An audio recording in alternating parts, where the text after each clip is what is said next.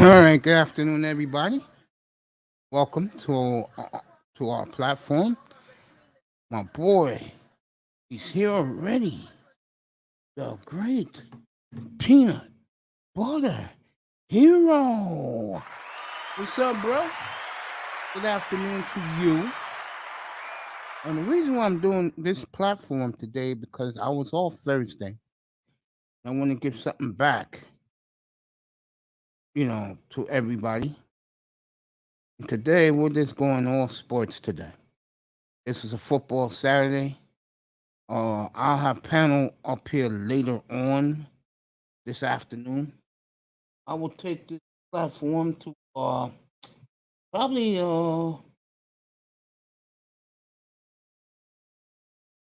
probably to about 3 o'clock. I'll be back at 7 o'clock for oh my boy.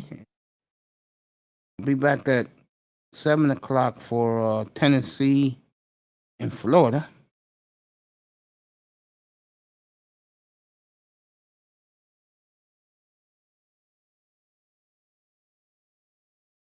Underrated Darkness just finished his coffee talk show.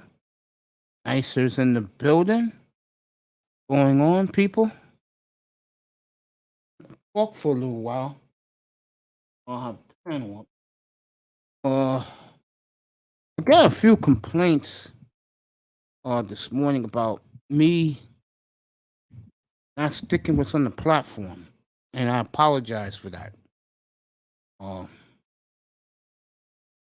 Beautiful Nicers in the building.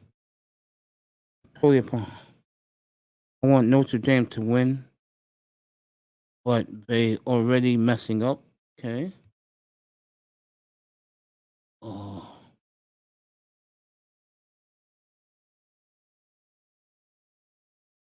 Beautiful Nicers in the building.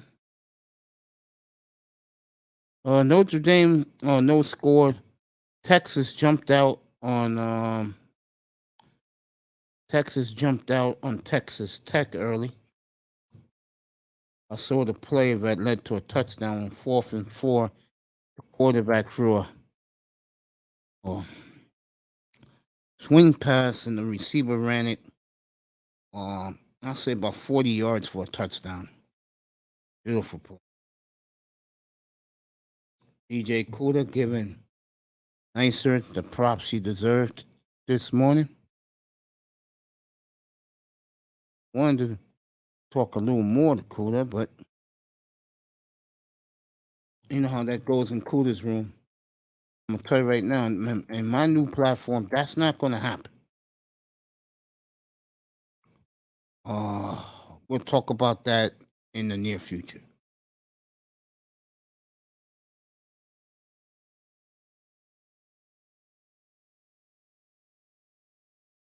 So we'll talk about that.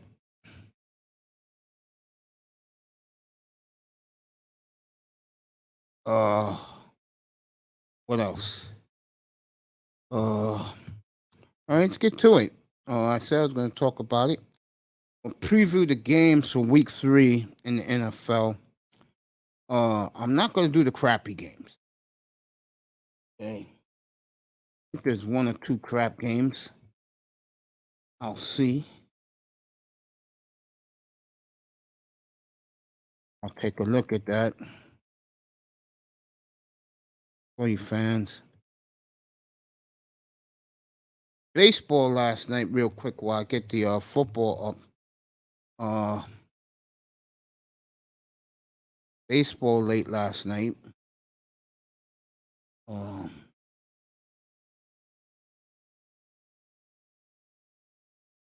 Giants won their 100th game. Congratulations to them. The Dodgers won their 99th game. St. Louis has won 15 in a row, and I believe with 2 more wins, in other words, they win today and tomorrow, they will clinch the wild card spot. And a magnificent comeback by them. The Yankees whipped up on the Red Sox. They're trying to catch them for the first wild card. I think they're a game behind Boston, and they're 2 ahead of Toronto. What Toronto got to hope is the Yankees lose these next two games and they win in Baltimore. If they do, they'll be in a deadlock tie, which makes that series between between Toronto and the Yankees even more awesome because it's going to be indoors in Toronto, and whoever wins 2 out of 3 of that series wins the wild card. Plain and simple. There'll be no playing game. No playing game. Arizona and Jacksonville tomorrow. I think I've changed my mind about this game. I think Arizona will play a tougher game than let on. Jacksonville will play a letter game. Thank you, Nicer. I like Arizona, but I just get the feeling I'm putting too much faith in Kyler Murray. I think they'll win, but I think the Jags cover. That's what I think. That's how I feel before. And I think the reason why I feel that way, the point spread's too high. And it was 6.5. I jumped over it. But most people, if they bet on that game now, they're going to get 7.5. I wouldn't touch it. But I still like Arizona in the game and the under. I mean, no, not the under, but yeah, under the point spread. I mean, Jacksonville, I think, will cover.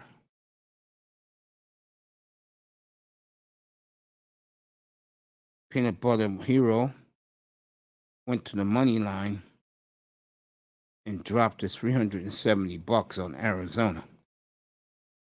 So, or you could do the wise thing. Don't listen to me. Don't touch that game. Just don't touch it. Okay. Indianapolis at Tennessee is now 5.5. Ooh. Wentz is going to play, but he'll be hobbled. The good thing for Indianapolis is Tennessee plays no defense. Well, it's a rivalry game. And let's just call a spade a spade. Minnesota and Indianapolis. If they both lose tomorrow, their seasons are over. Their seasons are over. For one reason. Both teams ahead of them, okay, they're better. They're just better. Especially in Minnesota's case. With the Bears and the Packers. It's 5.5. I would have took Indy if Wentz wasn't hobbled, but he's hobbled. I'm gonna leave that game alone. Detroit and Baltimore. I think I will play the under here. I'll take the Lions and the under. 51. I'll take the Lions and the under. I love Washington. I got the Redskins at 9.5 when I put my money down on Wednesday. It's down to 7. But I took the Redskins. Now that is 7. Ooh, I will leave it alone. I'll leave it alone. New England and the Saints. I wish Keep It Techie. Shout out to my brother Keep It Techie, to Jay, big Saints fan. I'm going to take. Matter of fact, I'm going to leave that game alone. Okay. Notre Dame driving on Wisconsin. So, now this is a game I love. Okay, I love this game. I'll just say this about Chargers in Kansas City. Take the over. Take the over. Okay. Giants and Falcons, two of the most pathetic teams in the league. Usually I'll say who cares, which I do still say who cares. But for you people who like the Giants, like Iman Perry and Aunt T, Giants are favored by a field goal. Over and under is 47.5. I don't know why. I think you people are putting too much stock into Matt Ryan. Chicago and Cleveland. I'm gonna take the Bears and the cover. Take the Bears to cover 7.5. Take the Bears to cover. It's the first start of his career for Justin Fields. So, guys like Pete, you Justin Fields fans, you brothers in the chats and stuff, you brothers in the manosphere. Now your boy's starting. Enjoy that tomorrow. I'm taking Chicago and the under 7.5. Pittsburgh and Cincinnati. I'm gonna leave this game alone. Steelers are a field goal favorite, 43 points over under. Pittsburgh has a hard time moving the ball because their offensive line is horrible. Bengals are coming on now. I'll leave it alone. Miami and Vegas is back on the board. Raiders are 3.5-point favorite. Over under 43.5. I'll leave this game alone. Denver, 10.5-point favorite over the Jets. Over under 41.5.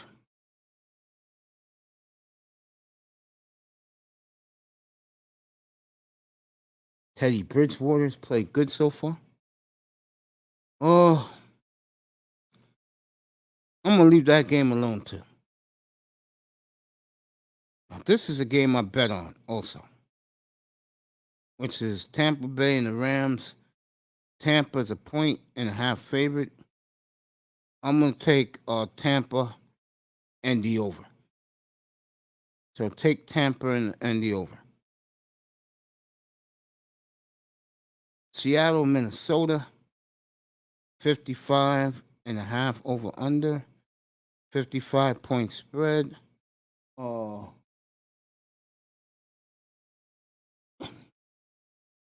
Ooh.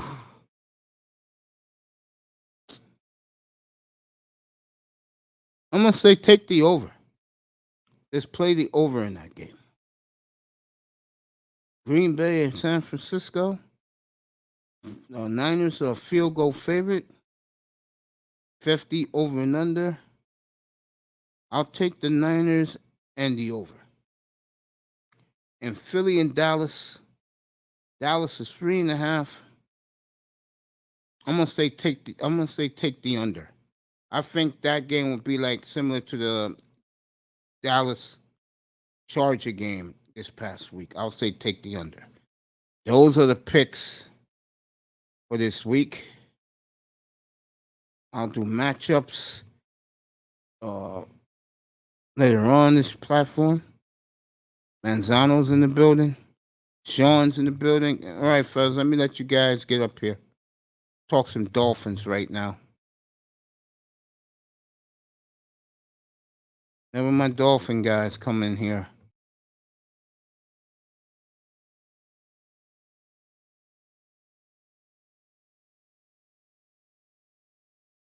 All right, guys, let's go. Get up here. Let's see what else is happening around the league.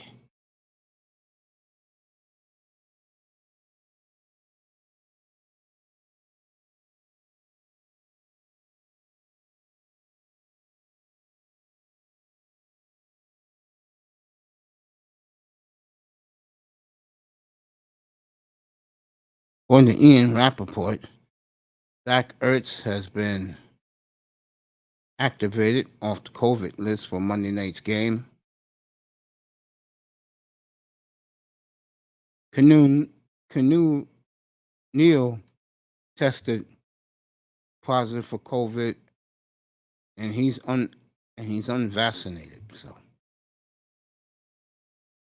T.J. Watt's not playing Sunday. He hurt his groin last week.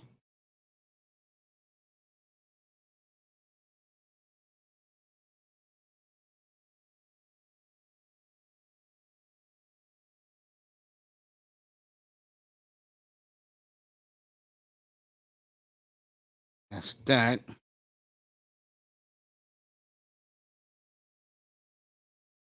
Tyler Lockett, very disrespected. Never made a Pro Bowl.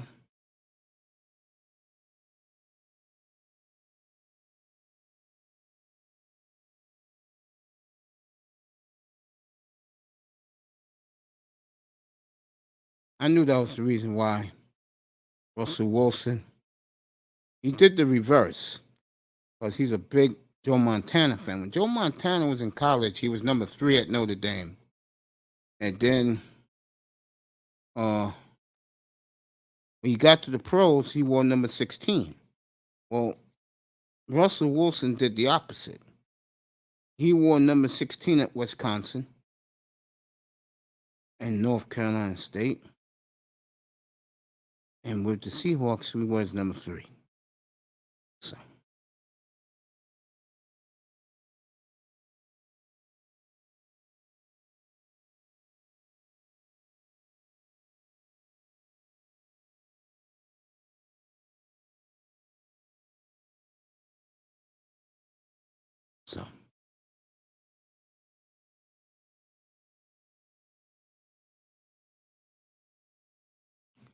We'll take this up to 3:30. Then I'm out. And I'll be back at 6:55 for the night show.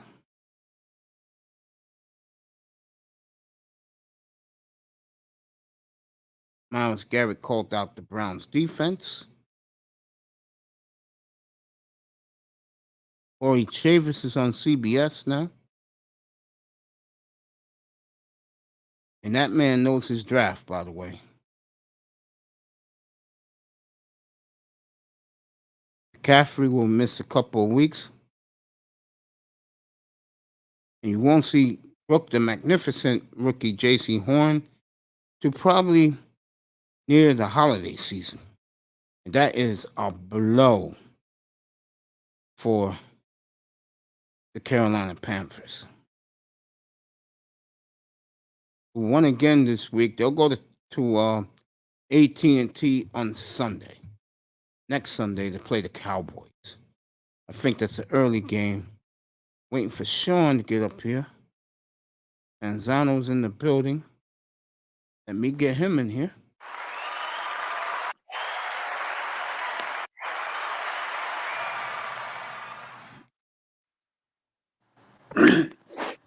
What's up, Tony? I have some good news for you, actually, in terms of our Hurricanes, actually. The Board of Trustees are in the middle of talking in the last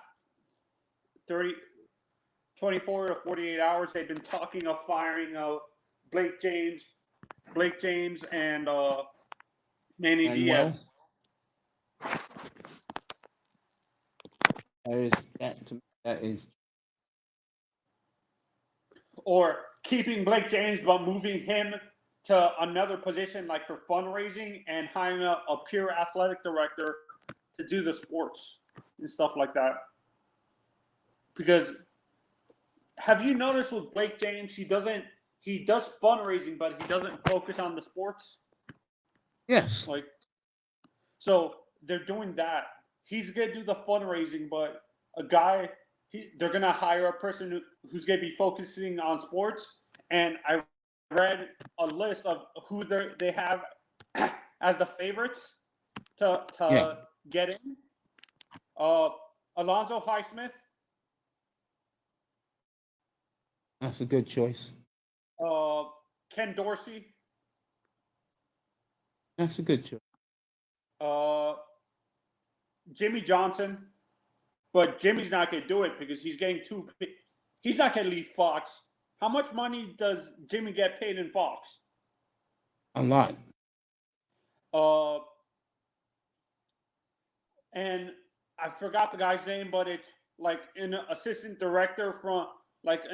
athletic director from like Alabama, LSU, or Clemson. One of those 3 schools. I can't remember the guy's name, but it's AD AAD from one of those schools, or Ohio State.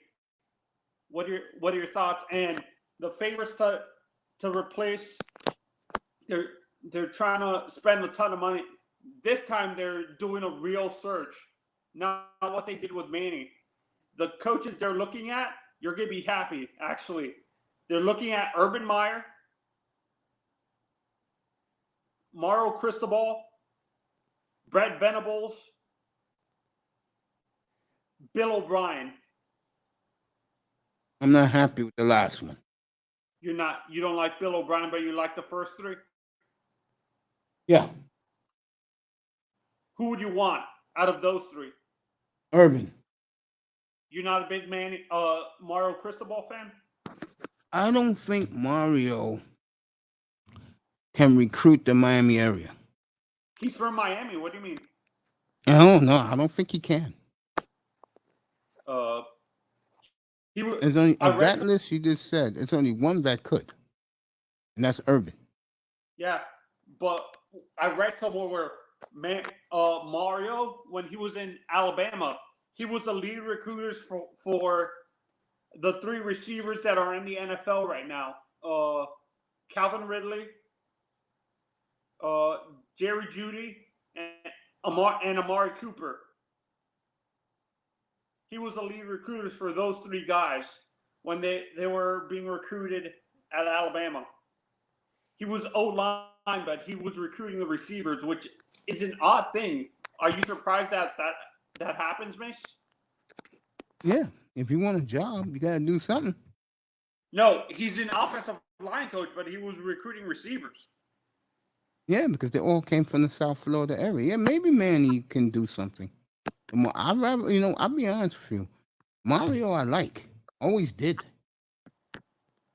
But you think he's hurt? He's hurt too much from the previous regime not looking at him the first time? Yes. Peanut butter here hating on the Canes.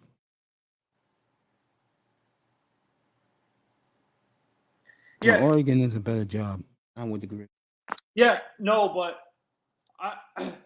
and within the article it says the only way Miami can really convince Mario to leave with all the money he has at Oregon is the home factor, because his mother's in Miami, his parents and family's in Miami and stuff like that. So that's the only way that, and I agree. I don't agree with the tarnished record. I think Urban would bring back Miami to the old way. Do you agree, Mace? Even with all the characters? Yeah. And I told you guys, folks, he's on the chopper. Sorry, on the chopper, just hovering. I don't think he goes to. People are saying he goes to USC. US Southern. The only thing I will say about that, they haven't hired the coach yet, and this is the season. Yeah, but for me, I think Urban would rather stay in Florida, like Florida specifically. Either maybe try to rebuild the program like in FIU or USF or something like that. I do not see Urban going to schools like that. He's going to marquee school with a storied history. Oh, so you think he might go to Miami or FSU? I don't think FSU is good. FSU, I said this last night, their AD said that he loves the job the coach is doing. Oh my God, that AD is such an idiot. Why? He likes this guy. He I know it's comical. I know for FSU fans. I do a UM chat every once in a while, and there's FSU fans in it, and I asked, "What are your opinions on Norvell?" They're like, "The guy's he's a joke. He's made mistakes, but they understand why the AD wants him, because he hired him. He wasn't from the previous staff or something like that." But he likes him.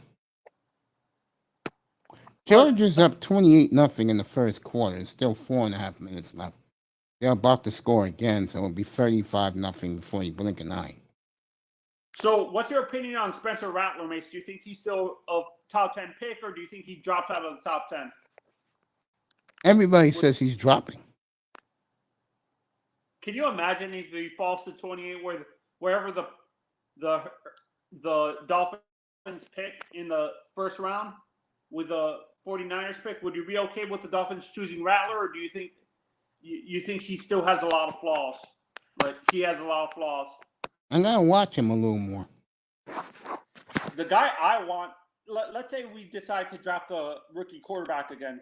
I like Dracovic and Carson Strong, the guy from Nevada.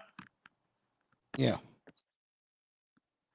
Miami made 30 mil. Wow. Wow. Texas made 200 mil. You know, and you should say that, Pino. It's a fact, but you know the reason why we do that is because we're funneling the money to the wrong areas. We're funneling it into the medical programs and stuff like that. That's why when you pass by the school, the medical buildings are really nice. Like if you ever been to a home game if you ever can't come down for a home game, Mace, and you drive through Miami and you pass by the campus, the nicest buildings on the campus are the medical buildings and stuff Yo, like Sean, that. get up here. I dropped the link in the chat. I'll do it again. The medical buildings, right? The facilities. Yeah. The other because the previous regimes, like the previous presidents, were focused more on turning Miami to what it wasn't, into the Notre Dame of the South. They wanted to be Notre Dame's Tad Foot, and Shalata wanted to be Notre Dame so bad.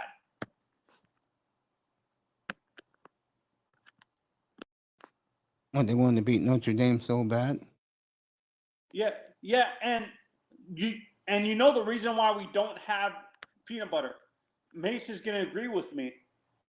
The reason why we don't have an on-field campus is because the school is right next to a really nice neighborhood full of older people and stuff like that, and those people don't want a college stadium filled to the brim every night. So that's why they play at Hard Rock. And honestly, if I was a recruit, I would rather play at a stadium that I'm going to be playing at in the future. Do you agree, Mace? If I was a recruit, I would rather be playing at a pro-style stadium than a on-campus stadium. Don't worry, Kerr. I agree with that. I'd rather play on campus. Don't worry, Corey Gables. I doubt some of it Miami want to be underwater. So why build a campus stadium when you don't even know if all your campus will be above sea level in 50 years? I agree with him. Miami, honestly, if it rains really hard, Mace, it actually gets pretty flooded. Like near that area, it gets really flooded if it rains super hard and stuff like that. And I agree with him. Florida's going to be the first state to go underwater.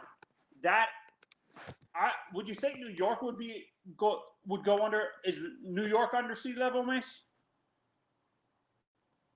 Under, no.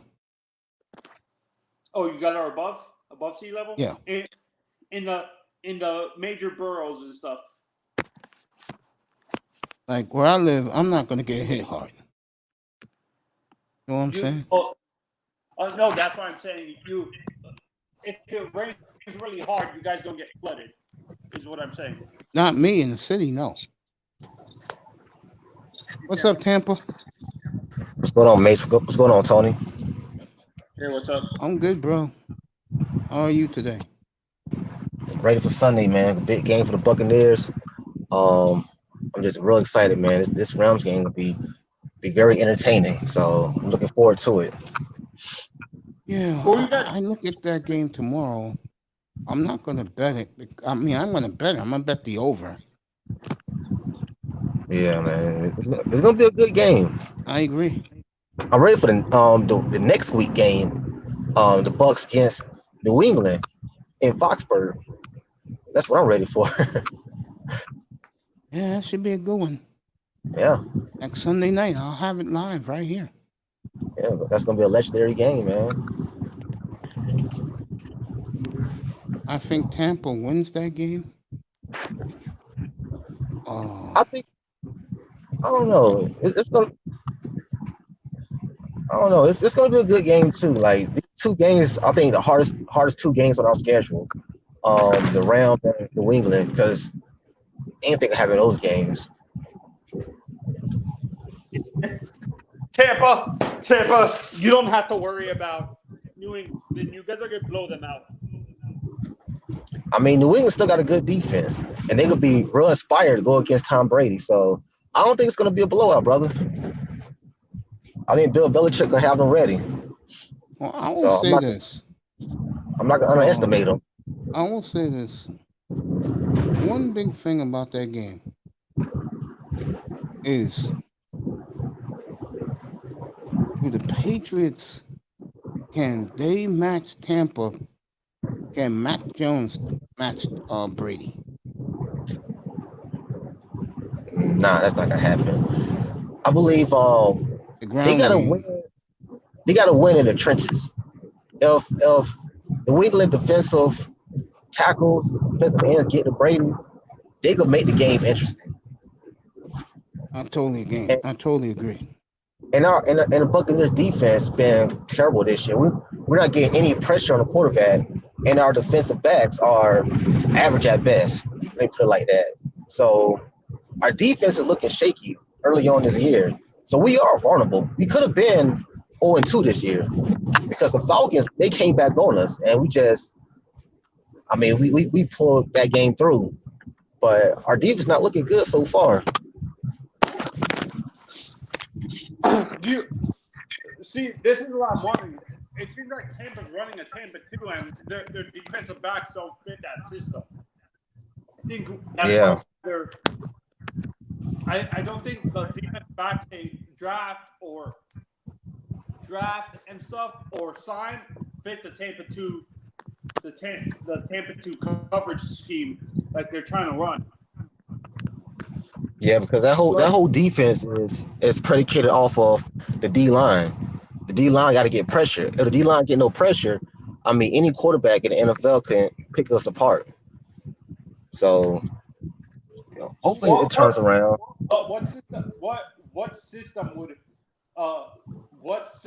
help the defensive backs and the linebackers a little bit better instead of using the Tampa 2 like you guys are using them now? I mean, I think this system we have now, you just gotta trust into it because when it comes to our system, everybody got to do their job in order for the system to work. If the D line's not working, I mean the defensive backs are going to get tore up. So the system work together as a collective unit.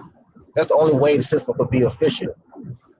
But we'll see. Still early. It's still early. I trust Todd Bowles. I think we could have him one more year, and after this year, he's going to get a head coaching job.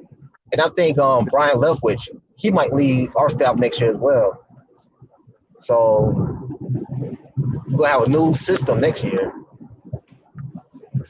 Yeah, when I look at Tampa, y'all think the Panthers are real, or you think they just getting lucky so far? I called it. Oh, you think so? Oh yeah. I think they're getting lucky so far. I think Carolina's damn good. But they're going to be down for a while. McCaffrey's out a couple of weeks. J.C. Horn broke his foot. He will not be back.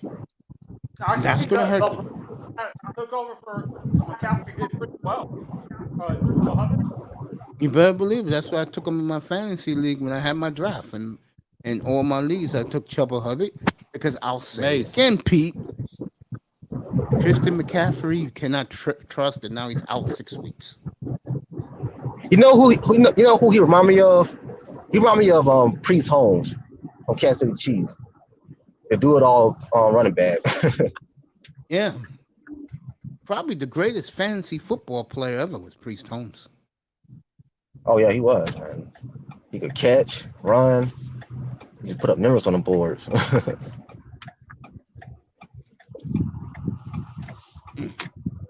Like Wisconsin's playing some defense against Notre Dame today. But McCaffrey's out a couple of weeks. Tony, Tampa, Mace. What's up? What's going on, bro? J.C. Horn's out. Probably too near Christmas. I came up to tell you guys the dream I had last night. Mace, you're not gonna believe it. I don't have many dreams, but I dreamed of Tua winning a Super Bowl, and he threw like 4 touchdown passes in my dream last night. You know that's not happening. That was crazy, bro. I don't even usually even remember the dreams I have. And I saw this guy throwing touchdowns in the Super Bowl. This was unreal. Well, if he does, it It won't be could in the happen. Dolphins uniform. It wasn't a Dolphin uniform in my dream, but I say dreams are dreams. But I'm just saying. Usually, my dreams, I don't know. They're kind of weird sometimes. I don't have many dreams, and that's why I'm a little shocked right now. But here's the next thing. That dream could possibly be also because all the Tua talk and all the Tua hate and all of that and all this Tua shit going on. So that could possibly be it too. That's what I'm thinking as well, I guess. But it was a little Yeah. shocking to wake up today and actually see something like that with Tua. Like this guy was like the quarterback you could these guys really imagined that would be. Like I'm not talking shit, bro. He was on point with everything. It was beautiful. I wish it was real. Anyways, I got a question. Yeah. Do you remember your boy Quentin Riddle? What about him? He's a Tua guy, right? Am I Yeah, wrong I or believe am I so. correct? Yeah. I can't. Yeah, Isn't he he a is. heavy Tua guy? I don't think he's heavy, but yeah, he like to. I know he's home team, but I Obviously, live by the rules, but I don't really give passes. Yesterday I tuned in today to TD stream yesterday, and Quentin Riddle's name was Watson to Miami. I'm gonna leave that I'm alone. And probably Is it somebody is it wasn't Quentin Riddle one of the guys I had to argue about Watson and Tua? I believe so. I The know one switch thing. ups are happening. The switch I know ups is one happening. thing. Late last night, I had shown up here and Mr. Miami, and I played Mike Florio, Peter King, totally trashing Tua, even Ross telling Chris Greer to get Watson there pronto. Yeah, And I for and I me, agree, Look, and I agree with Mike Mace, Florio about one thing. I'm gonna tell you right now. I don't care what anybody tells me.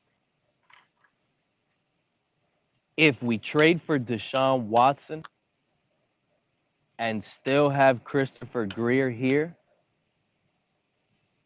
it's never gonna work out. You guys talk among yourselves. I'll be back. Pete, I understand why you're saying that, but in a sense, Greer has made not every Hall of Fame, like when we talk about GMs, Ozzie Newsome himself. Don't start spewing other stuff, Tony. Please don't start going. We're talking No, about I'm not Christopher defending Greer. him. I'm not Let me defending explain myself a little better because you already look. Number one, I'm gonna tell you right now exactly what I just said. If Christopher Greer pulls off this trade, he's gonna lose it immensely, heavily. Okay, one, he's gonna give up a whole bunch of draft future capital, so that's gonna leave us limited with draft capital, right? Number one, he can't draft at all. He's not a very good player evaluator. Matter of fact, the reason why we're in this Watson debacle is because of Christopher Greer, Tony. That's why we're in this situation. Okay. Number two, I told everybody, this is the reason why sometimes I make videos. I told everybody, the Dolphins' best bet would be to draft the quarterback with that number 3 pick. Get over the Tua infatuation because drafting a quarterback with that 3rd pick doesn't mean you have to throw away Tua. All that means is you're bringing another top quarterback in of the draft and bringing in talent in the quarterback room. Because if clearly last year Tua didn't really show he could be a 1st-round quarterback, Tony. Yeah. So what you do is you move on. But Now there's if we speculation that you got to move on. It's too early, not enough game sample size. That's fine. One thing about drafting a quarterback in the 1st round like Justin Fields, if Tua does beat him out in camp, if just let's say that would have been the case, Justin Field still has a value. You can still trade him to one of these other teams. yeah, So yeah, that's but you still would have had a better backup plan, number one. Number two, he probably would have took Tua's job by now, and you would not be in this Deshaun Watson stuff, and you would still have all your draft capital. That was the main thing. Now, Yeah. since they didn't do what I told them to do, because I'm just a casual, look where they're at. And now Greer has to give up 3, 4, 5 picks, 5 players. I don't care. I don't want to hear, oh, but these players are buses. I don't give a crap. Look how much we're gonna give away for one player. That's the issue. Yeah. So if we do it, I'm down to do it. That's what you don't understand. I'm willing to give it all up. But listen to me what I tell you. That deal has to be part of getting Greer out of here. We need a new GM. Coach Flores is not the problem. Don't let Reason, don't let any of these YouTubers try to sit here and tell you Coach Flores is the problem. Actually, Coach Flores is working his ass off and making Greer look like shit each and every single week when he has to bench Tua, when he has to sit here and put first-round draft picks on the inactive roster. Guess who's doing that? That's Coach Flores. Yeah. And guess every time Flores does that, that goes to show Greer picked the wrong guy. This is Greer's team. Never forget it. I don't care if there's Barry Jackson, like Reason is out here saying, screaming to the fan base, saying, oh, Barry Jackson is out here saying, telling people, Flores has weight in this. No. Greer went out of his own way, decided to hire a rookie coach with no experience so he himself could be the boss on player personnel. Simple and plain. Flores is there just to coach up the guys, coach up a scheme, and get a staff together. That's it. The roster, I bring it to you. You coach what I bring you. Okay. Simple and plain. And I agree with you. So if we're going to trade for Watson, Greer has to go. Yeah. Flores can stay. Yeah, for me, I think we're going to stay within our front office. We might promote Marvin Allen, the guy who's from the Chiefs, and stuff like that. The guy that we hired under Chris Greer, would you be okay with promoting him, or because he's part of Chris Greer's staff, they all have to go? The other 2 guys have to go too because they're under Chris Greer's staff. You really want to ask me what I think the Dolphins should do? No. If Chris Greer is gone, when Chris Greer is gone, believe it or not, as much as you would not want to believe this, I have faith in letting Flores get full personal control of the whole team. Real talk. Bill Belichick? Real talk. Yeah. Let me tell you something, because now this is the shit that's getting me mad, Tony, in the fan base. And I know you're on everybody's panel. I know you, bro. You go around, you do your little rounds, you listen, and you also go up. So I respect you, and I respect you a lot because I've even came out and said that you were one of the Justin Herbert pushing guys. Yeah. I vouch for that because I've seen it with my own eyes from you. But that doesn't mean, at the end of the day that, that's all me. So at the end of the day, there's spew going around out here in this community that Coach Flores is an alpha male and he doesn't like other alpha males. That's the biggest BS? It's Chris Greer. Greer. That's the biggest BS that this fan base is pushing the narrative. Hey, baby girl. What you said, Mace? I asked Ian. Wait, I asked Ian he'd like to join us. If EM is out here, he has to jump up here. Shout out to EM. I love EM now. But listen, matter of fact, Mace, I thought you were doing something. I'm glad you're back. Mace, let me ask you something. Is an alpha male scared of another alpha male? Sometimes, yeah. What's up, Ism? I don't believe that. I don't believe sometimes never. Because look, I believe, but you know what? You know what an alpha male is? Let me give you an example. An alpha male is like, I go to a restaurant and a waiter comes up to me and tries to tell me where to sit. I look at the waiter and I tell him, look, I'm sitting over here. Nobody's gonna tell me where to sit at. No table, no, you don't sit me. I sit myself where I want to go. That's an alpha male. I'm right now. Flores is an alpha male. Flores walks around that locker room and he doesn't fear no man. He's an alpha male. Alpha males do not fear alpha males. Point blank, period. Matter of fact, the only one fighting to keep Minkah Fitzpatrick here was Flores. Flores was the only one in main interviews. Greer didn't want to put up with that. Greer's the issue here. Y'all better stop spewing that hate on Coach Flores like that guy don't know what he's doing. Well, because I got bad news. Hold on, Mace. Just before that Buffalo blowout, and remember, this is me telling you guys that Buffalo was going to blow out the Dolphins. I told you guys this. But only because the Dolphins lose to Buffalo, you're gonna sit here and now question the coaching staff, question the owner, question this, question that, only because small brittle Tua got hurt? No, bro. If Tua would have won that game, none of these questions would have had came out. Coach Flores would have been the best coach in the NFL still, just like he was the week before against the Patriots, beating them by 1 point. You remember all of that? So how do you go from being the best in week 1 to everything needs to turn over and get fired in week 2? Correct me if I'm wrong, Mace, but isn't the beginning portion of the season still pretty much preseason and everybody's still getting along, gelling, and trying to figure out where things are going to get better at? First quarter of the season is pretty much still preseason. Well, I'm gonna say this right now. So go ahead and rebuttal that. If Chris Greer gets Watson, he ain't going anywhere.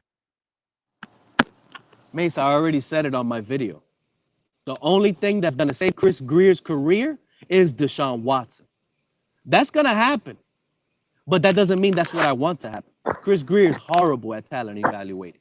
Sure Point is. blank, That's why period. they have the players they have. And Damian Williams, listen, Damian Williams is the last best running back the Dolphins have had. Think about it. Damian Williams is better than all these running backs we have. And he's a backup in Chicago. Taking reps from a first round running back in David Montgomery. Come on, bro. They don't know how to talent evaluate. Blame coaching, blame whatever you want. But at the end of the day, Greer didn't want to pay up these guys. And they ended up leaving. Simple and plain. Oh man, Sir Ism is in the building, the Macosphere. Mac Mace. Are these Dolphins fans your homeboys, your synagogue of Dolphinism? You are their pastor. No, His name is Pastor Dolphin Mace. He's the Pastor Lord of the all Dolphin things. And hey, Sir Ism, the Dolphins. Hey, why I thought it was my turn to talk. Dolphins suck. Okay? Stop blaming that's why Flores. I knew you were going.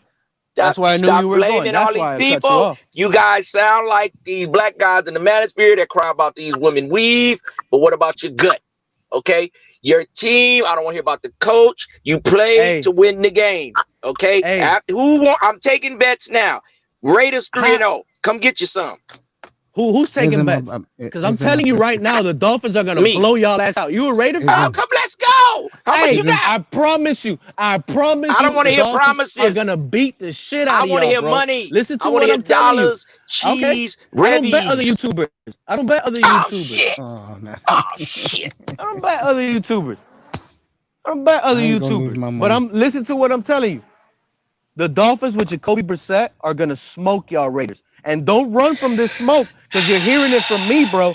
The final score is gonna be something like 38-13. It don't matter if they ain't got no skin in the game, man. Put a dub on it, man. A dub? I got cash. A dub.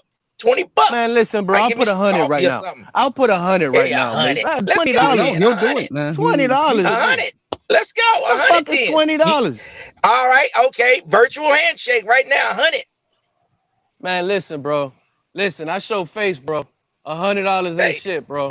All right. Okay. I'm just letting you know. $100 ain't shit, bro. It's all good. It's all good. I need a cup of coffee, man, every day, man. Hey. You hook me up. Hey, go to my page. Go to my page. Comment. I'll go to your page. Okay. You got a channel. If you want this bet, I want you to comment. Okay. Or on my channel or whatever. Let me know your Cash App, because if you don't have Cash App, this bet is not gonna go through no more. Man, I'm Sir Ism, man. I got everything, man. Okay, if you got Cash App, then you cool with me. I got Cash App and a nice young bitch. I got $100 on the Dolphins beating the Raiders. Point blank. Period. Okay, let's get it. You with me? Let's get it. I'm with you. Comment on my page so I can get your Cash App. We betting a birdie. Name. Listen, comment on my page so I can get your Cash App name. Everything legit is 100. I'm gonna give you a little heart on my page and all. Just make sure you do that. If you don't do that, bet is off. Don't be crying later. Oh, okay. Well, I don't care if you don't comment on my page. I'm gonna be over there and I'm gonna whap and tap on your head about my stickies, man. I need I want 100. I want 250s, 520s, all ones. I need my paper, man. You talk to Cash App about that, or your ATM, wherever you're gonna withdraw that. Because I've been waiting to whap and tap on you Dolphin fans. Mace love the Dolphins, all this Dolphin talk. Y'all ain't going nowhere. Mace. When the Dolphins beat the Raiders on Sunday, that $100 is going to you, big dog.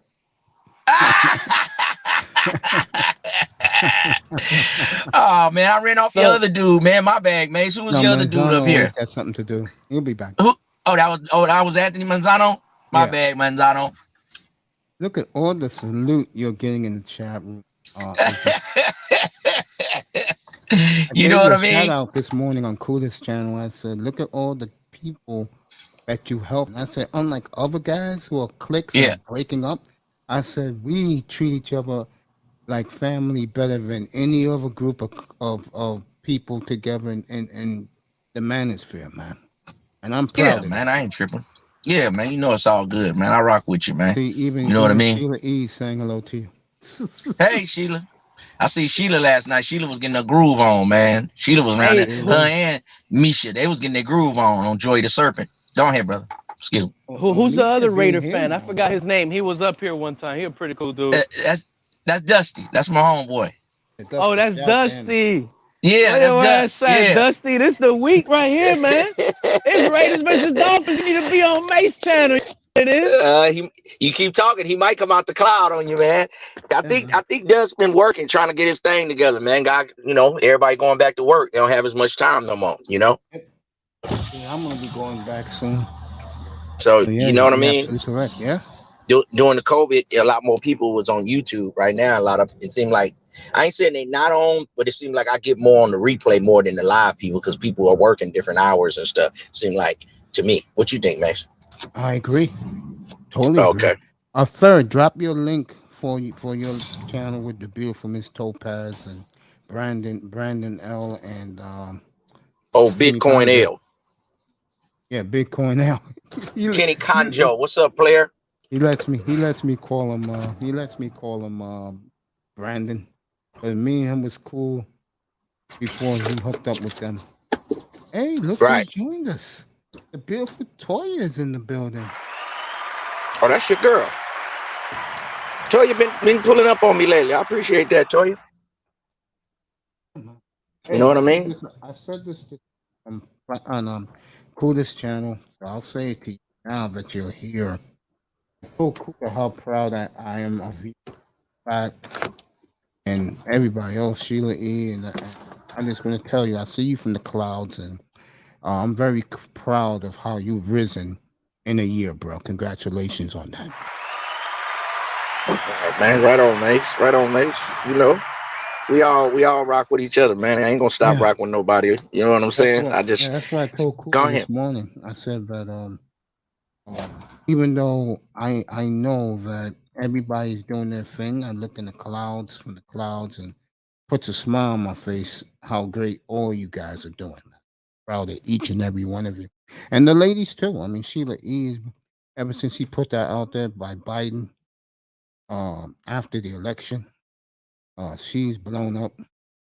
Everybody's blown up. So I'm proud of them.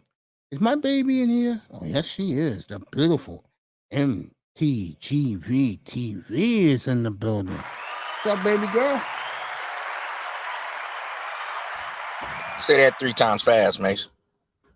What's up, baby girl? What's up, baby girl? What's up, baby girl? What's up, baby girl? Hard is working. Go ahead, Mace. The manosphere, boy, and she does everything by herself. Amazing what she's done. Amazing. Yeah, so man. Proud of her too. Yeah, she be pulling up on me too. Appreciate that. We having a good time. You know what I mean? Yeah, she likes doing this thing. Atmosphere. Yeah. Thank you, brother love. Appreciate you, and thank you for the cash app late last night, my brother. I mean, this at 3:30 in the morning, bro. Appreciate that. Yeah, that's Brother Love, man. Y'all go check him out, man. That's my peoples, man. Brother Love podcast, man, and my people. He got some good wisdom over there. Mm-hmm. Solid brother, solid brother.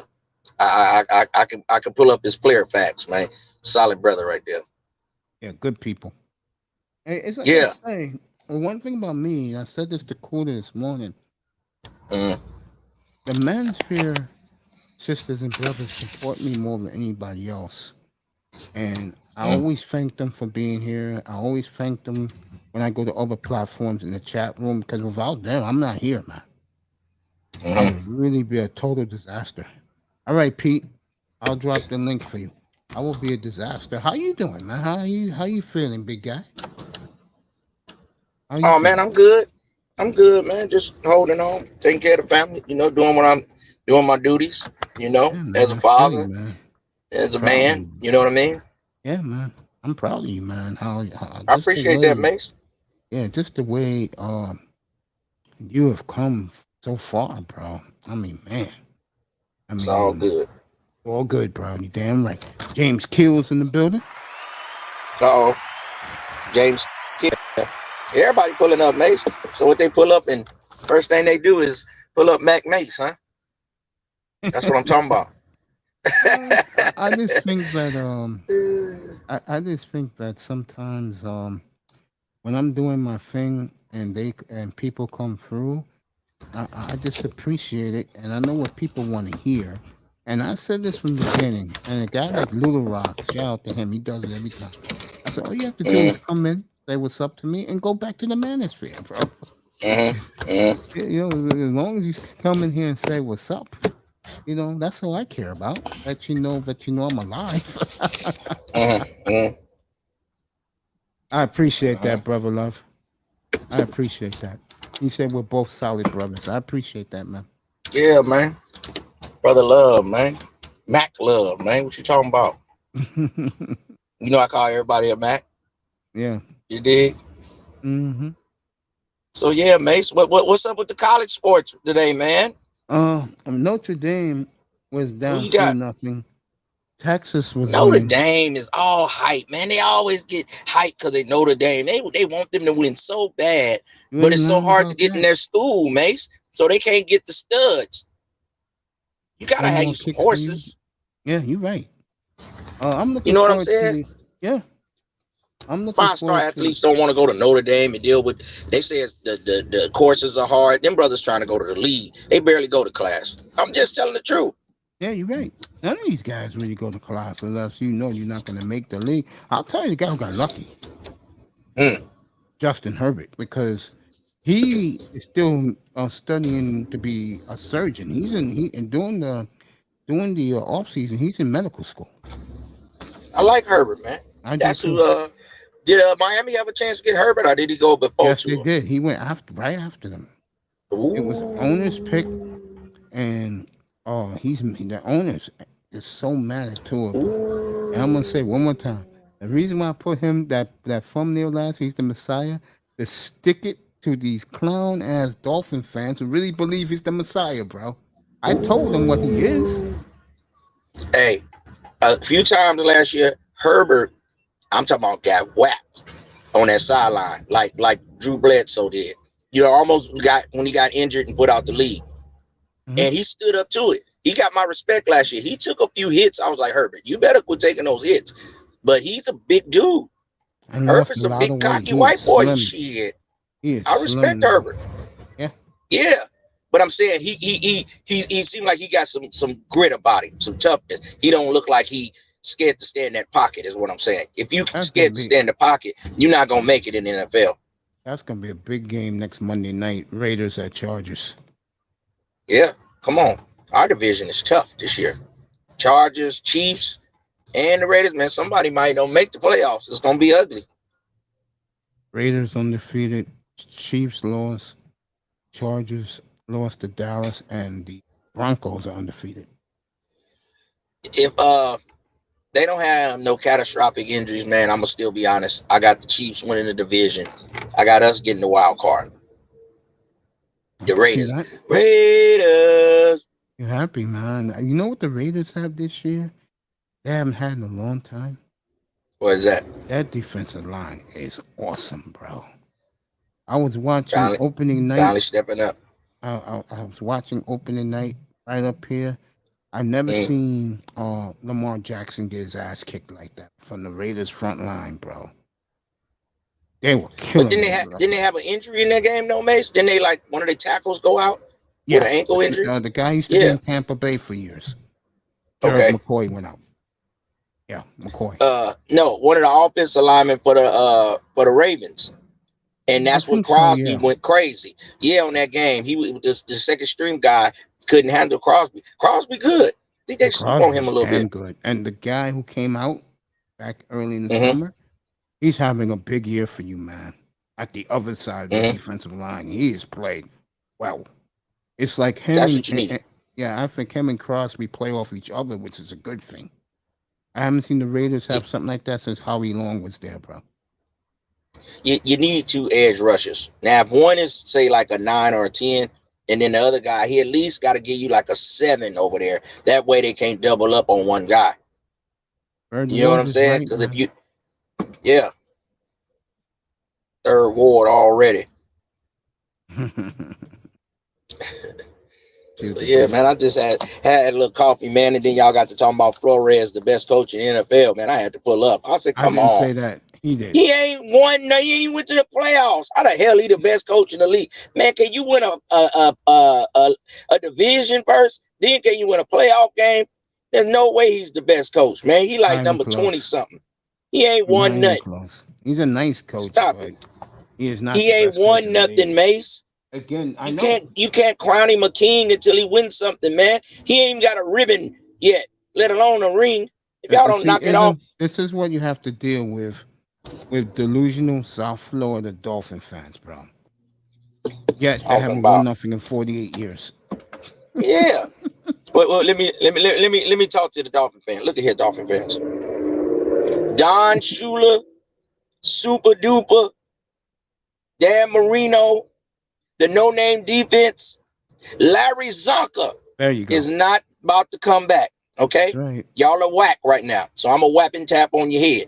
I know this is the Dolphin house, but Uncle Wisdom got the flow right now. Y'all are going to get whapped and tapped. I got 100 already on my Raiders. We're going to whap and tap and wax y'all all up and down the field. Brissett, he's a backup. Get out of here. Yeah, I like Anybody else want some? Come on. We like waiting the for you. Raiders, All too. Raiders, stand up. I like the Raiders too tomorrow.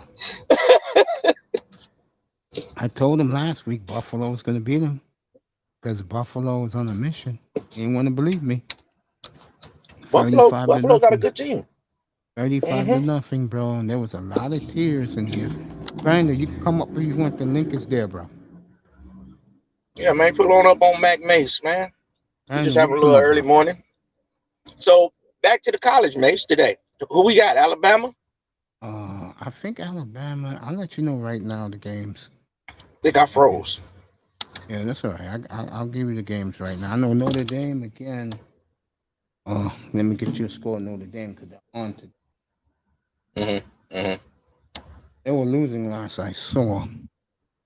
That's Yeah, for you, Grinder? I only watch the big colleges most of the time, though, Mace. Me too. I don't watch no small school. All right, Notre Dame is 3-3. Almost near halftime. Who Notre Dame got today? They're playing Cupcake. Wisconsin. Oh, that's a pretty good game right there. I might have to check that out. Wisconsin had them big oak tree white boys. They always had some good offense and defense alignment. Really, offensive alignment is their specialty, I think. Texas Tech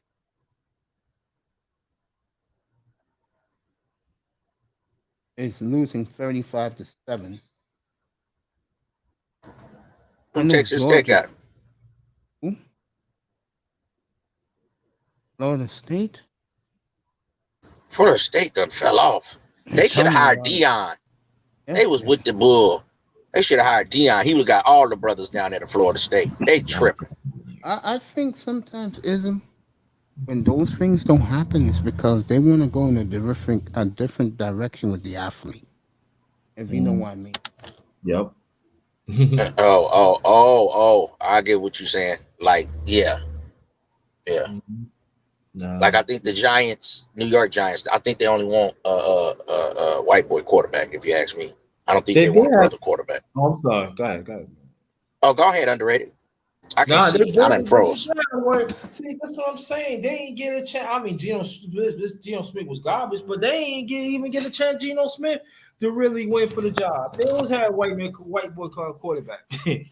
Yeah, I don't think they want them brother. No, they don't want no brothers, man. They don't. They certain teams do not. They don't want brothers in certain prominent positions in the NFL. There you go. not the New York Giants. I think they think he's Eli. Just because he got the good looks or whatever. You know what I mean? He's statuesque. He's got the size, but some guys just don't have the skill. They don't have the skill, but see, they always use that complexion thing. Like I would say, I was the Giants. I don't know they're gonna get Deshaun Watson. I would. That's a talent right there. You bring more people in there. He proven that he could play. But status quo, the Shield. They want to protect the Shield, and that's part of it. That's it.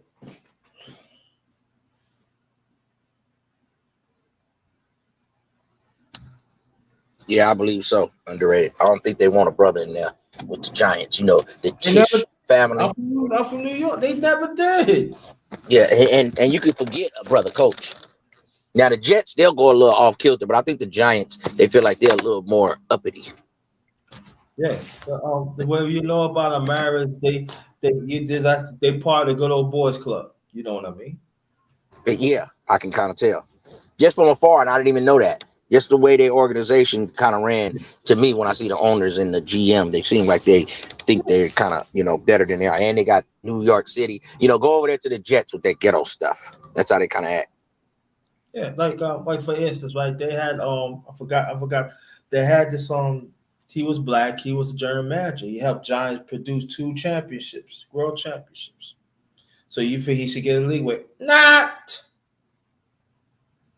He had one, 2 seasons. Oh, you got to go.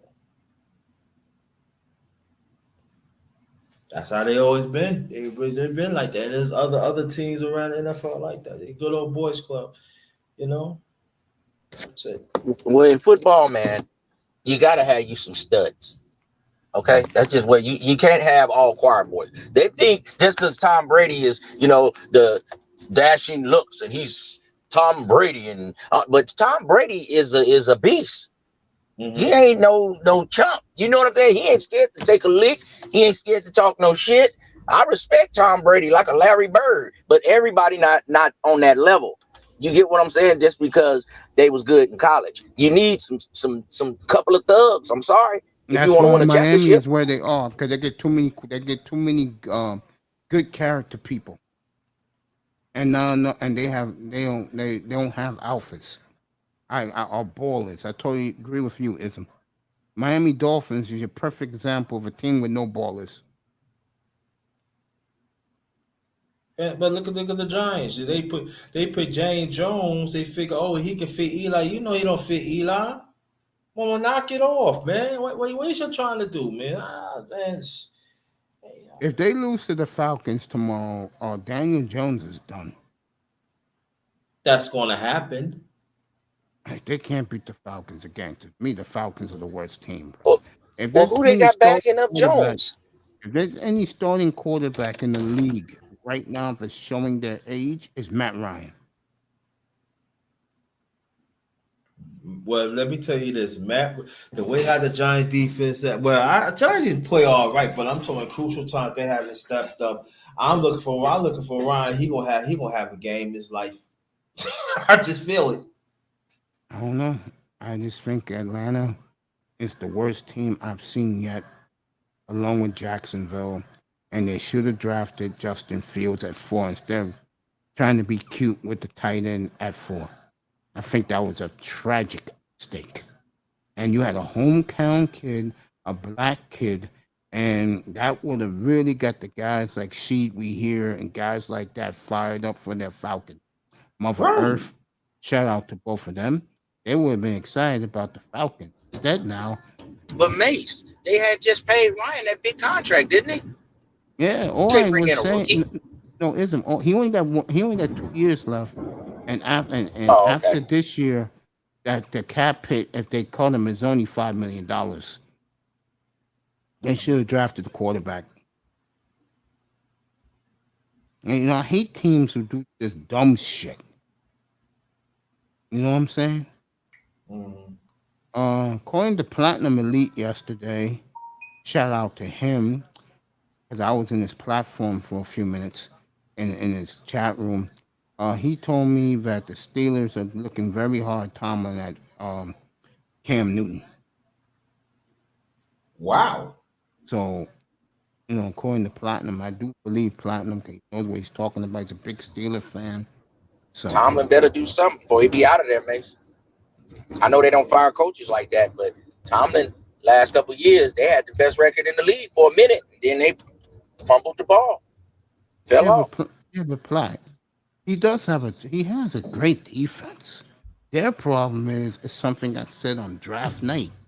They shouldn't have drafted the kid from Alabama. They should have drafted offensive line. That kid can't even run through that offensive line. If you've seen what's my man's name again? Harrison. Najee Harris. He can't even run. Because that offensive line is that bad.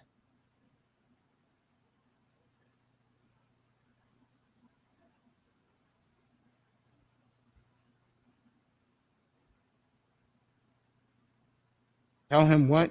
Comment there if he wants that easy money. Okay. Isn't Pete said that put your money on this site right there. Put your money on it. And I think I know what he means by that. What is one of those fan duels or something? I think so. But I just go head up with you, Manzano. I get your cash app, you get mine. We put something on it. Ism, you taking the 3.5? You taking the 3.5 tomorrow? Raiders 3.5? Oh, we got to give up 3.5. No, I ain't doing no points. We straight off. No, I know that, but I'm asking you if you was betting like Platinum and Dusty, would you take the 3.5? I take that. I take that. I take the 3.5. Yeah. I think that's a good bet. We probably can beat them by at least 7. We at home. I try to tell people, these Dolphin fans, that if you think Gruden and the Raiders forgot what happened the day after Christmas last year, when you eliminated them from the playoffs, I see the Raiders coming out guns a-blazing tomorrow.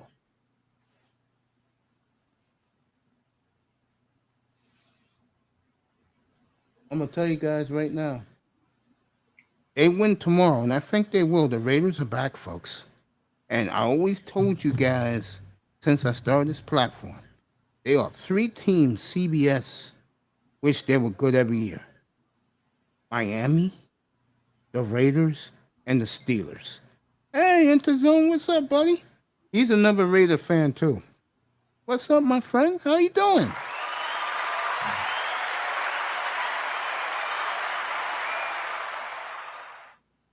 How you doing, man? It's good to see you. He's a big Raiders and Clippers fan. Oh, I love the Raiders tomorrow.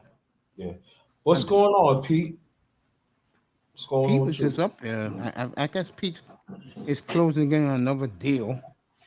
Oh, okay. Yo, Ism, thank you, my brother. I think Pete is closing another real estate deal. Okay, that's what's up.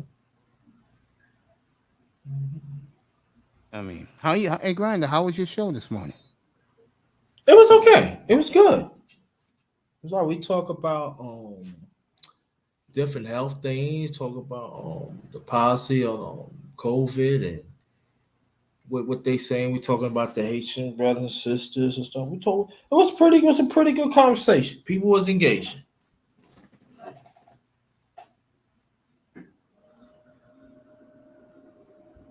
They was engaged.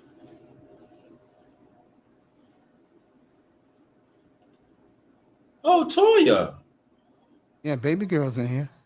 You funny, man. That's how it Pete did. Pete's funny, man. Yeah, the beautiful Toya's in here.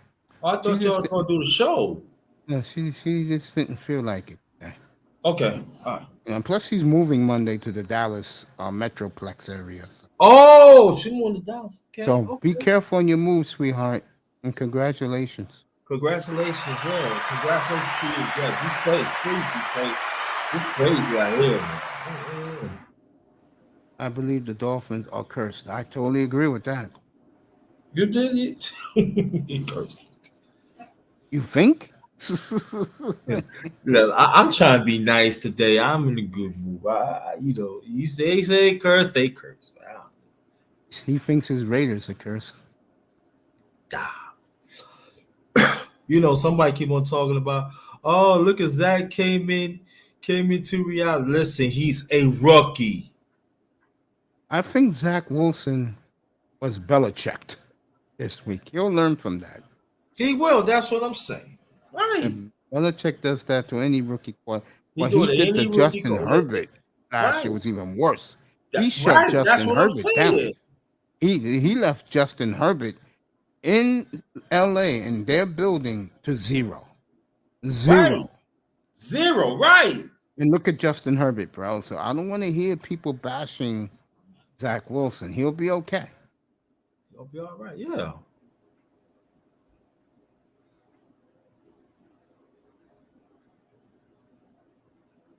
People, man, like yo, they said, "Oh, look at the Jets, like y'all won the Super Bowl, like y'all beat the Jets. The Jets is still they still working on winning.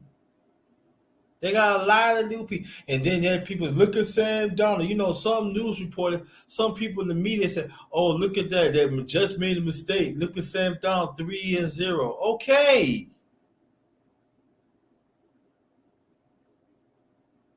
When y'all get a new regime, you know, everything want everything new. That's good for Sam Donald. Good, great.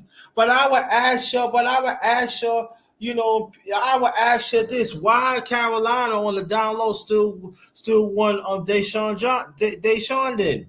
You better believe it. Why? Why don't you ask that question, please? Oh, I'll answer it.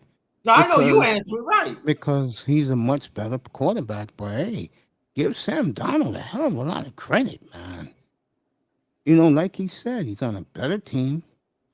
He has a better offensive line. Right. He has the best running back he ever had and the best Right. receivers he ever had. That's Right. nothing against the Jets. You know, like they said last night on the NFL Network, the Jets just had bad management before Joe Douglas came. That's all. And even give Joe Douglas credit. Joe Douglas said himself that they did him wrong. Right.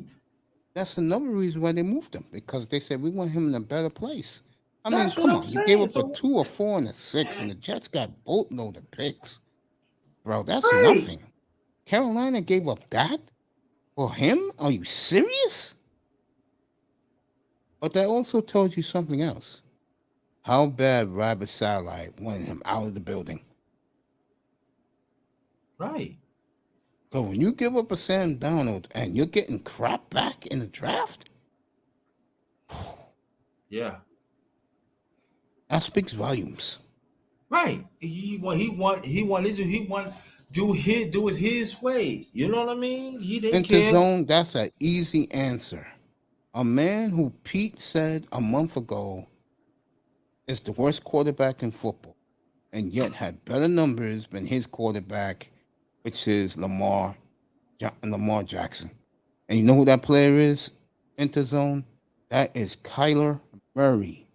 No ifs, ands, buts about it. Kyler Murray is must-see TV. Yes. And I'll say it again for you Manosphere guys who are in here. Our good buddy, Urban Meyer, is on the chopper. Yeah. That chopper is just hovering.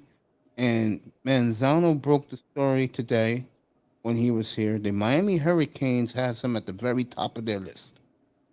Yeah. And I'm telling you right now, he is sniffing college, and I'm telling you that college pedigree is never left from his spirit. He's leaving Jacksonville, y'all. And T, I think, is doing another thing. Pete just jumped off the panel, and it wouldn't be me if I didn't say good afternoon, beautiful Caribbean princess, the beautiful Kareen, not Karen. Yeah. What's up, beautiful Corinne? How you doing? Do I see Cam Newton going to the Dolphins? No. No. Don't see it. And who is Cap for life? I'm curious. Cap for life is your friend, my friend. How are you? I'm good. Oh, you knew who So you talk are. to me, man. Well, now you do, Talking man. about That's what? the good thing about getting to know people, man. Mr. Rogers in the neighborhood, man, just walking through the neighborhood and saw you. I said, damn, you know what? You know Pete, you know Ad. So I just wanted to say what's up. Oh yeah, I know all those guys, man. Good people. Yeah, man, very good people, man. You know, so yeah, man. What's on the table? What you talking about? We were just talking. We were just talking about the Jets. Yeah, man. I mean, what do you think about the situation with the Jets? Their future's very bright. They got a boatload of draft picks next year. I think they found their quarterback, even though Belichick taught him a lesson last week. I think he's just fine. Yeah, that's I'm one not- thing, you know, that I admire about them, man. They set the trenches for their offensive line. You know what I mean? You saw Zach, you know, run around the field, you know, even though he throws the interceptions, he had the time to throw the interceptions, if that makes sense. You know what I mean? Oh, it makes sense. I mean, you could talk to Grinder about that. He's the big Jet fan. Yeah, no, but enough about that really. I just wanted to figure out more or less, man, what do you feel about the Dolphins and the state of mind that we're in right now? Do you feel that the overreaction is justified? No, I think my good man who's in the chat room right now, and I keep plugging this, EM made an excellent point a month ago when he was last up here. EM, you EM come is up, my I got the cousin. link. That's my dude, man. He's my dude too. They effed up the last 3 drafts. Plain and Yeah, simple. and I mean, you know what? It's tough to hear people like Great One DeVore and Pete, you know, call that type of situation out and get criticized for it. And you know, that's neither here or there, man. But it's just nice to know that we're all in agreement that it's a situation where, yeah, the quarterback is the front running foundation and the centerpiece of all the attention.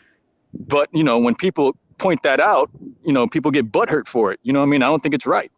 Like, if we know it all starts with the front, with the trenches, and it hasn't been fixed for 15 years, how the hell do you want a quarterback to succeed in this team? You know? I agree. But with that being said, if you're going to get a quarterback in today's era, you got to get a mobile quarterback. Unless you're Tom Brady, when that's an exception to the rule. Okay, You know what I mean? buddy. Like, Okay. you got to help him I out. was talking to Ian. Yeah, keep talking, bro. No. I mean, I would really, really, really like to hear what EM has to say, because on the past couple of weeks, he's been on point with what we've been feeling. But at the same time, like I said, people don't want to hear it. So it's like you got to give either or. You can't have one. You know what I mean? Like, it's either the O-line sucks or the quarterback sucks. It can't be both. And if it's both, they both suck. There you well, go. if that's the case, then that's Chris Greer's fault, and nobody wants to admit it. Everybody wants to kiss Chris Greer's ass, but nobody wants to admit that he effed up. How many first rounders are on this team left? You tell me. Ain't going to be none after this year. I can tell you that right now. Thank you. But nobody wants to talk about that because everybody gets in their feelings. But at the same, and here, Cap, I didn't mean to interrupt you. A lot of Dolphin fans, they do not want to come in here because I told the truth. The rest of them are white handkerchief waivers. I tell the truth, bro. And they don't like it. Yeah. I mean, you know, it's one thing for us to be like, okay, in training camp, we were on board because what we saw in training camp, even though we saw vanilla in training camp, what we saw was great. We saw Matt Collins. We saw Kirk Merritt. Where the hell are they now? Ahmed. Why aren't they utilizing Ahmed? You know what I mean? Like all these guys that were producing running backs, bro. I want to hear about their running backs. But they can catch out the backfield. November the 22nd, the day after that game against who they play on the 21st. Oh, I forgot. They play somebody, and after that game, I will kill them because to hear those 2 clowns that at the end of the second round brag that they didn't need a running back and that Myles Gaskin can do the job. How the hell is that working out? Yeah, look at Javonte Williams. Either him or the kid from Alabama who is not working. Don't even get me started.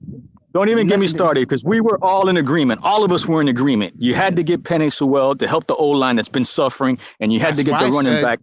That's why I said. You know, yeah, we were all in agreement with that. You know, for Waddle to come in, it's fine. Waddle could come in and be the best player on the board, But if you got already a room full of receivers, how does that help?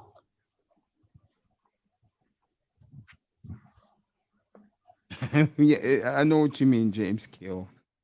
And I'm gonna have that second channel for you where you could just kill them all day. But getting back to Cap, yeah, I said that. I wanted Sewell, and when they didn't pick him, they took Waddle. I went nuts up here, bro. I went crazy up here, bro.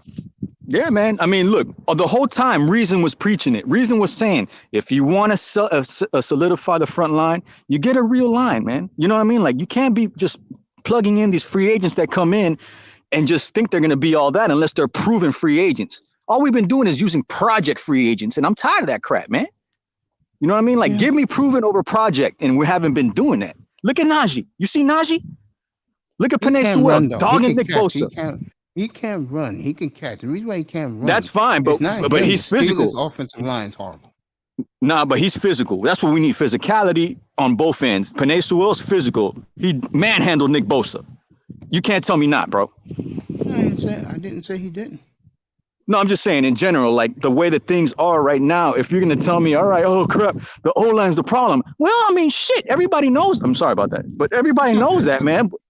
You know what I mean? Like, it's not rocket science, man. But at the end of the day, when things are done and the damage is done, you got to stay on board. All this jumping ship, that ain't going to help. It is what it is.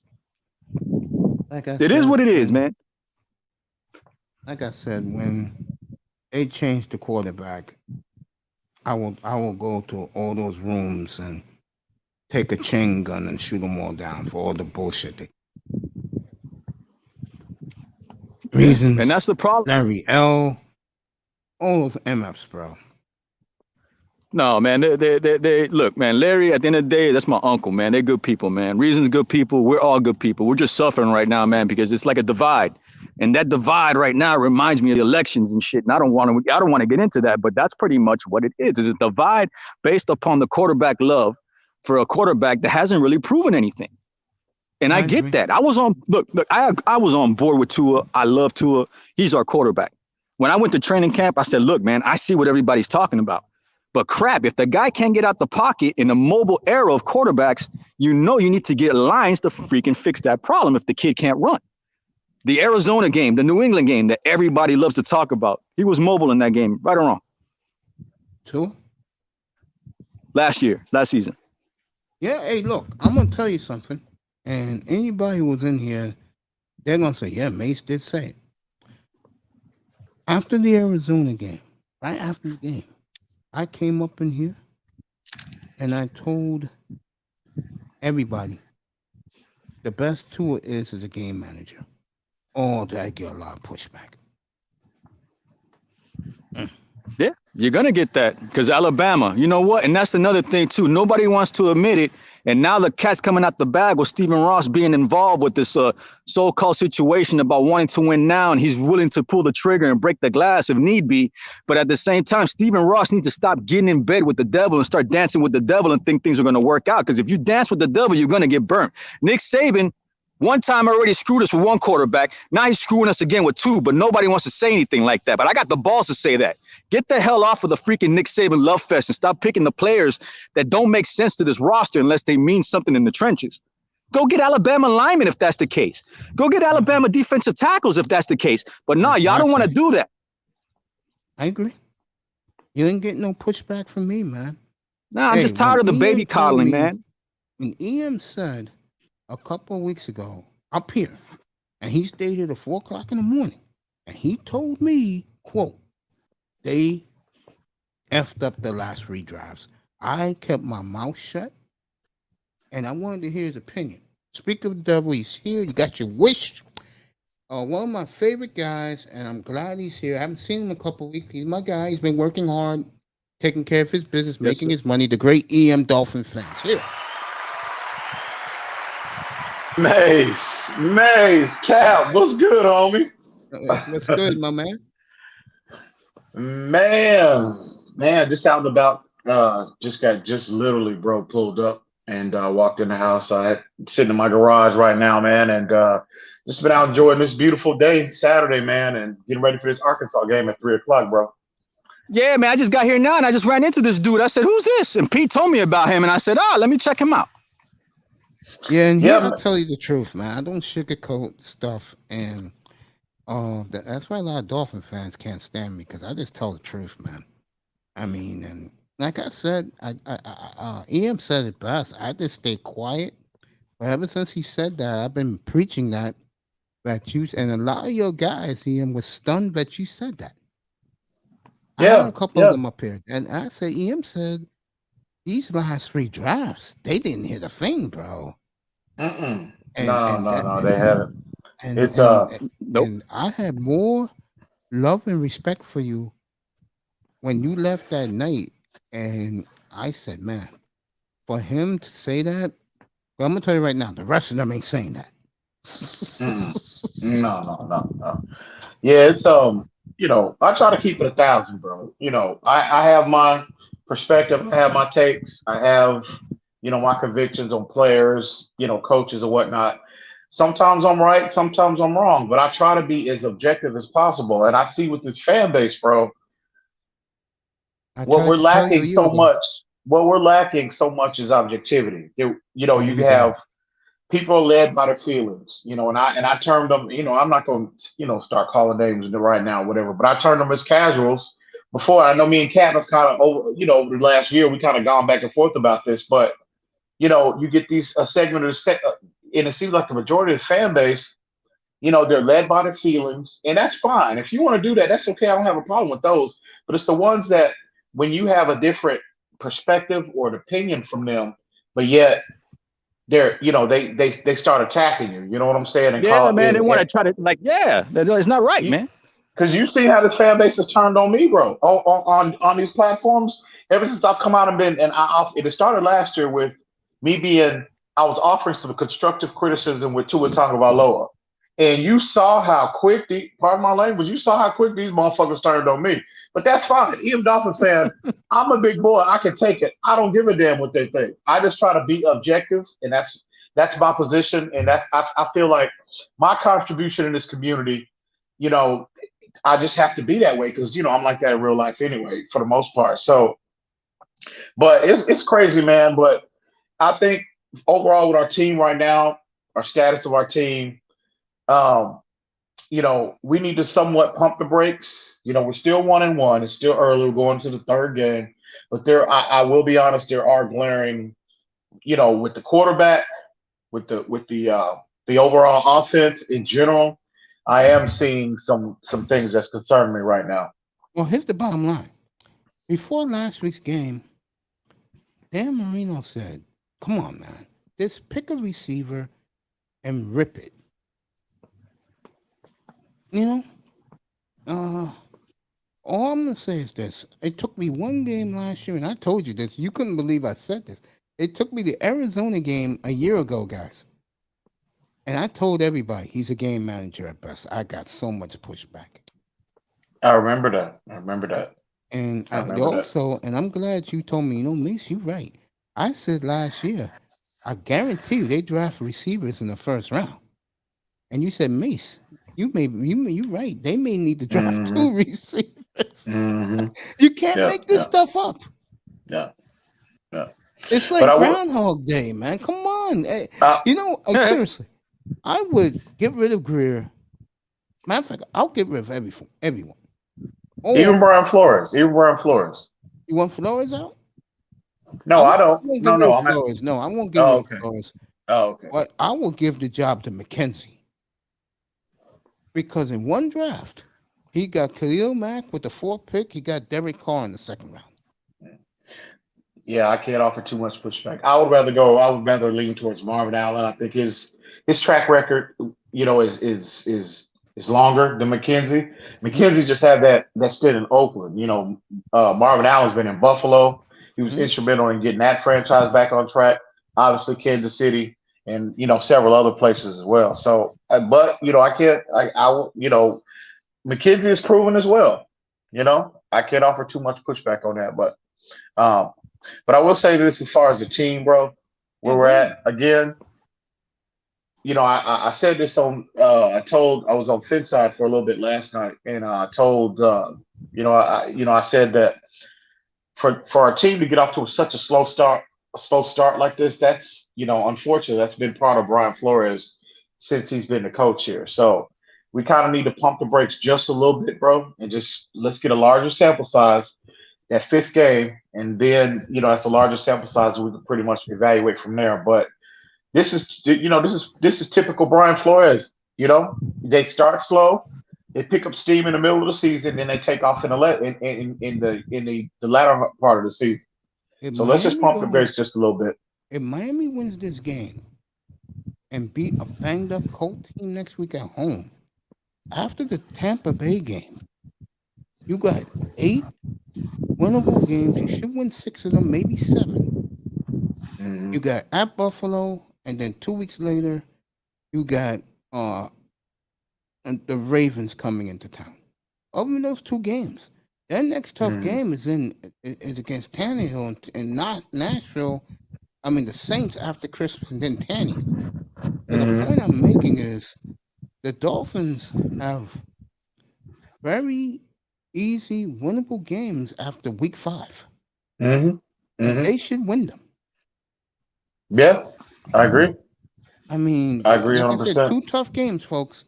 And maybe Carolina will be a tough one because they're off to a good start. And J.C. Horn should be very back good by start. the time they go to Miami. Mm-hmm. And I Mhm. told A very you good people start. about Carolina, and you people laughed at me. Mm-hmm. No, I'm up here right now. I'm in Carolina right now, and let me tell you something. They've always had faith in their defense and their offensive line. Sam Darnold's just a cherry on the ice, and you know what I'm saying? You can't argue the numbers right now, man. They're 3-0, and everybody was quick to flambe him. I get that. That's why everybody's like, "Oh, give Tua a chance." I understand that, man. But if the situation's at the point right now where the kid's got a fractured hip that's getting back from rehab. He's got cracked ribs, and apparently he had messed up ankles before he even came in the league.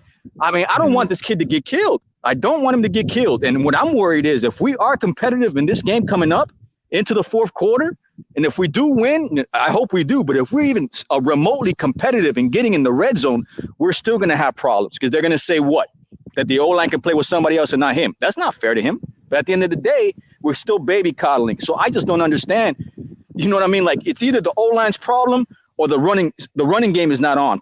And we're not even running the ball to say that the run game is bad. If you run the ball and you tell me the O-line sucks at running, then I'm on board with dogging the O-line. But until then, like EM said, it's still early. I get that. We got dealt a crappy hand week 2.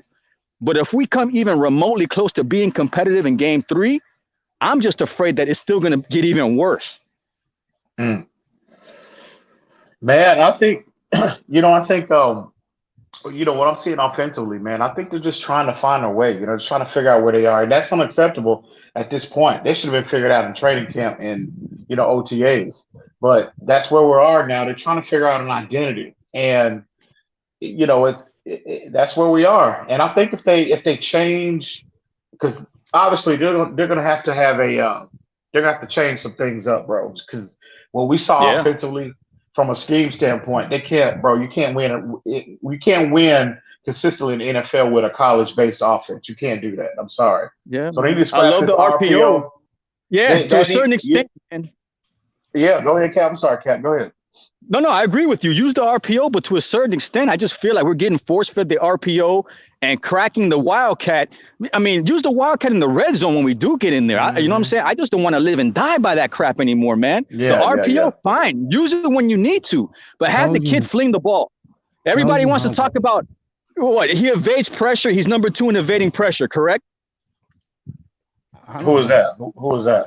Tua. They said that he's number 2 last season in evading pressure, and he's good at getting away from getting the pressure. But with that evading pressure, how long does he throw it down the field? All he does is dink and dunk when he does evade pressure. So that stat is kind of diluted too. Yeah. I get it. Like Marino told him, and he didn't want to listen to Dan Marino. His reply was when they asked him about what Marino told him to do, he was like, "Yeah, Dan spoke." And I'm like, "Kid, that's why you're not going to be here much longer." Okay, and what's most concerning to me, and again, I'm not I said at the beginning of the season, privately and publicly, I said I want these first 5 games I'll have a more firm assessment on what I think where Tua is and potentially what he could become. These 5 games will put him at 16 games. So you got to, when it starts last year in this one, that'll put him at 16 games, and then also the level of competition he would have faced these first 5 games. But unfortunately, he got hurt. Who knows when he's coming back? But I'm gonna be honest with you. What I saw in the New England game, and then the sample size we got from Buffalo. All last year, I felt like his biggest hurdle was the lack of, because his biggest hurdle was his health. He had to get back healthy. He had to get back close to pre-injury, to close where he was at Alabama pre-injury. But what I'm seeing now, bro, I'm gonna be honest with you. I'm seeing marginal improvement. I'm not seeing, like I said, I encourage people to go put that. I said this last night. Go put that 2018 LSU tape on where they were playing in Death Valley, and Tua, he had to improvise. He had to go off script, and he took off and he run. It was like a 45-yard touchdown where he outran the entire LSU secondary. And he is nowhere near that athlete anymore. And No. What my biggest fear is, we'll never get that athlete. Because when he came out of college, he was the number one dual threat quarterback in the nation. And my biggest fear is you have a compromised player physically, and then we all know the stories about him, that came out last year and this offseason about him not knowing, having trouble with retaining large volumes of information. That ain't my words. Those are the coaches. That's what the coaches said. They said that about him. So Yeah. he's compromised physically, and he could potentially be compromised mentally. I knew my boy would come up here. He's my informant, the man who gives me the scoops, and I love him to death. My baby bro is here. The great Sean is here. I knew he was going to come. I'm glad you was watching the clouds. I knew that your guy you love the most was up here. You was coming. The big fan of yours, Ian. Nah. What's up? What's up, homie? What's good? What's good, Ian? What's good? I won't say all that. First of all, Nate, don't say informant. You know what I'm saying? I won't say that. You're not informed. The double agent. You a double agent? No, what I mean by informant, he's my Ian Rappaport. He's my Adam Schefter. Oh, your insider. He's your insider. That's what's up. My You gotta say insider. that, man. Sorry about that, baby bro. You always gotta have one of them. Yeah, that's a compliment. Oh, he knows I compliment him to death. He's very modest about it. That's what's up. What's But up, Viper Sniper? Go ahead, Sean. It's all yours.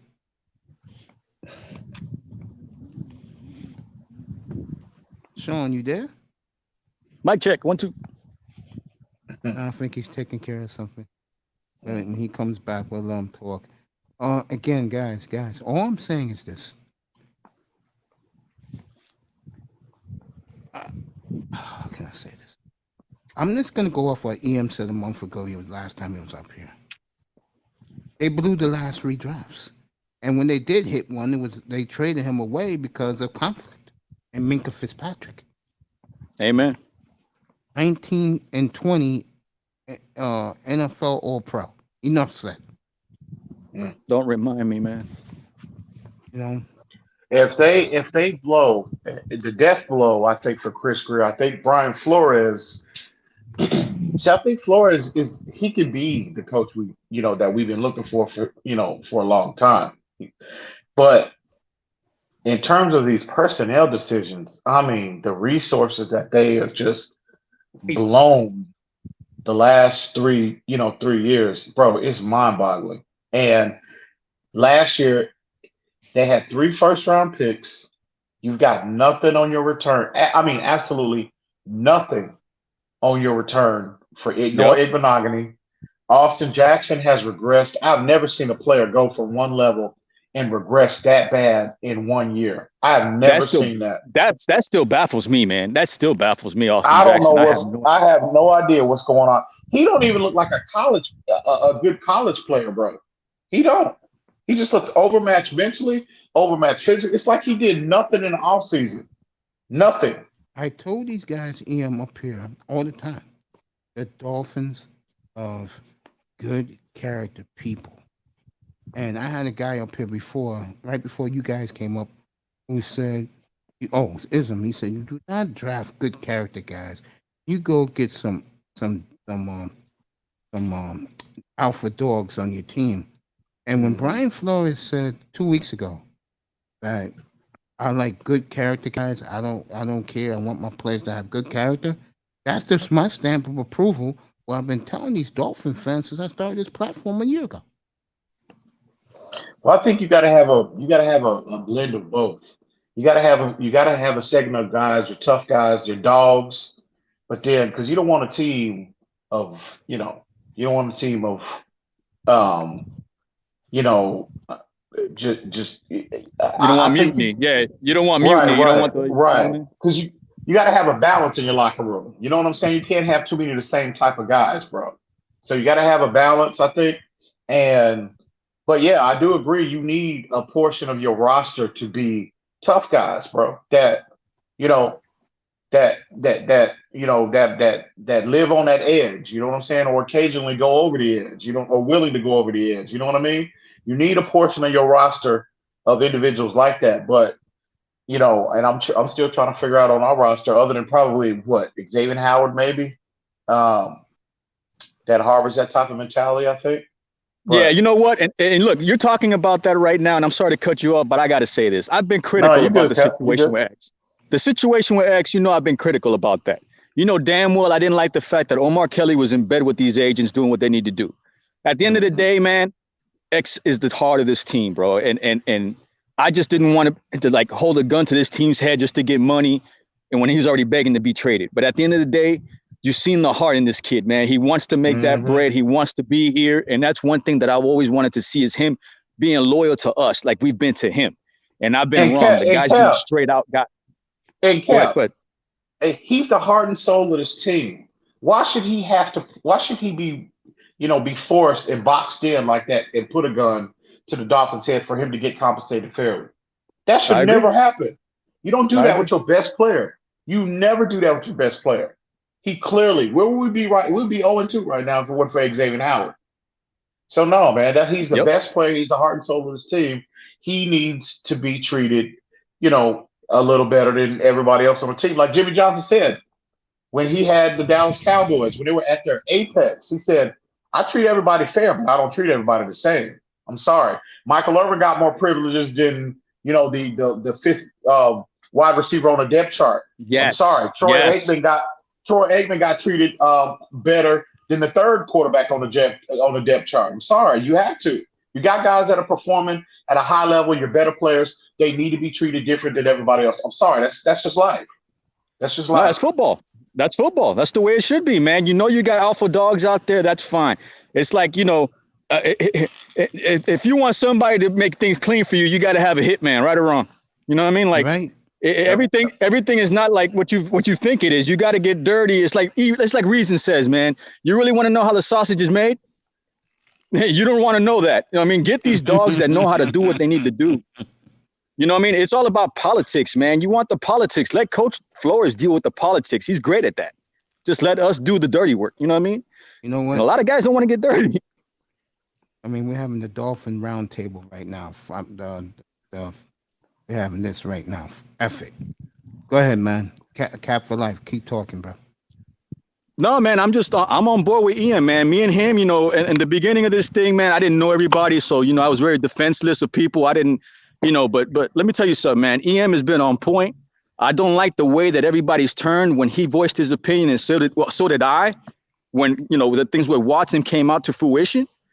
But let me tell you something, man. What was done to Great One, what was done to Pete, what was done to EM, all that was wrong, man. Like at the end of the day, we were rooting for our colors, man. We weren't rooting for the kid to go somewhere else and just, hey, get the hell out of here. No, man, we want the kid to get healthy. Last April in TD's room, I always contribute with him, super chat. I asked him a question. I said, I said, TD, what happens when Deshaun Watson becomes available? Because I have some guys who told me stuff around the scouts and stuff that I was good friends with. And he said, "You crazy, man." Then he said, and I said, "Wouldn't you give up a lot to get Watson?" And then Vinsanity chipped in. She said Watson was better, and now Watson's rumors came to fruition. Shout out to Vinsanity and TD, and Yeah, that home uh, team. That's home team. sweetheart, I love you too. MTGVT, I love you too, baby. All right, continue this. Go ahead, man. Hey, Ian and Cap, I have a question for you two, actually. What's good, Ant? Hey, Anthony, what's going on, man? Yeah. for me, when I look at I was watching the games. I started paying attention more when you told me to pay attention more, Ian, because of the scouting and stuff. Because it's hard for me to like.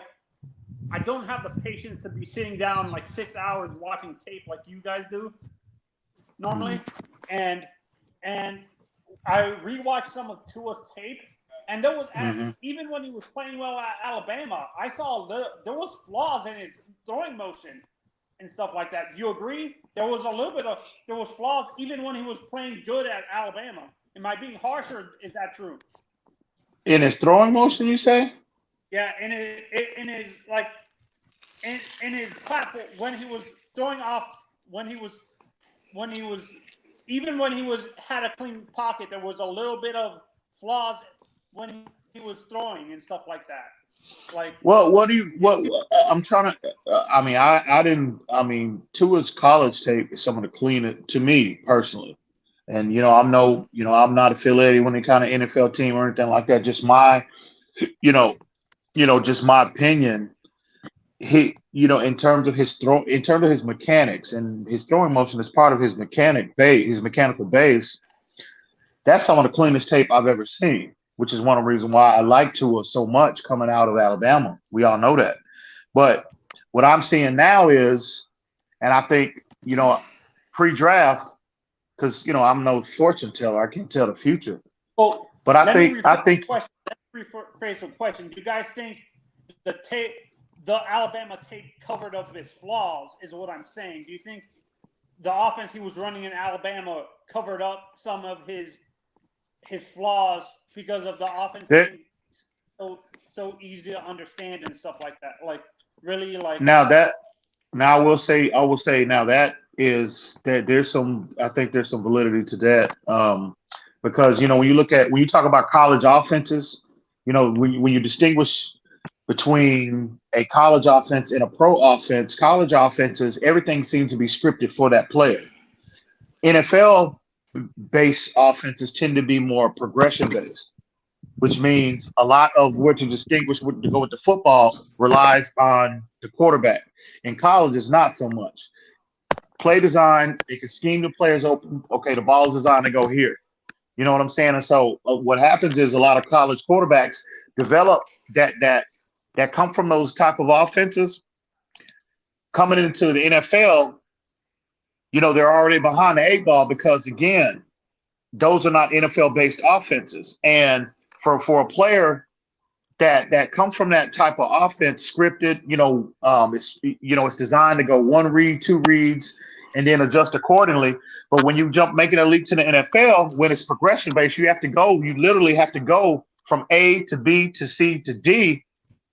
And the time, like in regards to Tua, what he's struggling with right now at Alabama, he had tons of time. He had 5 seconds to survey the field and distribute the football. In the NFL, they don't. That 5 seconds goes to 2.5. So I think what's happened with Tua, which is normal from any quarterback transitioning to the NFL, he still has a bad habit of locking on to one or two guys. And then on top of that, that's why I think that they copy and pasted what they did at Alabama, and they tried to implement that early on this season. And so that can be a good thing, but also it can stunt the growth of your quarterback. And I think that's where the delay is with Tua right now. He's struggling with that. And then on top of that, like I told Mace, what I'm concerned with, I'm seeing marginal improvement from a physical standpoint. And so you combine those two things. Now you see why there's concern on the coaching staff with Tua, because for Tua to impact the NFL the way that a lot of us believe that he can, he's going to have to do it mentally, and he's compromised, and that's going to take time for him to develop those bad habits. That takes time. That takes development. But unfortunately, with Deshaun Watson becoming available, Tua's not going to get that opportunity in Miami.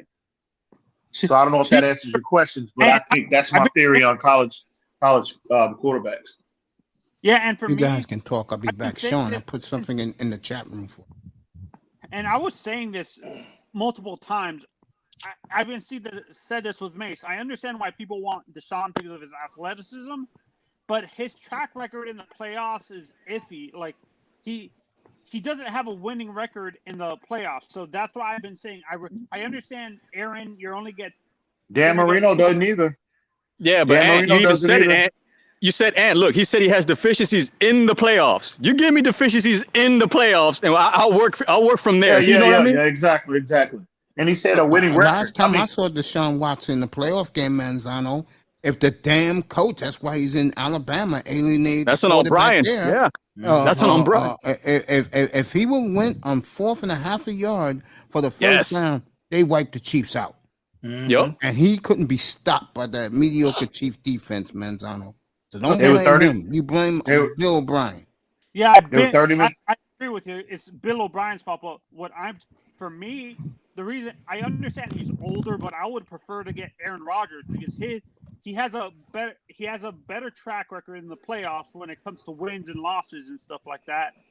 And he actually has a conference championship ring and a Super Bowl. I understand. Okay, give me 1 second. Give me 1 second. I'm going to say this. What have Aaron Rodgers done the last 10 years, the last 11 years? He's made the playoffs, but his defense let him down and stuff like that. Again, my point I'm making is let Deshaun Watson play a little long. All right, I'll put it to this way, Manzano. I want you to see my face before I go get me something to drink. I want you to see my face when I say this. Manzano, fine. He'll win us multiple Super Bowls and possibly a dynasty once he puts on that Dolphin uniform. I'll take him winning here than in the inept organization led by Jack Easterby down there. Yeah. Am I right, folks? Okay. Now Watson is special, bro. I've been, maybe I shouldn't be saying this publicly, but here over the last, months, since he's, these rumors have been surfacing, I've been going back and watching more Watson tape. Watson is a special talent, bro. He is. I'm sorry. He is that dude. He is that dude, and anybody that's trying to tell you otherwise, they are fooling themselves. No, give me what I love Tua. This is even going back to last year. Hey, as soon as that rumor started, I said, "Oh hell no!"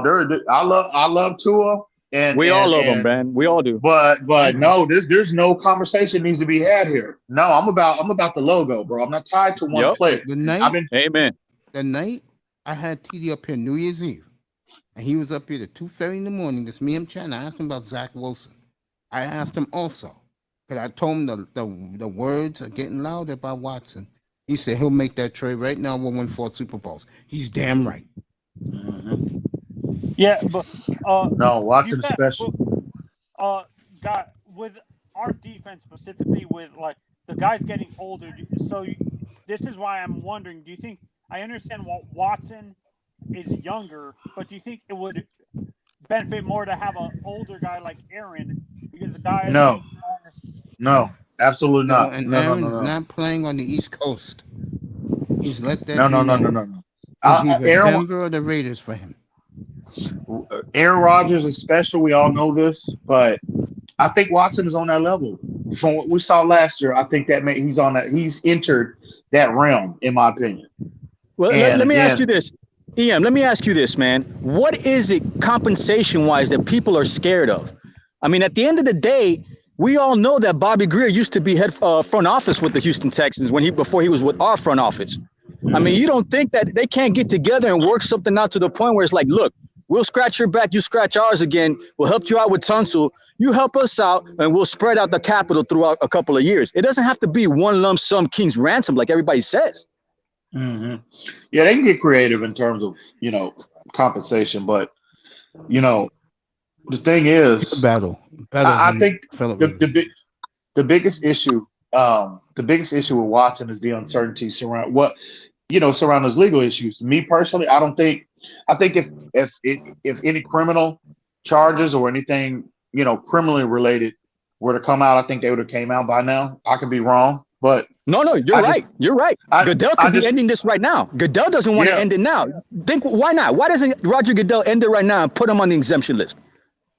yeah he can't because the man hadn't been charged with anything at all. Not one thing. And again, I think that's the issue. I think the Dolphins would pony up. I think the Dolphins would pretty much they'd pay a king's ransom for him because you're gonna have to. You're not gonna get this man for cheap, bro. It's Yeah, just we have not no gonna leverage. happen. Yeah, we got no more So leverage. Yeah. so the Can you guys I'm compare sorry. this? Wait, can you guys compare the Deshaun Watson situation at the beginning, before you found out what happened to Michael Vick, before he went to jail, and Oh, that's a good comparison. Wow. Well, they had Michael Vick they had all kinds of evidence. People had turned on him, flipped on him. You had eyewitness testimonies, informants, et cetera, et cetera. They had a wealth. They had a crazy amount of evidence on Michael Vick. There was no way he could escape that. But I think these are two totally different situations. Number one, they don't have that type of evidence on it, from what I've seen. Now, if they're holding something back, they're not releasing to the public. That's something totally different. But from what I've seen, from a law enforcement standpoint, there's not much there from a criminal perspective. It's just not. I know a lot of people want to make it out to be that way, but it's just not. It's a he said, she said type situation, type scenario, and there's no rape involved. There's no sexual assault involved, in my opinion. At worst, it'll be an indecency type situation, in my opinion. a And that misdemeanor. A misdemeanor. and that's not that's not in the state of Texas, that's not necessarily a felony. So but yeah, I think Watson, I'm not saying the kid is clean. I'm not saying he's, just he did nothing wrong. I And just you think live in he's Texas, right? irresponsible. You Yeah, live yeah, in Texas, absolutely, right? absolutely. There you go. And You're hearing it from yeah, the horse's mouth right there, man. Like, there's no FBI charges because what? I believe what you said. I think it's all about extortion. hmm yeah, and everybody came out when see, they didn't release the whole story initially. They said, well, the FBI, the feds are involved. Everybody automatically made the assumption, oh my God, the FBI is investing in Deshaun Watson. No, they're investing a possible extortion plot against him. Yeah. So, man, I find it, honestly, for me, I kind of find it very suspicious. This all came out when Deshaun was demanding a trade and stuff like that. And I think Easterby and this guy and the lawyer that's representing this, he was Deshaun's former lawyer. Let's not forget, he got fired Really? by Deshaun. Yeah, he was Deshaun's old lawyer. And now I did not know that. I didn't know that. yeah, if you look up You the talking guy, about Busby? You talking yeah, about Busby, right? Yeah, Busby was Deshaun's lawyer before he represented these women, and some odd What? reason, That is news to me, bro. yeah, and I'm gonna go even further. I think Busby, Easterby, and the owner for the Texans are illegally followed Watson. Like, I know this sounds like a conspiracy, but I honestly, No, it's not too far-fetched at all. it's not too far fetched. You don't think I'm crazy? And it's a No, conspiracy. dude. And to be honest, I wouldn't be surprised. Like, let's say the NFL investigates this and they found. Do you think Easterby and this guy get banned for life, or is it just Easterby that gets banned for life? The owner for the Texans. Do you think he gets banned for life too, or do you think it only happens to Easterby? Oh, no. If it comes out that what you're saying, your theory is correct, oh, they don't take that dude's franchise from him, bro. Yeah, because this all started with him, right, EM? This all started because of the crap going on in Houston. That's why he wanted to leave. Yep. And the lawyer loses his too, and Busby would lose he would get disbarred if he's involved as well. Wouldn't a lawyer? Man, that is the first time I have heard that, Anthony. Man, that's Yeah, we gotta wow. look That's that up, man. We gotta look that up. yeah. Yeah, but Mm, Busby was Deshaun's lawyer before he has his current lawyer. mm. It was early on. We found this out early on. Like, Deshaun had fired his lawyer, and Busby came out later saying he was Deshaun's lawyer before. Like this, before all the girls came out, he had fired Busby because Busby wanted him to take the money. He didn't want to pay. He didn't want to pay off the first women that came out, and that's why he fired Busby in the first place. Deshaun refused to pay and stuff like that. So, yeah, you guys need to search up. That's crazy. Yeah, you need to search up Busby. Busby, I forgot his first name. Ronald or something. Ronald Busby or something like that. He was. Yeah. Yeah, Mace knows what I'm talking about. When he gets back, we were talking about this when this all came out. They actually said in what they read it when they were wrote an article. They did the research and they found out that Busby was his lawyer before, and he got released out of his contract and stuff like that because Deshaun told him he's not going to pay these women. And now you find it suspicious that, let's say it's true that he was, let's say all this is true, that Busby was his lawyer before. And do you find it suspicious that then he goes to represent these women? Is that very suspicious to you guys? Yeah, that definitely raised an eyebrow for sure. Oh, yeah. So honestly, so do you guys think is Net already activated on the roster? He should. Yeah, he should be. Yeah, what was He it should Stevie be. D was saying the other day that we have 2 times a season to have a 54-man exemption list, that he was the 54th man added on? Something like that to the new rules? Collecting bargaining? I'm not sure, man. But he should Yeah, I think automatically Stevie be. D was talking about it. Oh, okay. But yeah, he definitely should. And what's weird to me is we find out that Tua has cracked ribs. What quarterback played with a punctured lung and cracked ribs? Was it Luck? Deshaun Watson. Mm-hmm. Yeah, which is weird. Do you think the franchise is protecting Tua in terms of they're protecting him from himself so that it doesn't get that far? I don't know anything anymore, man. This physical doctors that we have for the Dolphins, and I mean, ever since Drew Brees and all the crap that was happening before that, I mean, I think they had a cluster with OJ McDuffie at the time too.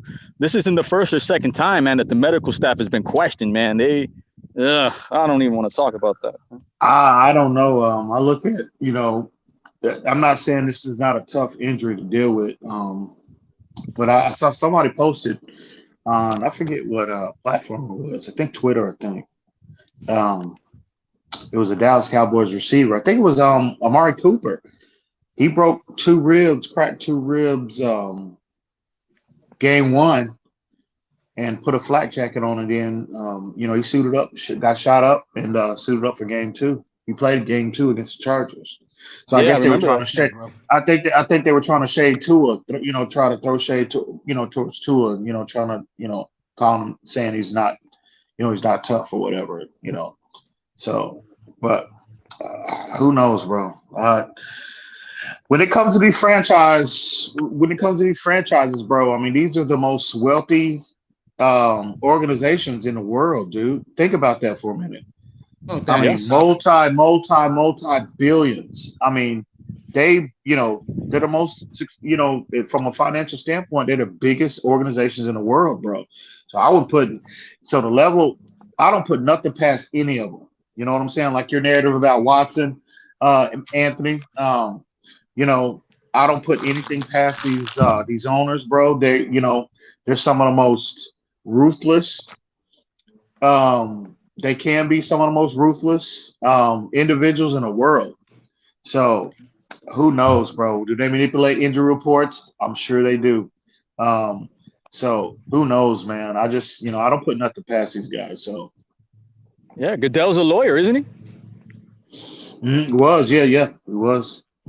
So he knows the ins and outs of what not to do. And, Stephen Ross has been very generous with the upgrade of the stadium, hosting Super Bowls, going to London forcefully. You know what I mean? You don't think that the payout has to come sooner enough that, with everything going on, that one hand washes the other, you know what I'm saying? And everybody plays a blind eye to a certain extent.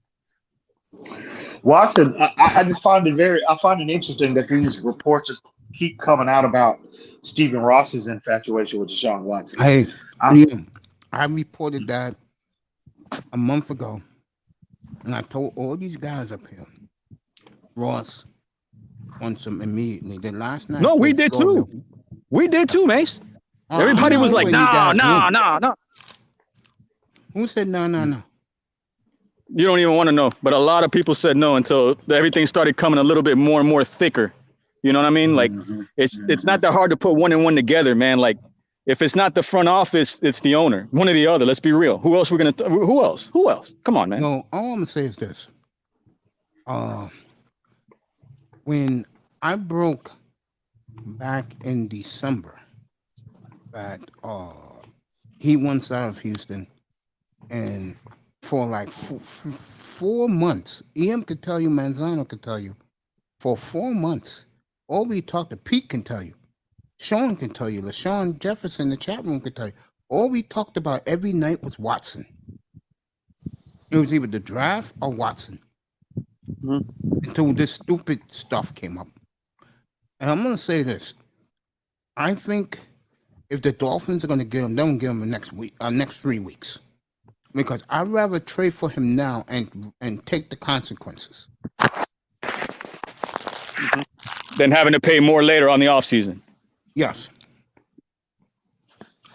Possible.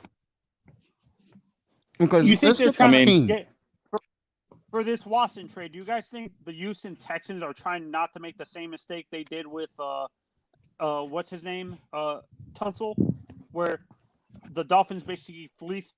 That's why Caserio is taking his time trying to get as many enough draft capital so he doesn't make the same mistake that Bill O'Brien did and stuff like that. Oh yeah, he should. Oh yeah, absolutely, he should. He should. He should be trying to hold. He should be trying to hold, because that's exactly what we did. He should be trying to hold for the Dolphins for everything he possibly can get. I would. Yeah, but let me ask you this. In our favor. We have one thing in our favor. We have a young football team. We can afford to trade whatever they want to get Watson. Because that's true. Me, you get him, you solidify your team for the next 10 years. You don't ever have to worry that position for 10 years. You get him. And Watson is still a young player too. He's still 25 years old. There's growth still need to be achieved there, bro. He hasn't reached his ceiling yet, in my opinion. Yeah, and I was saying this when Deshaun was drafted. Honestly, when I look at Deshaun, he reminds me of Warren Moon. He's Warren Moon. I would agree with that. I would too. His throwing motion, arm talent is very similar. That's a good comparison, Anthony. Yeah, very good comparison. That's a very good comparison. And see, what I want to do if the Dolphins do pull the trade, I want them to go get an experienced offensive coordinator, preferably Bill O'Brien. Yeah. Keep clapping. Keep clapping. Look, everybody dog Sarkisian, right? Sarkisian went to Alabama. Everybody forgot his past issues. You win, I don't care. Just win. Let me say this about him, by the way. Let me say this about Bill O'Brien. He has already alienated the starting quarterback there to the point where Nick Saban said, "Stay upstairs, stay up there." Well, he coaches hard, man. I like that. I like that in coaches. Me too. Bro. Yeah, man. I don't want to. Pardon my language. I don't want to pussy out there. Pardon my language. I don't want trying to baby these players. No, you grown man. Put your big boy pants on. Get out there and get it.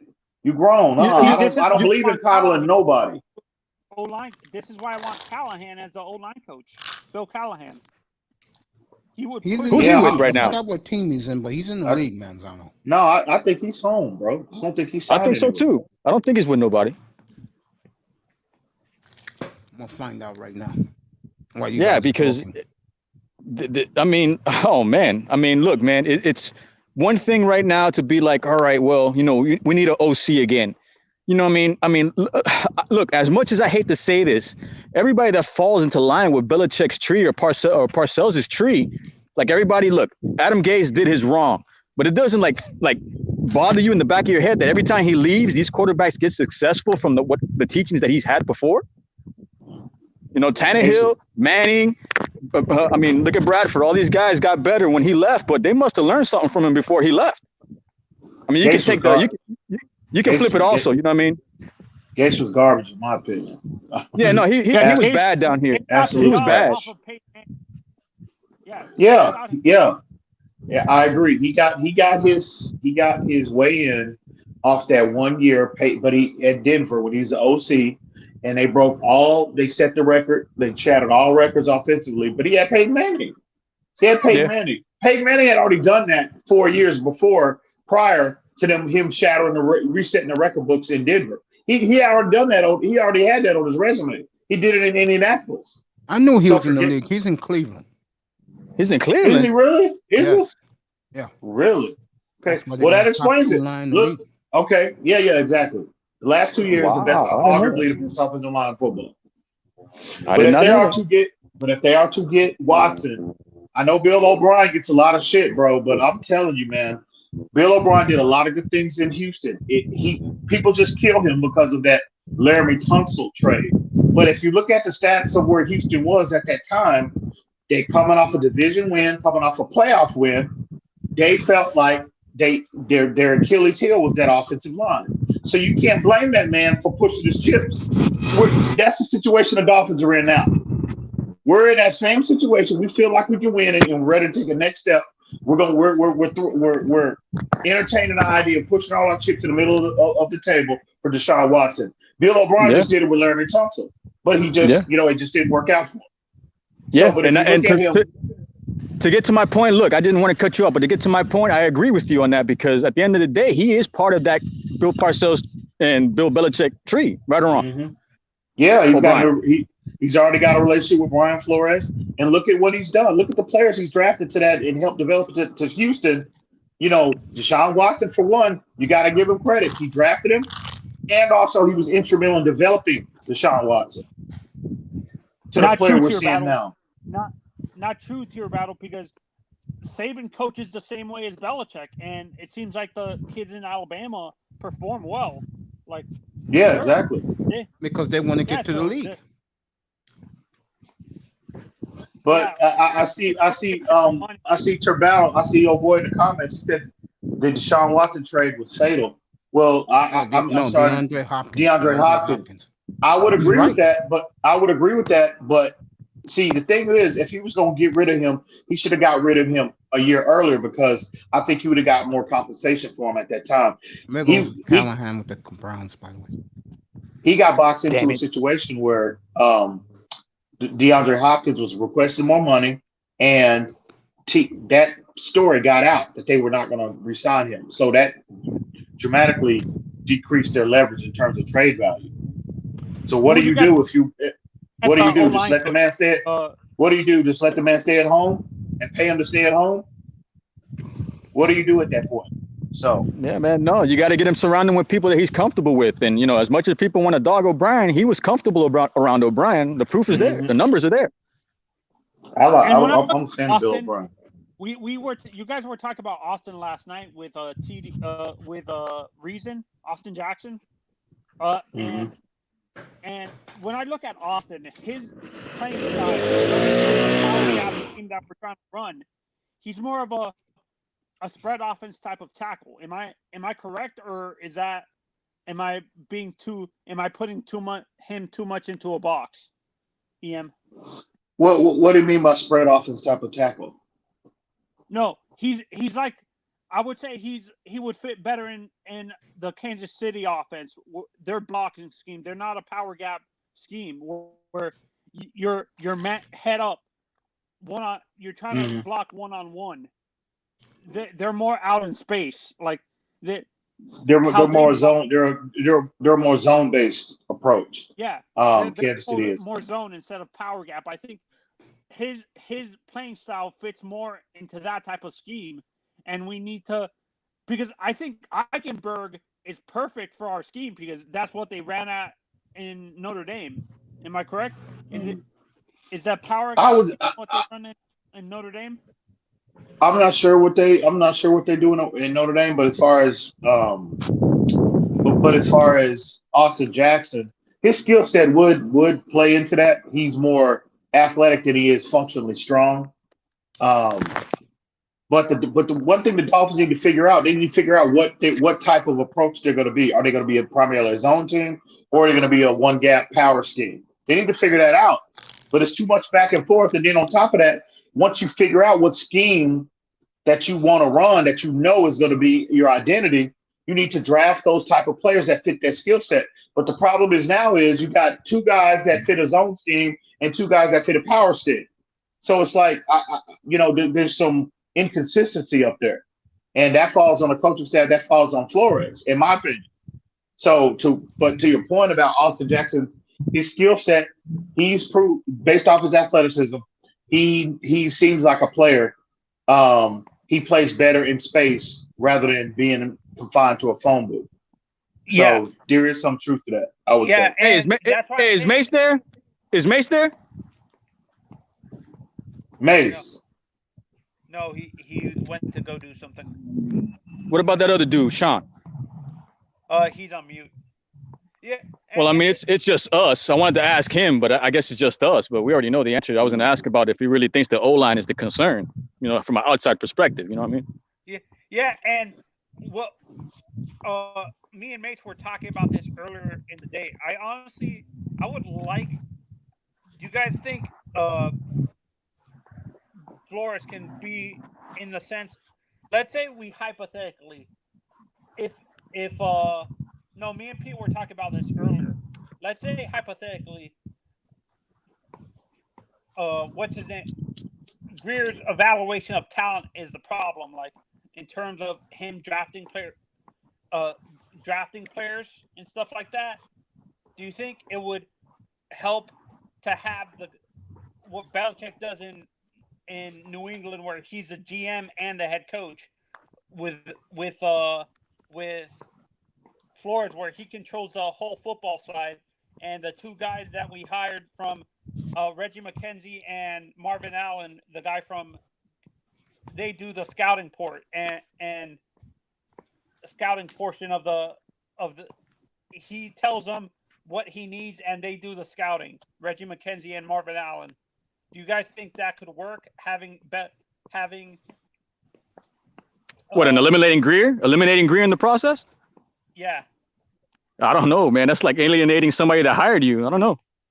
No, like how about what I'm saying is, what would you guys be okay with Ross maybe firing Greer and having Flores take over being directly involved with Marvin Allen and not having a middleman and dealing with Marvin Allen and Reggie McKenzie, because I think their philosophy. I think it's all about. I think it's all about whether Flores can handle that or not.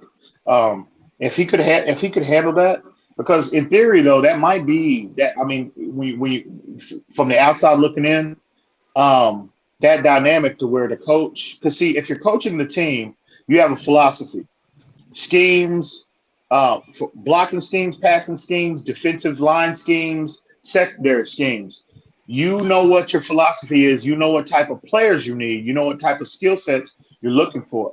So in theory, I think that dynamic of having a coach and GM, because it could be a beautiful thing if you're equipped to handle that type of pressure, because coaches already have enough on their plate, just trying to figure out how to coach that team. But to add on the added pressure of, you know, picking players and go, you know, because see, you can't just a smart coach wouldn't just rely on your, you know, scouts or, you know, assistant GMs or whatever. A smart coach would like to do a lot of the grunt work themselves. But see, that's the problem at the NFL level, bro. It's only so many hours in a day. So if he now if he has that much confidence in Marvin Allen, in which I do, I can see that. But you have to make sure that y'all are on the same accord. Y'all are aligned in every facet of the organization, especially player personnel. See, that's why it works for Bill Belichick. You know, he, you know, based off his experience and as long as he's been in the league and the coaches that he's sat under, he's learned so much from them. Bill Parcells in particular, he's proven that he's equipped to do that. Now, I'm not saying he doesn't delegate and he doesn't have guys that he, you know, that he relies upon, but I just don't think Flores has established that type of that cachet yet. I don't know if he's equipped right now to do that. But that dynamic of having one voice, one vision, for, you know, throughout the organization, I think that's the best setup. But again, that coach has to be able to equip to assume that responsibility because it's exactly what that is. It's additional. Let me ask you a question, real quick. Let me say this, Go and ahead. I'm gonna give it back to both of you. Sean, you there? Yeah, I'm here. Would you contribute to the conversation, bro? A little bit. Oh, my fault. I'm saying that. Oh, I'm saying that in a loving way. I mean, What's his allegiance? What's his allegiance? What's his colors? Aqua and orange. What you think? My man. I was at the Talk, game. my man. He's big aqua and orange, man. Yeah, I was there at the game. It was very disappointing. He was at the game last week. But Great seats. Yeah. Unfortunately. Yeah. Yeah, contribute, Sean. Go ahead. Let me put it like this. Hey, hold on. Sean, let me ask you a question, Sean. Can I ask you a question? Go ahead. Hey, what do you think? Do you feel that the heat that's being thrown on Coach Flores, on Brian Flores, after being a Coach of the Year runner-up, do you feel that the heat is warranted towards firing him after 3 years in Miami?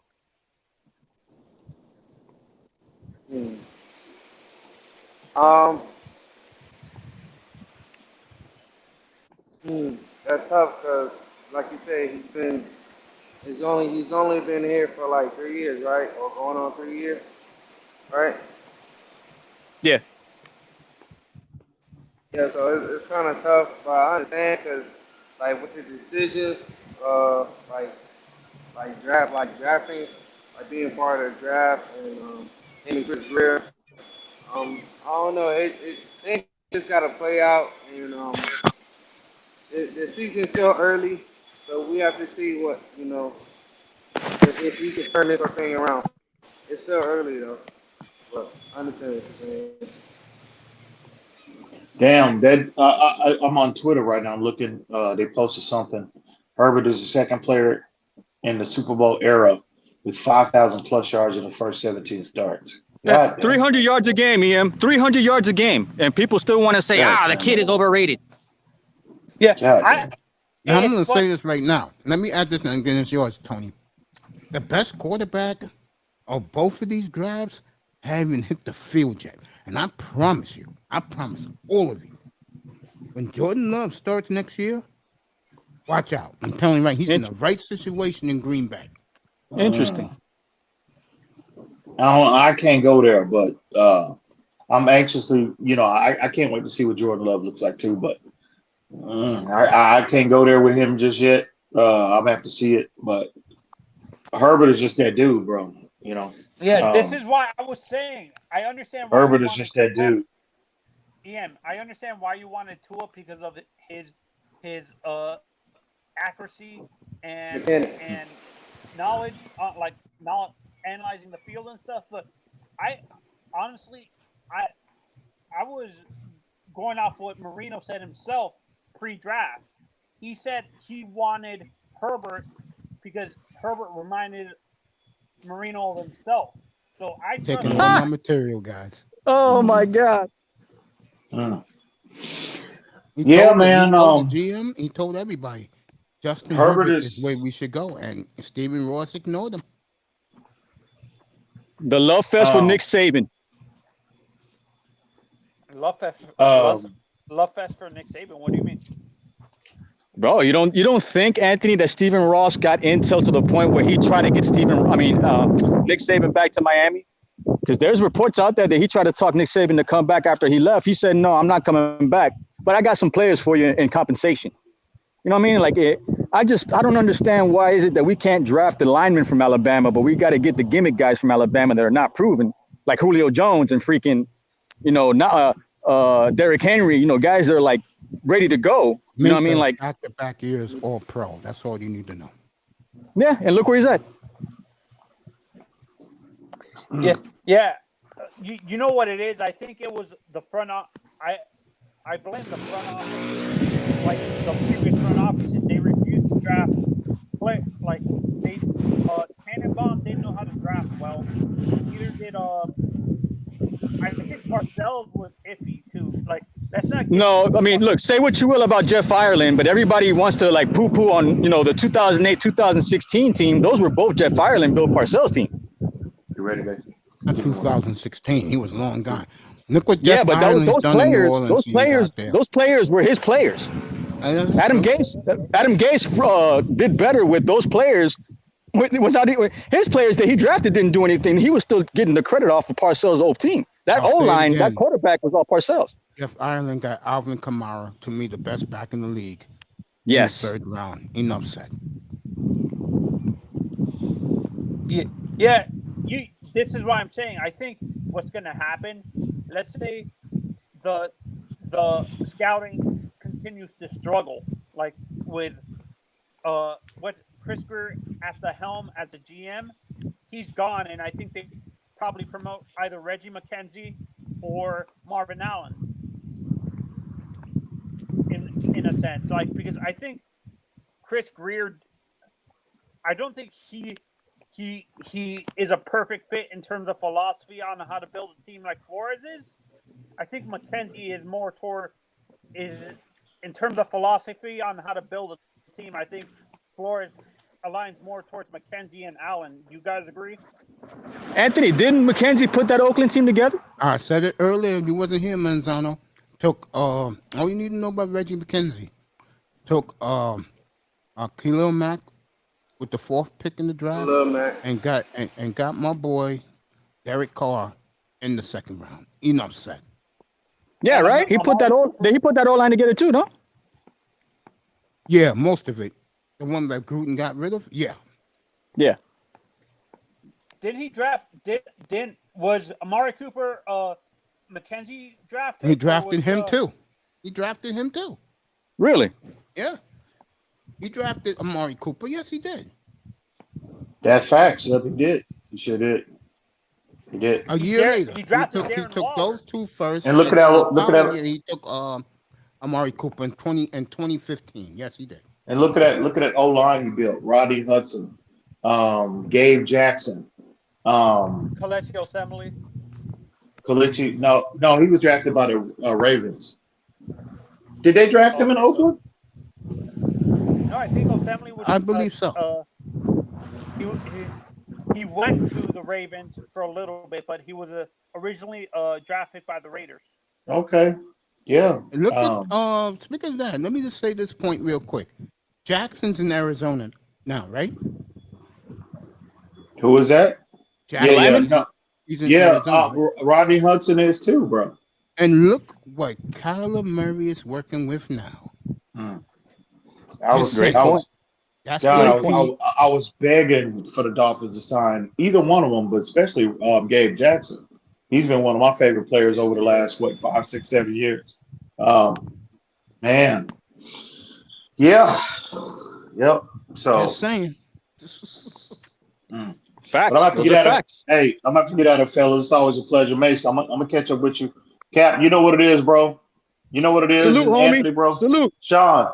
Yeah. Much love to you, bro. Y'all be good, man. I'll talk a little bit. You too, man. Stay safe, All homie. right, bro. All right. Ian, be good, man. Thanks. I'm gonna be back on later tonight, so you can come on up. So you guys think it would benefit the Dolphins to eliminate the middleman in a Chris Greer, and then have a guy who is more towards.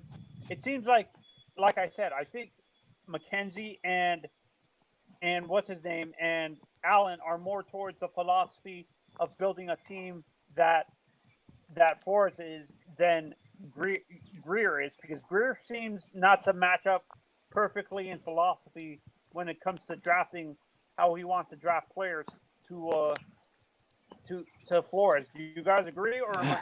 That's kind of dangerous, man. Yeah, I mean, I was kind of like thinking about that. Like, if they fired Greer, I would want them to replace him with McKenzie. Yeah, no. I mean, that's how the carousel works, man. Yeah, you're kind of making sense here, because the guy that took over now, I mean, the guy that they fired before, I mean, what? Chris Greer's been here through what, three organizations so far, Since more or less. 2001. Yeah, so I mean, it's not far fetched. You know, what I mean, it's going to have to be a point in time where he has to have to cut his losses and look at the outcome and the investments from 2016 till now, and just say, hey, man, you guys take it from here. You know, I mean, he's going to have to like man up sooner or later and admit to his mistakes, because, like Mace was saying, I think there's only 2 or 3 first rounders only on this team from 2016. Yeah. Parker. Charles Harris was a complete bust, by the way. Oh God. 2017. Charles Harris. TJ Watt, are you kidding me? Yeah, well, I mean, look, man, I want to ask Mace a real quick question, and then you can take the floor, because I'm real curious to find out from an outside perspective, and I just met Mace, and Sean also. I mean, do you guys feel like the O-line is the problem at the end of the day? Do you really feel like this is the O-line? Problem, man? The quarterback and the O-line. Yeah, it's part of the problem, yeah. I think it's both. It's a combination of both. The O-line can protect the quarterback to a degree, but they cannot open up holes for the running game. Well, I mean, isn't Gaskin averaging 5 yards a carry with this O-line? He is, but look how it happened to him last week. In his first 2 carries, he got 24 yards. The last 3 he had, before they was getting blown out, he only got 1 yard. I think he only had 5 or 6 carries. Yeah, that's the point I'm making, my brother. In the first 2 carries, he had 24 yards. After that, he only had 1 yard. He was 5 for 25. Yeah, man. I mean, that's one thing that Larry has always told me that I always love. This is a stat, and I know stats are for losers, but at the end of the day, numbers are numbers. You can't lie with the numbers. Yeah, I mean, he gave me one stat. He gave me one stat about Gaskin last year, and you know where I'm going with this, because you know I love this one. When he starts talking about that, when Gaskin touches the ball for more than 16 to 19 times, the team is 6-0. Which is surprising to me, because honestly, when I look at Gaskins, I know I'm bashing his size, but constantly relying on a small back like Gaskins to constantly be running through the tackles, because when I look at his body, he's not a bowling ball type running back like a Latavius Murray or something like, not Murray, who's the guy that I'm thinking of? The guy from, like, Marshawn Lynch. He's not like Marshawn, where Marshawn, even though he was small, he was compact. He was like 220 or something like that. He's like a Michael Pittman from Tampa Bay, kind of like Michael Pittman. Yeah, he's like Michael Pittman, where he's more better on the outside, like in zone scheme runs, where he's running outside the tackles. If you rely on a small back like that, constantly running through the tackles, he's gonna be worn out. And I don't trust Malcolm Brown enough either. Hell no. Malcolm Brown is garbage, bro. Garbaggio. Can't even get 2 yards on a freaking 4th down, bro. 4th down and what was it? 4th and 1? Always welcome up here, bro. You spitting? Yeah, no, man. Like I said, no, man. Me and Ant. Well, I know Ant. I know Pete, man. You know, you guys are good people, man. Pete always told me about you, but I always be up and down, man. But I saw you today, and I saw Ant up here with Pete. I said, man, that's home team. There you go. Yeah, no. And is there any big running backs coming into free agency Jefferson, next year, get your ass up here. Go ahead. Yeah, go ahead. Is there any big time running backs going into free agency next year? I'll check it for you right now. How much did it hurt you guys when you saw Javonte Williams go to Denver? Oh, it killed me, man. It killed me. It was disappointing. Very It's a kick in the disappointing. nuts, man. A And kick I'll in the say nuts. it again. They should have took the running back at 18. Najee? I would have took either one. I honestly, I would. Boys I would is up here as the prefer family Najee. is getting I would've together preferred- today. Mr. What's up, everybody? What's up, man? It's good, Mr. Miami. It's good, brother. Chilling, my brothers. He just gave you the salute, Mr. Miami. Cap for life. Again, how can I say this? I Greer just want to see you overthought younger. Ford. I just want to see you youngins win a Super Bowl, bro. That's all. Yeah. Amen, man. Amen. I'm an old guy now, but I saw them win the 2 Super Bowls, believe it or not. I tell that story all the time. My Yeah, mother's you a need Dolphins you and fan. Larry need to stop that crap, man. Y'all ain't old, man. You just like fine wine, man. Fine wine, bro. Next time you come up here, I'll make sure it's the Legacy Boys banner. You're gonna hate that, man. No. Oh Jesus Christ! Y'all, I think I was around when Dolphins got into them 2 Super Bowls in the '80s. Them 2 Super Bowls back in the '80s. The first one they should have won, the Redskins, when Bo Camper couldn't tackle Riggins, and also Bo Camper had that game-winning interception he dropped. Wow, Bo Camper. Wow. The same guy Dang. who opens up those sports bars with the great burgers. Yeah, man. That guy. Anthony Starr Bo Star Campbell Pizza. was a corner, safety. No, he was a linebacker, but He they was a flew the- linebacker. Riggins, that's the linebacker's responsibility to stop the running back. Them 2 Super Bowls we just got Kirk Franklin stumped. That was horrible the way we lost to the Redskins, guys. We gave that away. And the We really 49ers. We were a better team than the Redskins, man. We gave it away. Yeah. Could have had Like I that was saying Super Bowl. about What, Tony? like I was saying before with the running back situation, is the 2 running backs we have first, like the 2 first in our running back group, the 2 guys that we have as our first 2 running backs are not really meant to be running between the tackles consistently, because they're not, their bodies are more built like sprinters. They're more of a speed running back. We need a power running back. That's why, honestly, I would have rather. I understand why they wanted Najee. I would rather have drafted Javonte in the first round. I would have took Javonte either one. Williams. I would have took either one. I didn't care. You know where I stand with that. Oh, you should have been up here, my brother. Those first 2 nights. No, man, I got especially slack for it, man. I got especially slack. when Oh, they you don't took need a Waddle, power bro. game. Why do you need a power run game? We don't do that. You don't do that anymore. It's a 2-back league, blah, blah, blah. Yeah, it's a 2-back league with backs that catch the ball. But if you want somebody to go down the middle, you got to get a dog. Also, I don't care who both you are. guys could catch the ball out of the backfield, so they both 3 down backs.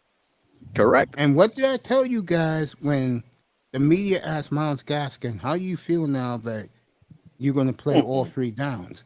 And I asked Tony Manzano, what do you think that means? And he didn't get the answer right. And I told him that means they have no confidence in anybody else in that running back room, which equals, it validates me, they fucked it up again. Yeah. Where's Dokes? Where's Dokes? Where's Dokes? I They would cut be him. playing Where's Dokes, Dokes? by the Did way. they cut them? No, he's in the practice squad. Ridiculous, man. Oh, it's coming. It's coming, Mr. Miami. You get ready. Listen to it at work on your phone, bro. November already got this- 22nd is coming, baby, and they're Already got all this- gonna already- get roasted by Why- me up here. Why does it Already seem got like the my- status wrote down. November 22nd, base. November 22nd. Yep, that Monday morning What's that? when I wake up, take a shower, take my walk. When I get back here at 7:15, the fireworks will begin. I'm gonna have to What's stop that? Ryan some Tannehill? No, that's me killing the front office, because what happened that Friday night, my brother, Cap for life. Those 2 stood up there in the podium and said, we need to draft a running back. We'll find with Myles Gaskin. And the next day, give the Miami media credit to Miami Hill. They buried both of their asses, bro, for making that dumbass comment. Mm. And I said, Yeah, but no, what's either even more dumb is you give Philly an extra first rounder, and I'm still trying to figure out why. for fucking No, Waddle. Yeah, they had gave to him the wrong first had round to- pick. honestly, they gave him the wrong first round pick. They should have gave him San the- Francisco's. Go ahead, Yeah. Sean. I was gonna say they had a Third chance round to pick. draft that running back that Philly drafted. Forgot his name. Sanders, No, not Sanders. Gangwell, Gainwell. Gangwell. No, not Gainwell. I'll Oh, find it. Dante I'll Smith. find it Man, for you. what school he went to? I'll find it for you right now. I still cannot believe to this second. And Ian was right a month ago, last time he was up here. And I told everyone, Cap, all these guys couldn't believe Ian said it. He said it again a few times up here, Sean. They effed up the last 3 drafts. Yeah. What has Kristen Yeah. Wilkins done? Be a cheerleader when Preach. someone scores a touchdown? And hurting Christian, everybody get up while in here, the bro. process. You be hurting Get up people here, in the Christian. process, man. Yeah, he injured our boy, the receiver. Who's that, last year, Flipside? Preston Williams. Flipside fishing? Yeah, he's in here. He always comes in here. Nah, that's my dude. Yeah, he comes in here. Yes, sir. Where the hell have I been, bro? I'm late to the party, man.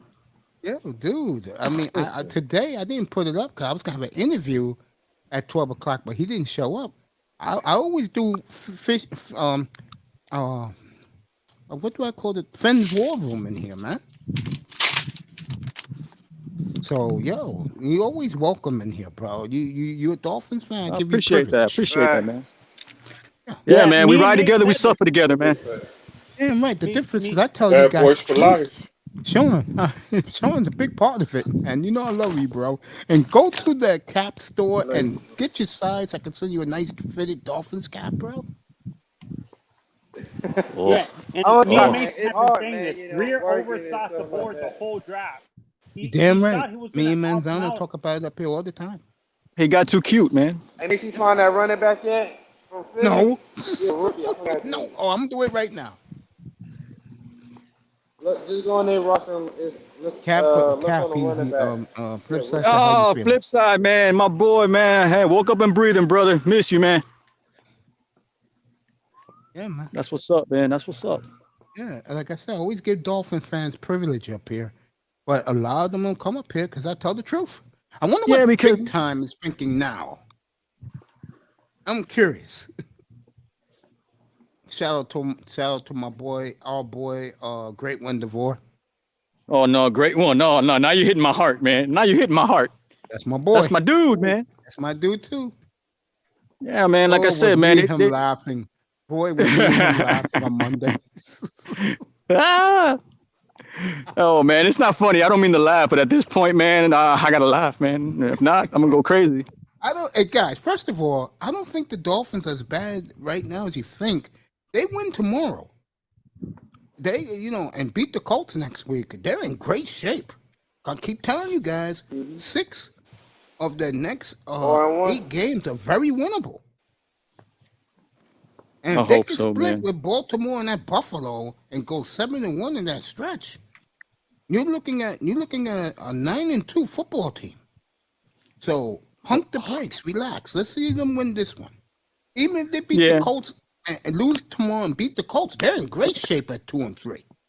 Yeah, but you know what, Mace? Like you say, though, man, this is necessary and needed because back in the day, they couldn't see our face or hear our voice. They have no choice but to hear us now. And if they keep picking the wrong side of things with this front office and making crappy decisions, we're going to call them out. And they have no choice but to listen. Yeah, Sean, the running back you're thinking of that the Eagles drafted was Gainwell. He's the rookie. He's from Memphis. Yep. Yeah, that was Gainwell. Yeah. Yeah, it was Yeah, Gainwell. I forgot about that kid from was- Memphis. You know They who had I a wanted? chance to And get now him. you people are going to see him now.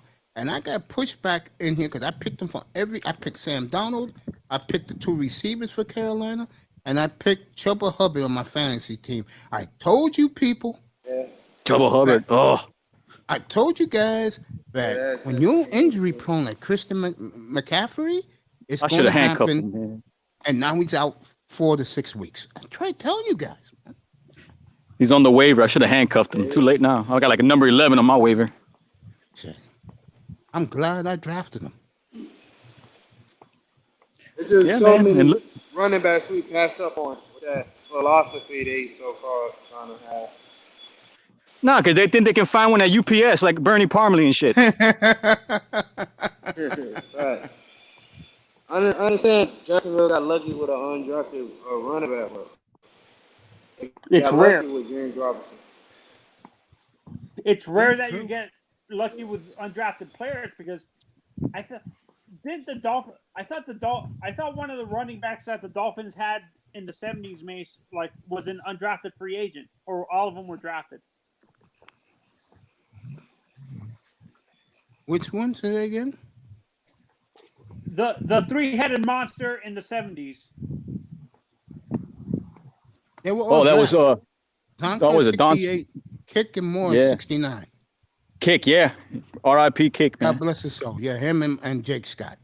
Jake got two. Yeah, just passed away too, man. I know you guys gonna get angry when I say this, but I said before, you this is the first time you've been here, my brother. To me, he's the number 13 I recognize. Yeah, that's all I hear about was what was it? Hoodstruck. That's what I used to hear back in the day. Yeah.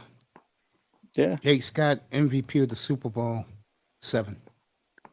Did Don Strock become a coach at some point? Yes. I think for FIU, I think. Yep.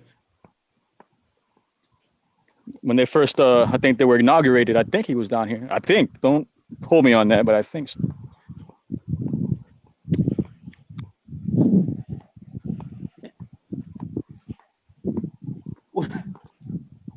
Why does it seem like the Dolphins in general, when it comes to certain, we draft well with defense, but on offense we tend to struggle. Why is that? Why do we struggle drafting offense, but our defenses we can draft a little bit better?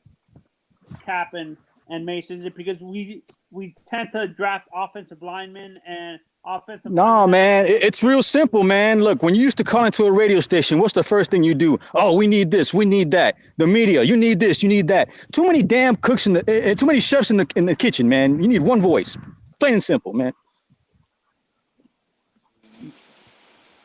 In my opinion.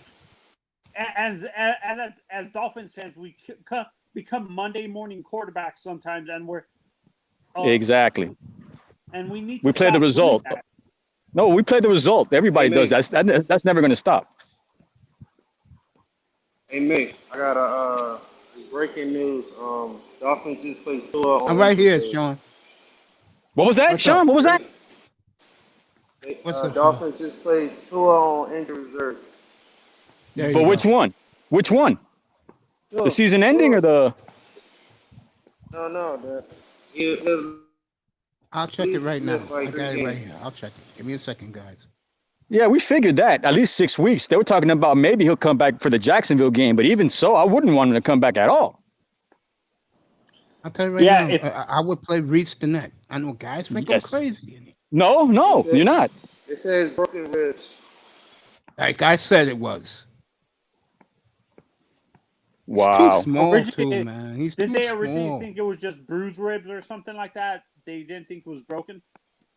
No, they just wanted to give the opposition something to think about. The Dolphins lie. Yeah, man. They just wanted to give Buffalo. They lie to you fans because they know you're loyal to them. Jesus Christ. This is insane. I know this Kelly. Is insane. I know Greg Likens. I know these guys. Oh, those are good guys. that's my dude, man. Greg Likens is my dude. Yeah, Likens my boy, man. These are good people, hey, bro. When you talk to him, tell him Rob from Hollywood. Hey, when you talk to him, Mace, tell him Rob from Hollywood said what's up, man. Okay, I will. I'm gonna be down there in a couple of weeks. Yo, here's the bottom line. The Adam Beasleys of the world, those guys are suck-ups. Okay? Omar Kelly is excellent. Likens is great. Who's my man? He used to be Chris Perkins. I'm getting it. Is great. These people. What are your opinions on Felgaro, Mace? And you know I love Mondo, bro. Mondo's gone now, right? Yeah, he's gone. He was my guy. I used to call him up every day on 640, bro. Yeah, 640's gone too. I heard 940's gone too. They got rid of Defoe. Incredible. Yeah. The only person that used to work on radio all the time. All right, guys, I'm gonna put it up for you. Is Big O. Big O has his own podcast now. Yeah, me and Big O get along very well too. Yeah, he hates telling you me, but I guys, I love used to him. call that Miami station every day. 560 to Joe. We used to be 560 QAM. Well, now Mace, it's the flagship station for the Miami Dolphins, but all they do is play New York Jet broadcasting and simulcasting freaking New York games. Well, let me ask you guys a question. Who else Stephen Ross's best friends in the world? Bingo. Who's gonna buy the Jets before they bought the Dolphins? Exactly. And trust me, Ross got the biggest building in this city, bro. I'm in New York. Oh, you're in New York? Yeah, I told these guys the story all the time. They think I'm joking. Miami, you there? Mr. Miami. I'll wait till he comes back to tell you the rest. But my point is, when guys hear that Ross is going somewhere, they stand in front of his building, and when they see the helicopter take off, they wave their handkerchiefs. No joke. It's pathetic. These stupid fans, bro. And I don't hate Dolphin fans. I pity them, bro. Because they have suffered a lot, especially if you're under 55 years old. You have suffered. Yeah, man. like I said before, for me, the championship franchises were the Marlins, the Hurricanes, and the Heat. That's who I saw win championships. Like, Heat's terrific, bro. They know how to do shit right. Riley and his boys know how to do shit right. They take care of business. Yeah, Riley knows, man. Godfather, I respect man. those guys. I respect Mickey Arison. I wish I had him as the Dolphins owner. Right, Tony? Yeah. Hell to the That's what yeah, I'm bro. saying. I think Mickey should try to get a hold of Stephen Ross and have him ask him to try to convince him to sell the franchise to Mickey Arison. There you go, guys. It's up there. He'll miss at least 3 games. At least. Boston, City of Champions. You're right about that. I can't knock that. I think it's gonna be more than 3. Would you really put that kid out there, knowing he has broken ribs? I wouldn't put him out there if he didn't. Yeah, I don't think he ain't Drew Brees. We know that. I ain't lying about that. When do you think the trade happened? Well, predict the week that the trade happens for Deshaun, guys. If it doesn't happen by week 5, it's not going to happen. It's not going to happen. I believe it. They're not going to admit they're wrong. You know what I mean? Ain't gonna happen. I think Russell light a fire under Chris Greer. I don't know, man. Chris Greer right now needs to go get Jamie Collins, go get Russell Okung at any cost. All hands on deck. Start playing Matt Collins. You don't want Russell Go Okung, get Reese. Anybody. I don't care, man. Just get somebody over here to help this guy get protection. Get more than 3 seconds, 2 seconds. I don't give a damn, man. Just get me something to say, all right, you tried. Because all the other free agent O-lines you whiffed on. Or you didn't even give them a shot because they were dancing on top of cars and shit. You ain't lying about that. Yeah, but yeah, now the Colts. Yesterday. Yeah, you took the word right out of my mouth. He ain't that bad if the Colts are trying to pick him up. Or at least give him a look.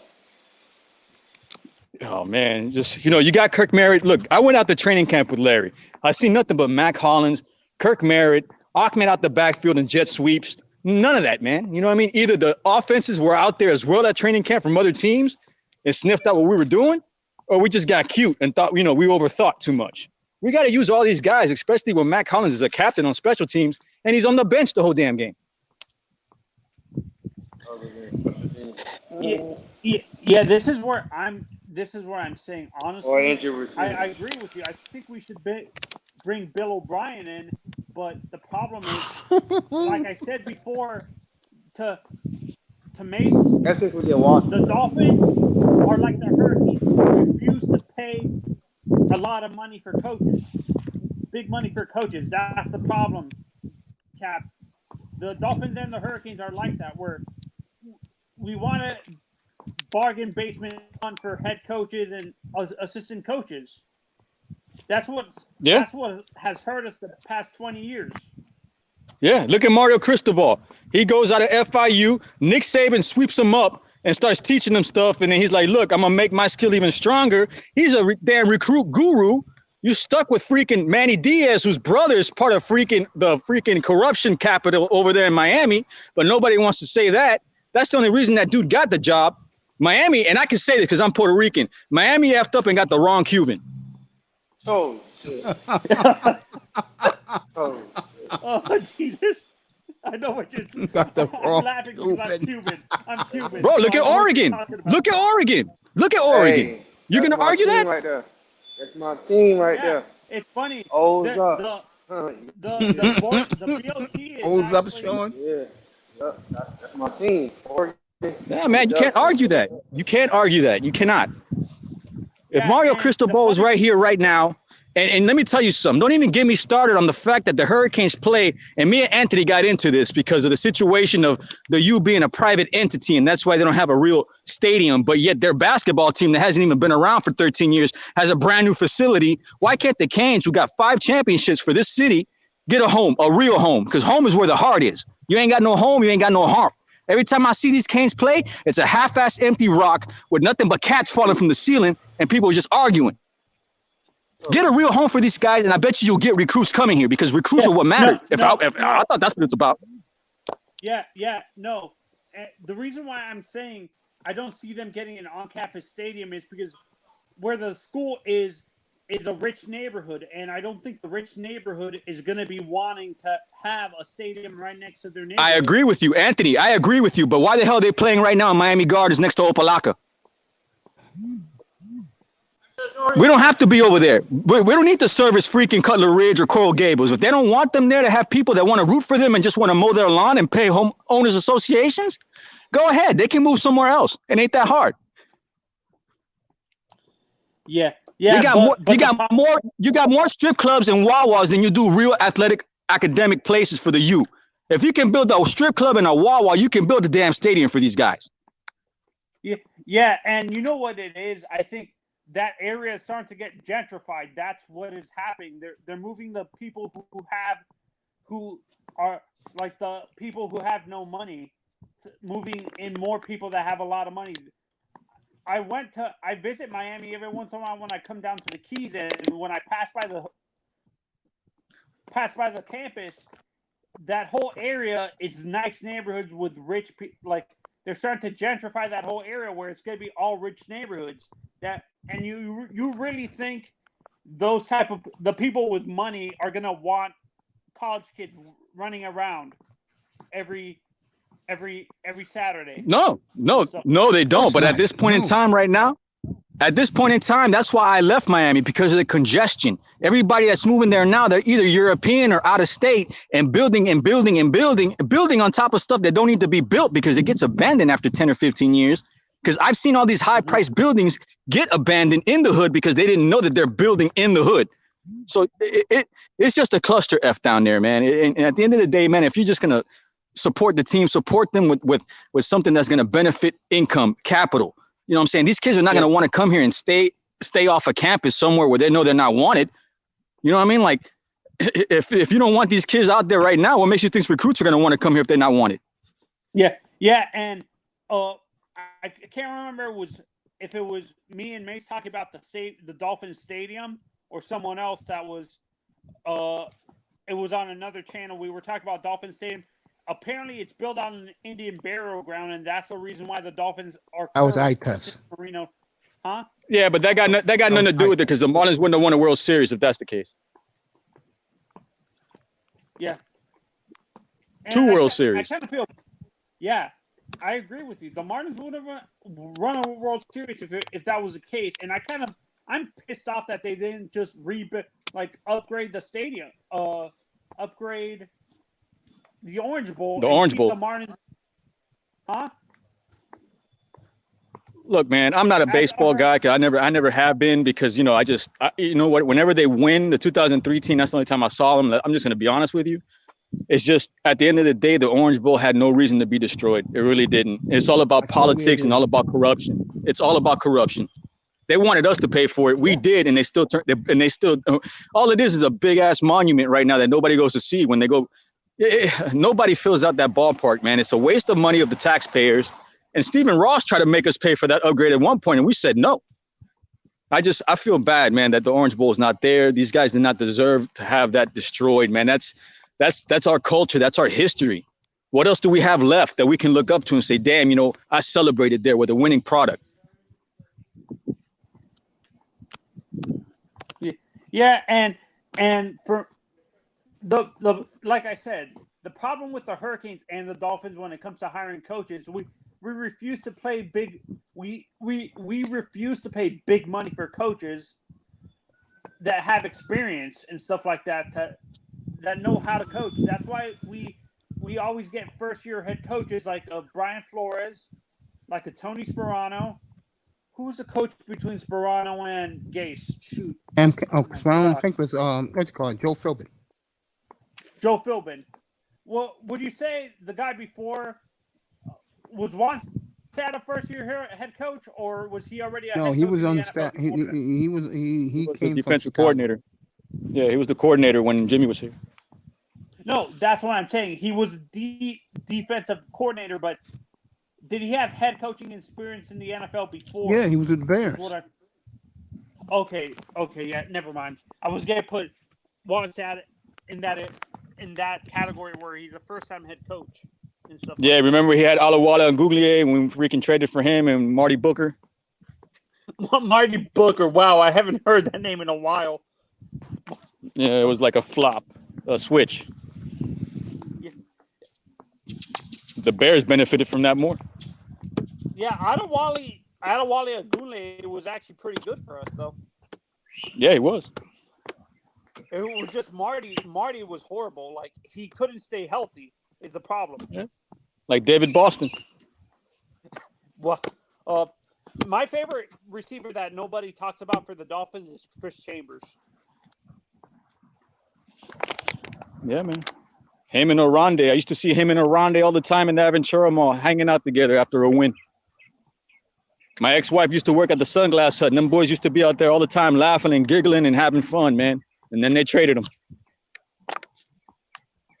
Well, how good was Oronde Gaston, guys? Because I keep on hearing non-Dolphins fans say he's overrated. Oh, I love OG, bro. I don't know if Mace can speak for that, but I love OG. Well, O.J. McDuffie?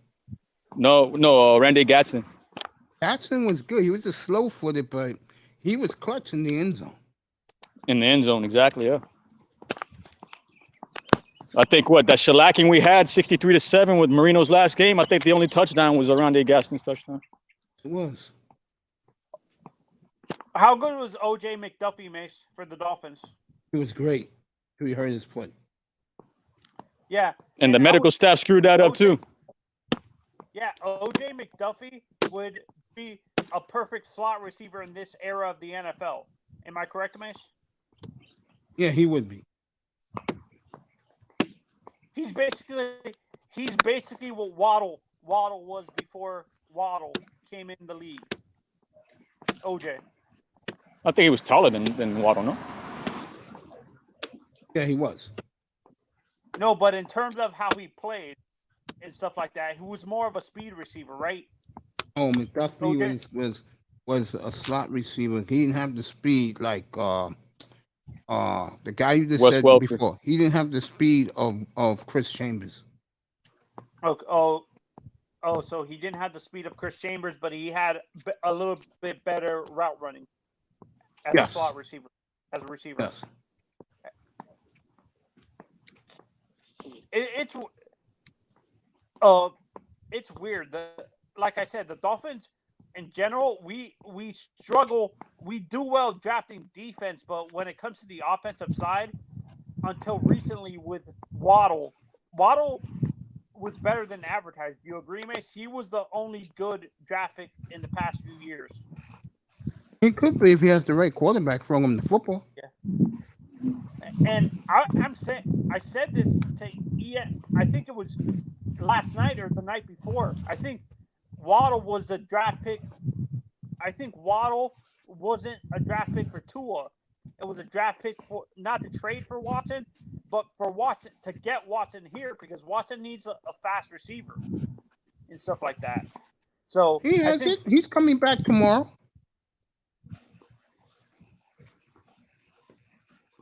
Who? no, Waddle? that's what I'm saying. Oh, this guy's coming back tomorrow. The guy we got Who? from Houston.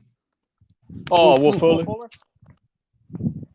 No, that's what I'm saying. I think the Waddle pick was more to get Watson here because I think the EM said this best. I think we had the trade before all this came out. We already had the trade in place for Watson to come here and stuff like that, and he was already giving advice to the team to see who he wanted to draft and who they should draft for him and stuff like that. So I think the Waddle pick was more towards to get Watson to placate Watson, not Tua. Do you guys agree, or am I being ridiculous? I just feel like it's a little bit of over analyzing. I don't know. At the end of the day, man, we got how many receivers out here that can, except for Preston Williams. I mean, do you guys still trust Devontae? Do you guys still trust Albert Wilson? Do you trust? I don't trust Wilson. I don't trust Wilson at all. Do you trust Kirk Merritt, Matt Collins? No, I don't. I don't trust Devontae. I'm a Devontae fan to a point, but I agree with Mace. The guy can't really stay healthy. Can you trust him to stay healthy for last year? Was last year the only year you can remember that Devontae stayed healthy the whole season? Like where it was just That's what I'm saying. I'm trying to make a point here. Like all these guys I just named, I mean, I thought Albert Wilson would do something, but he's dropped already in 2 games, 2 crucial catches. And the rest of the squad, Jakeem Grant, you and me already said it, man. Keep that guy on special teams. Don't even ever bring him on the field again unless it's for a punt return. Yeah. And I mean, and it's a lot of suspects going on. Right? People, when I said to release Jakeem Grant, people were saying you're crazy. Why would we release an all-pro punt returner and he's a receiver? The guy. I wasn't one of them. I told you. I said, look, man, leave the guy on special teams. If not, take a pay cut or get out of here. Real simple. If you're going to get Waddle. He muffs punts too. He's not as consistent on the punt returns or kick returns either. He muffs. I've seen him muff 2 or 3 punts the last 2 games. Yeah, we got to fix that too, man. We really need to fix that ASAP.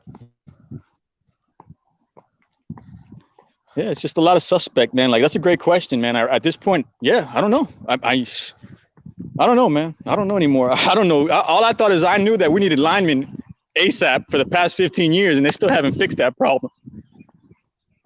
Yeah, honestly, I understand why people.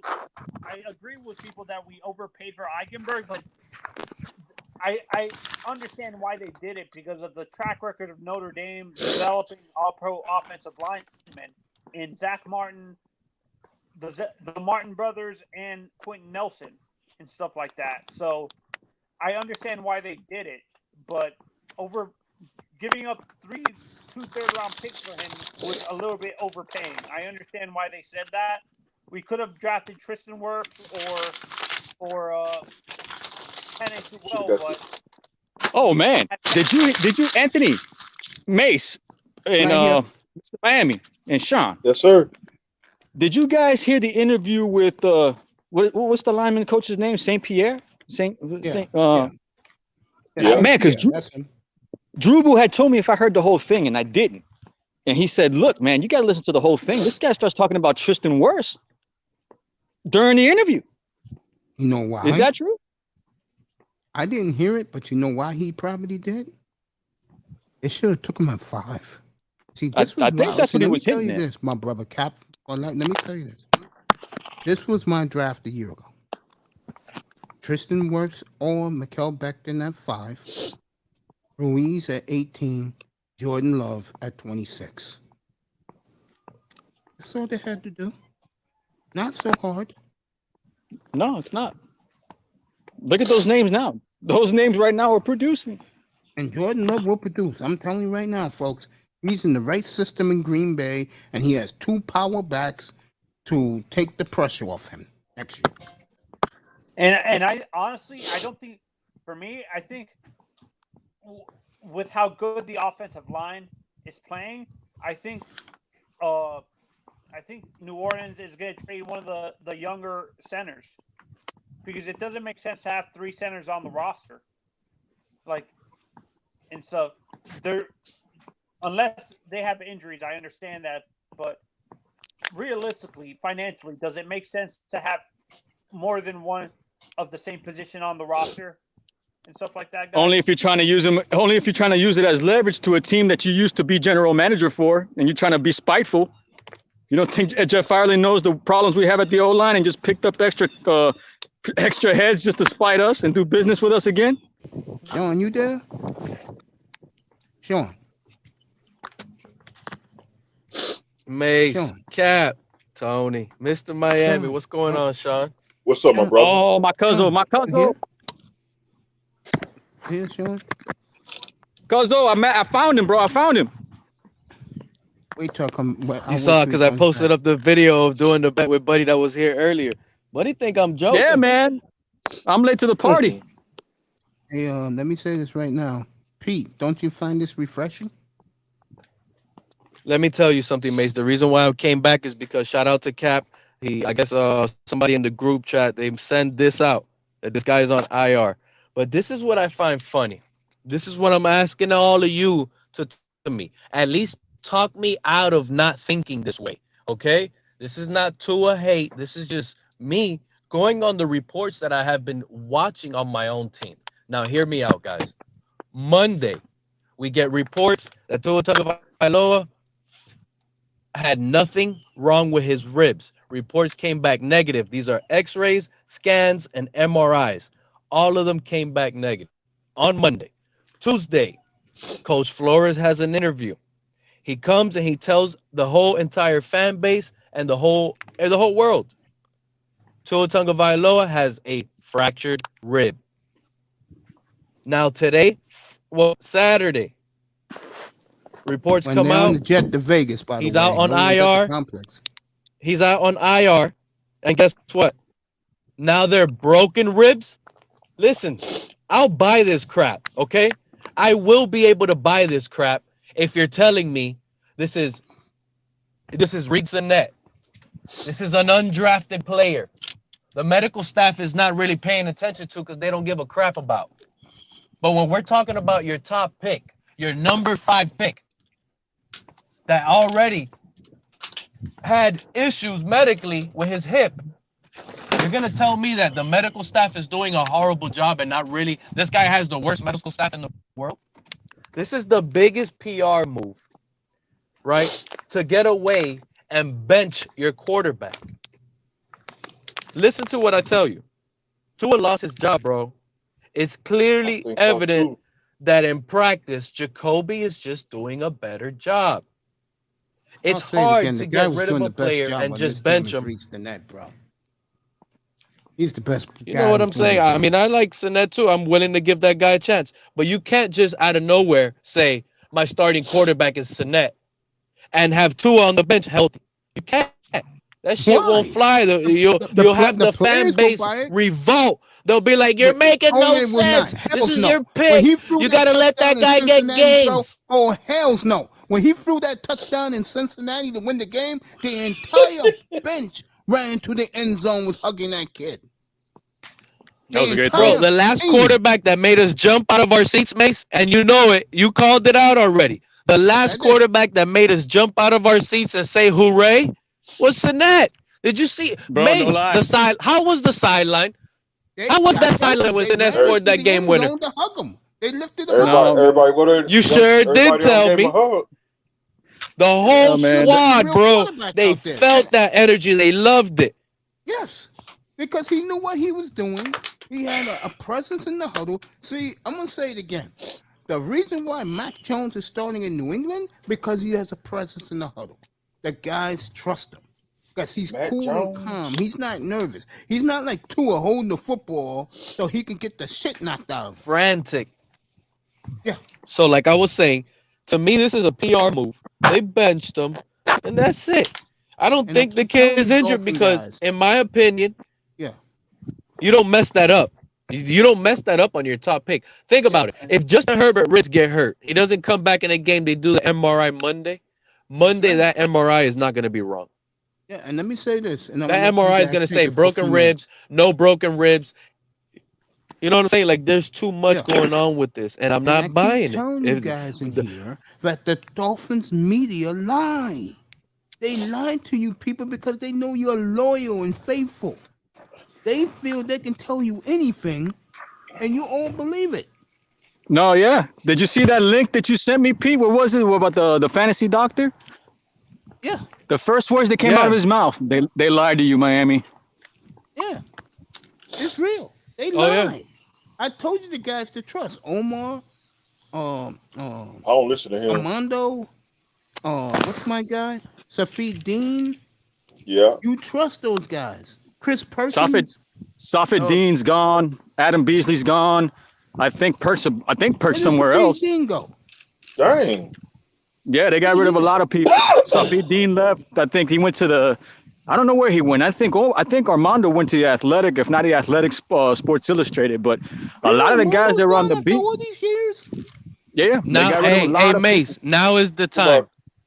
Now is the time to get those guys on your show, Mace. Now that they're not doing it for Miami, now they won't do the little PR nice boy talk anymore. If you get Safid up here, that guy will probably change his mind and be like, look, you know what? I was only saying that shit to get paid. Because you know what? I was watching Tua. That boy didn't look good at all. That boy was looking trash, and I knew this team was going downhill. Guys on Monday. Reach out to them now. Those are the guys. Now that they're not doing it for Miami, now they can open up their mouths. Those are the guys we need to get up here or on TD, wherever. Get their ass. Once they leave doing Miami media bullshit, because they have to follow a script. That's their job. I know. I keep. And they're not going to be allowed. I know Omar well. If I go to the game when they come up here to play the Jets the week of Thanksgiving, when the next day I will kill the organization. What he's gonna tell me, yo, Mace, make sure you bring me some fried chicken. I'll cook it in my kitchen that Sunday morning. Take it to the mill. I'll be going. If I do go, I'll go with the group, the Dolphins. Miami, you there? I'm still here. All right, here you go. Tell these guys how the New York Dolphin fans party. You saw it.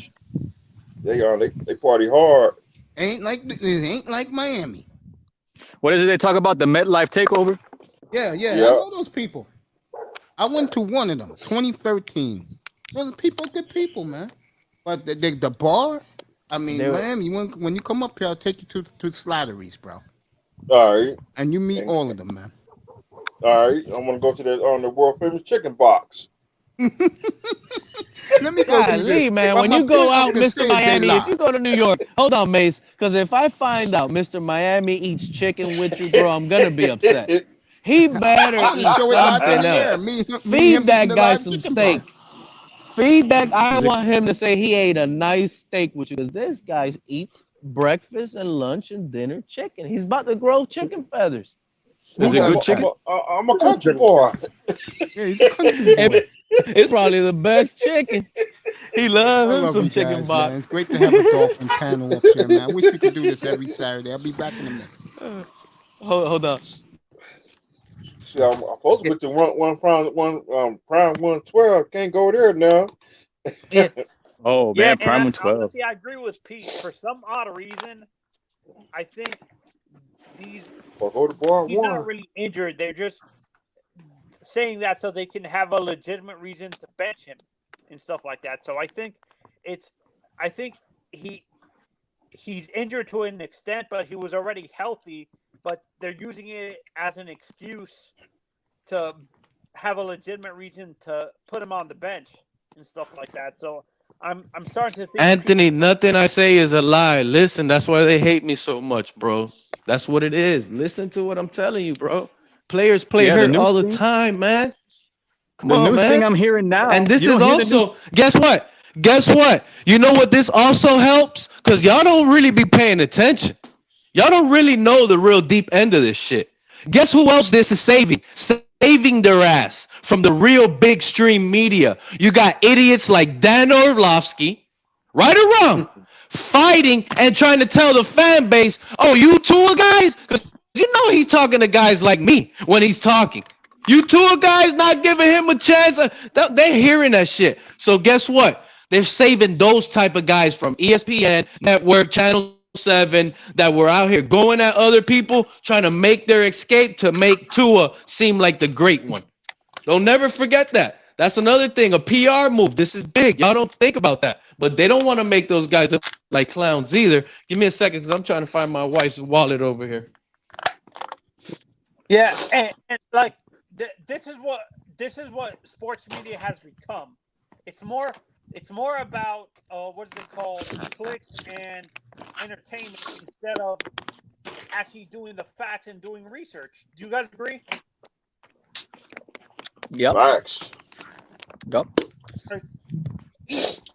And even if they say they're local, like Jeff Darlington always says he's local in Miami. Do you actually believe that, or is he actually just in front of This a out. reason? My bad, Anthony. That's the My Patriots bad, guy, Anthony. right? I'm rolling right now. Check this out. You got another idiot, right? Like Emmanuel Acho, right? Guess what? Did y'all hear this Oh, guy yeah. on ESPN? Did Who is y'all that? hear this idiot on ESPN? Emmanuel Acho, however you say his last name. The one always Now- smiling, then on. Yeah, check this idiot out. Listen, this is how the PR loves to flip it up. This guy comes out and starts blaming coaching is not right. This guy, now that's how deep he's going to save Tua. They're blaming the coaching, but this is the same guy, right? Listen to what I'm telling you. This is the same exact guy that was arguing and fighting that Coach Flores got snubbed from Coach of the Year. Yeah, and the He made honestly, takes only and national takes and media takes guy- and takes, saying that Coach Flores should be the Coach of the Year. They robbed him for the doing, boom, boom, boom, woo, woo, woo, all this and that. Now he's the worst coach in the NFL, and he doesn't know how to coach up to it. the only national media guy that's consistent. Come on. It's funny. The only national media guy that's consistent that actually has been behind Tua the whole time, saying you should give him a chance, fair chance, is Colin Cowherd. Am I correct? Colin is No, I've been hearing the complete opposite. He used to dog him. Now he's coming up for years. Yeah, now he's coming around, but it's weird because now he's coming around when this kid gets hurt. And then Joy Taylor used to dog him, and now she's like, yeah, I'm on board now, and I got a Tua jersey. But now that he's got hurt, both of them are like real tight lip. That I've noticed. And they don't want to hear it. And you know what? Hold on, So Anthony. don't. Hold on, Anthony. Let's give a big shout out to iTest, right? Where my man iTest at, Mace, man? Call his ass. Get his ass up here. Shout right out to now, Big Brother bro. iTest. I need to hear him right There's now. a because- guy named iTest. Listen, bro. For real? There's a guy In the named entire iTest? community, I don't. Yeah, iTest Sports. Oh, iTest. okay. He don't. He's a busy man. He's just like me. I don't think he has time for like a channel or nothing. But he be coming up here. He knows football, and this is what Okay. he's been saying.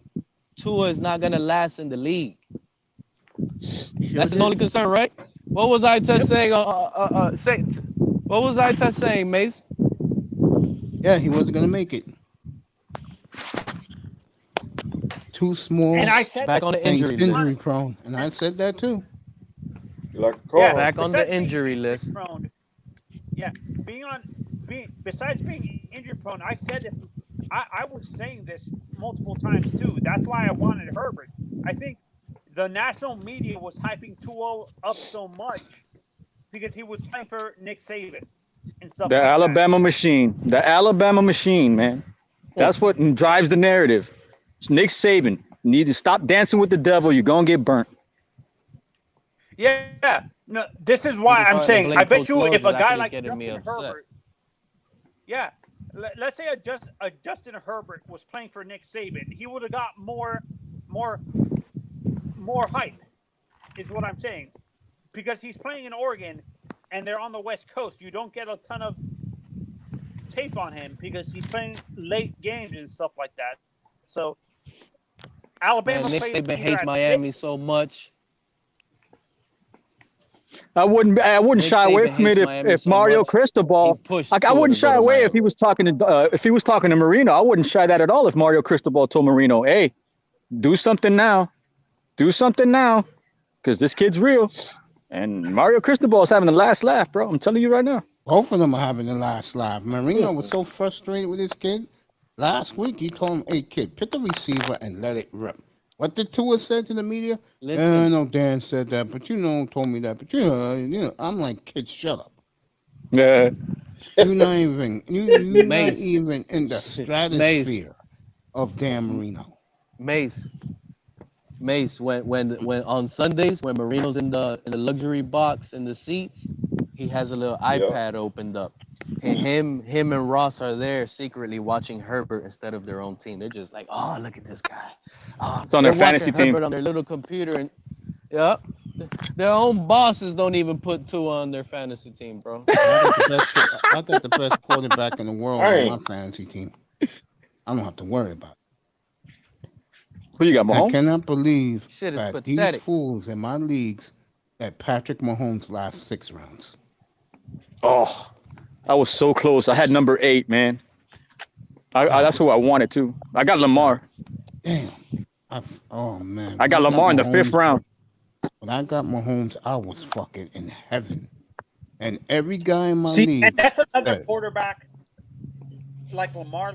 Lamar is another quarterback that was overhyped by the college media too. Like, don't get me and Pete started, bro. Mm-hmm. Don't get me and Pete started. When we talking Lamar Jackson, I know where look. If we talk Lamar Jackson, I know where Mace is gonna go. You're damn right. That's the thing. We could go. This argument from Lamar Jackson, Mace, is going to go towards Kyler Murray. Of course. Shots fired. You know it. Oh, good Lord. But I'm gonna stand down. Look, listen. Kyler is a better thrower of the football. I agree with Mace. I'm on Mace's side with that. He's a better. I don't agree with that. That's the thing. I don't agree with that, but it is what it is. It is what it we can is. agree. And we can agree they're both mobile quarterbacks. We can agree on that, right? When you see that kid finally throw a pass, he did it against the Raiders, and I congratulate him on that on the air. And I said, hey, look at this. He threw it 50 yards to my boy Sammy Watkins, and I congratulate him. Matter of fact, I give a game ball every Monday to the best player. Week 1, it was all boy Tyrod. Last week, I gave it to 4 players, and the number 1 star last week for me was Lamar Jackson. I gave the young man credit where it was due. He was very clutch in the second half of that game. Now let me ask you this: is it coaching as well? Quarterback flips anymore. Who is it coaching? Yeah, you Greg Roman, please. I'm tired of hearing these guys, these Lamar Jackson guys, and these is it John Harbaugh? My guy who I like to whip is Cam Newton. These Cam Newton guys. Well, how come he's not in the league? Why do you think he's not in the league? Doesn't work hard enough. He cares about his hat more than he does about his health. Tell me about it. Where's Jerry Curl? The other kid, I just think he's young. He's won an MVP, but with him, after 3 years, he should have progressed. Yeah, all right, and I was saying this again. Notre Dame is really burying Wisconsin. They're bullying. Yeah, when I left, it was 10-3. I went 40-13 Notre Dame. Damn. Jesus Christ. Yeah, and this is what I'm saying. Like, this fucking Irish crowd on the road is going nuts. Cam wore down, and people have been disagreeing with me the whole time. I've been saying this multiple times. Cam, the reason why he slowed down is because he didn't want to listen to the coaches, didn't want to improve his throwing, and his playing style doesn't last that long in the NFL. He had Josh McDaniels and Belichick. You don't get it better than that. Yeah, and in general, his playing style rarely lasts in the NFL. It lasts in college because they're not as physical in college as you're going to be in the NFL. Yeah, flip side. We know. Jefferson, I gave you the link to get your ass up here. Let's go. So, right. And the evaluation of Cam Newton is that he refused. His playing style is what wore him down because the physical running style doesn't really benefit quarterbacks in the NFL because he's getting hit by bigger players, and in college football, it's not as physical as it used to be. Like it was in the. Remember how physical college football was in the late '80s, early '90s, Mace? Yeah. Yeah. Brian Kelly. I've never seen this man in my life smile, and he's hugging all of his coaches. All of his players are hugging him. You know what the difference with Brian Kelly is? Seriously? Come on, Notre Dame What? coach. Yeah, he's developing NFL players. I'll say it again. When you are a college coach and you're in a big program, you better get pro prospects, bro. Yeah, but the problem is he hasn't won the big one. That's the Well, reason why? again, the problem is Clemson, Alabama, Ohio State. They see the golden Oklahoma. helmet, they're trying to kill him. That's the problem. Just like the Dallas Cowboys are going to run into this in the future. These good teams, when they play them in the playoffs, they're going to them, it's everything to them to beat Dallas, bro. That's They just wanted the way to it is. embarrass Dallas, is what it is. New England's the new one now. You play New England in the playoffs, you want to beat them.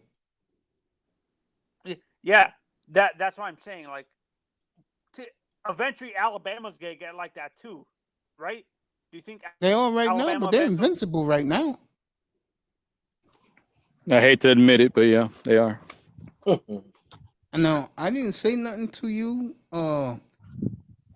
Cap for life. I am a huge. I already know. I already know where you're going. I already know where you're going. Huge Nick I already- Saban fan.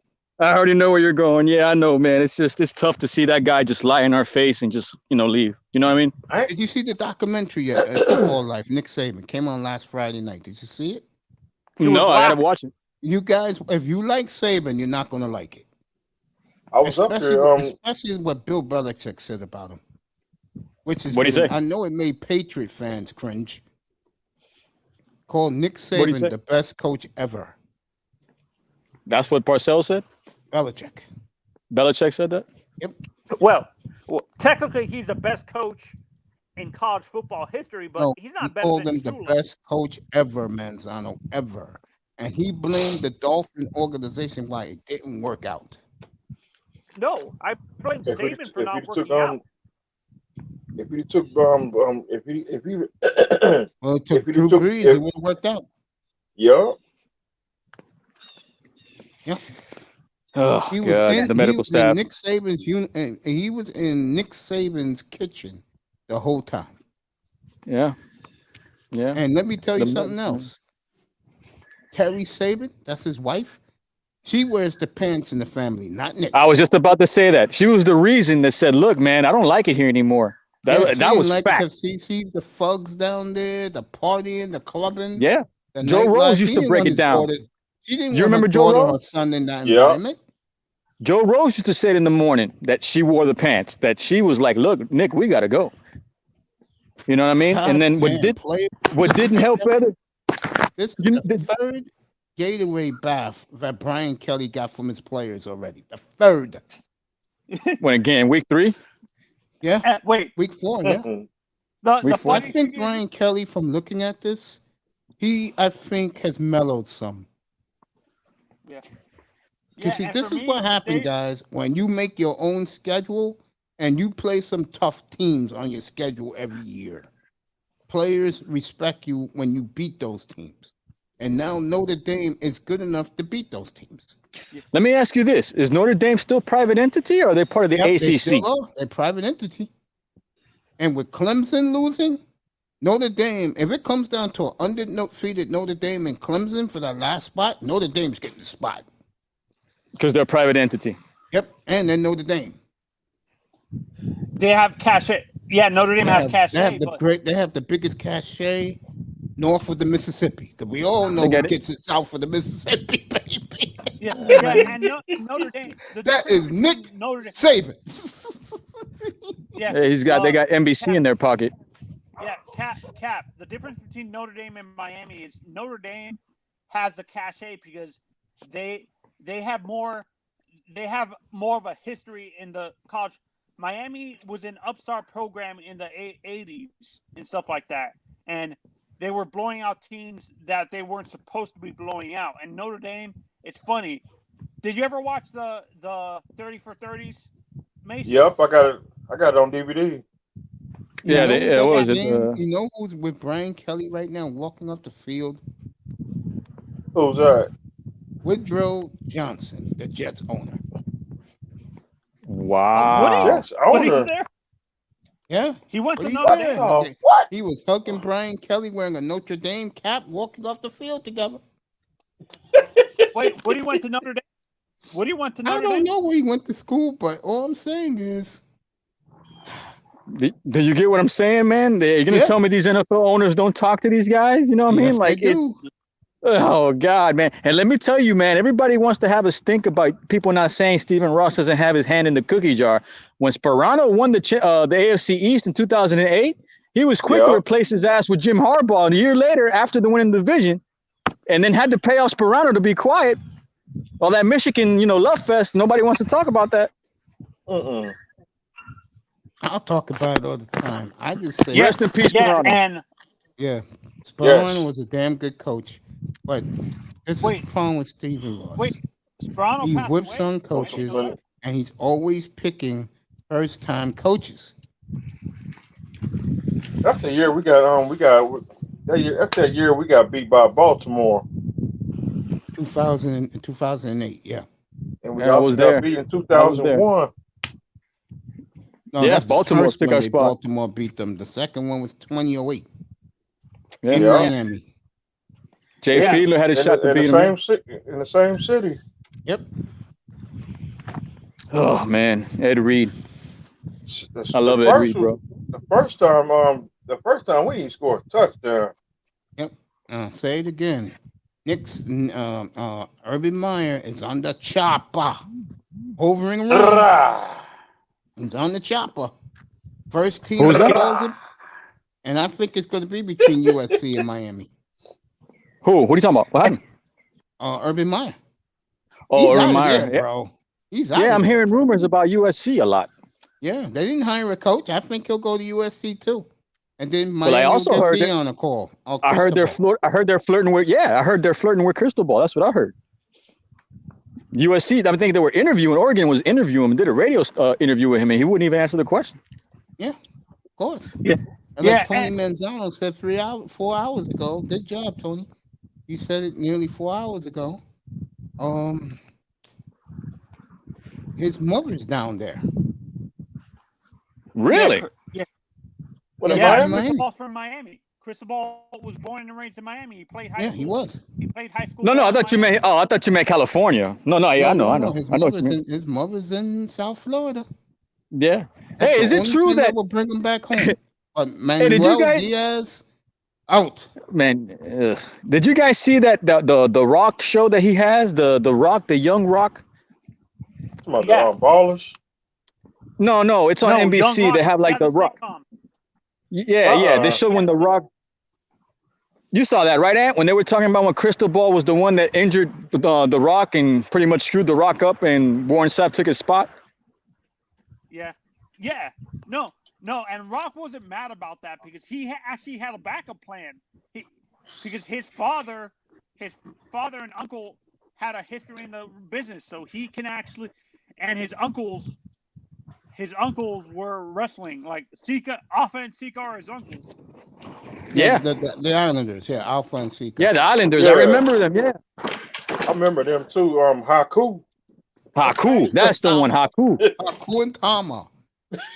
Yeah, no, they said it's crazy. Every time Haku's people with bring up who the toughest wrestler like in real life are, Haku is the first one they talk about because Haku, there was actually reports of him actually biting a guy at a bar's nose off. He bit a guy's nose off. I remember, King I remember Haku, when baby. I remember Haku. He was funny in WCW. He's put the death Superfly. block on your. He's put that the death block on your throat. Did you see that interview they did about Superfly when Superfly ended up in a room with some type of murder charge and Haku was trying to cover it up or something like that, or Yeah. somebody similar to Haku was trying to cover it up or something? Yep. He Superfly. He passed away. Jefferson, our boys, get ready to come on the air, bro. Half It's weird. Half of the Samoans are related to each other. Have you guys noticed half of the Samoan wrestlers are related to each other? Of course Like, they are. Yep, the Rock That's is, the way is Vince McMahon wants it. Rock is kin to Yokozuna. No, man. Yeah. You know what I saw last night that tripped me out when I was watching I was watching the news over here because I'm in South Carolina now. I moved from Miami to South Carolina, so we're close to Tennessee. I did not know.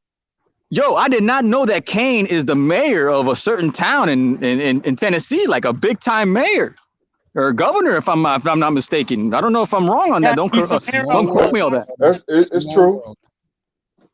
And that tripped me out, bro. He was on SmackDown last Friday night. Yeah, that guy's really smart, actually. Kane is actually really smart, actually. Bro, I freaked out. He graduated. Yeah. There's a lot of former wrestlers who are politicians now. I can't remember who's a senator in Oregon. I can't remember the wrestler or football player who's a senator in Oregon now, or a basketball player. There's a whole bunch of athletes that are politicians now, Mace. I can't remember who it is, but he's a senator for either Washington or Oregon right now. He played for the Portland Trail Blazers or something like that. He's a famous basketball player. Is it Chris Dudley? Yeah, Chris Dudley. Yeah, Kevin Johnson for office. Yeah, Kevin Johnson in Arizona, I think. No, yeah, Sacramento, California. Sacramento, correct. Yeah, Sacramento. Yeah.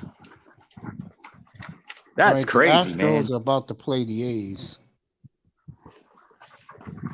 Hey, so what you were saying? Somebody's over here in South Carolina too? Yeah, Jefferson. Really? He's in the chat room. Yeah, he's South Carolina. Yeah. I'm in Greenville, buddy. So, Cap, you're more of a football fan. Are you basketball too? Are you a basketball fan or not? Yeah, I stopped doing basketball a while ago. I mean, once it started getting to the point where, the guys were just, it was just a little bit too much, to catch up every day. It was like 3 times a week and stuff like that, But yeah, I know. Let me ask you this. When you did like it, did you like the player or the team?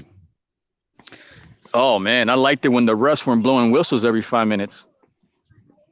Okay. I'm just going to be real. He liked the physical style like the New York Knicks. I'm a Heat man. Yeah, man. It's just once the corporate entities start touching things, it just don't try to fix what's not broken. You know what I mean? Yeah. Hey, Cap, are you ever on Stephen D's chat by chance? Yeah, dude, we're there every morning. Where are you? We're always asking for you.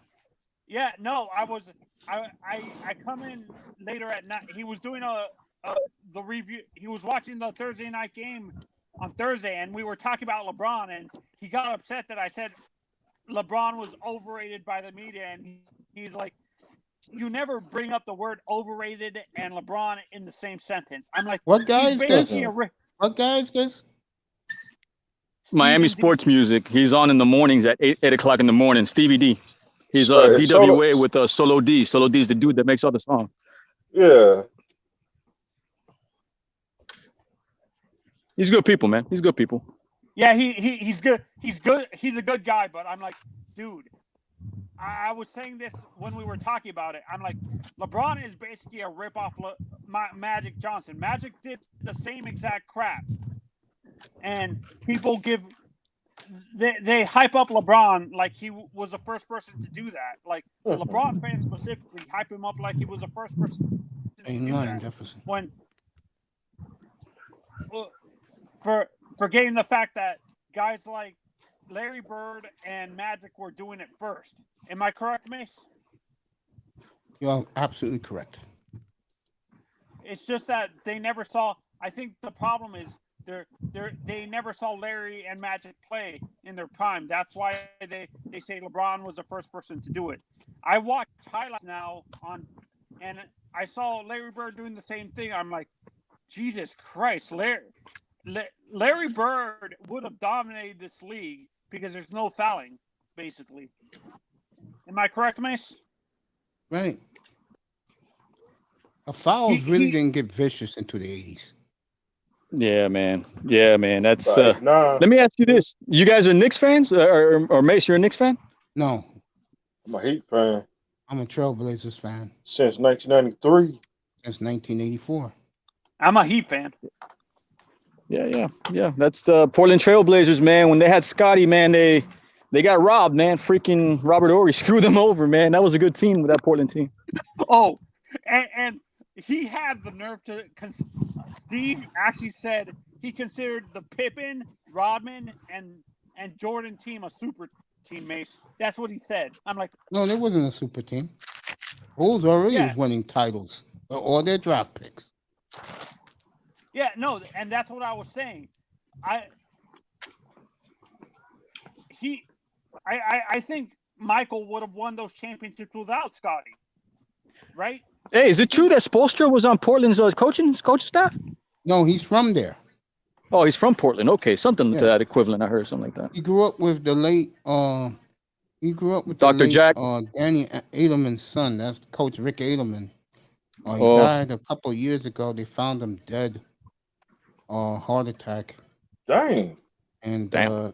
Spoelstra was crushed about it, and he said that he remembered when they were all 14 years old.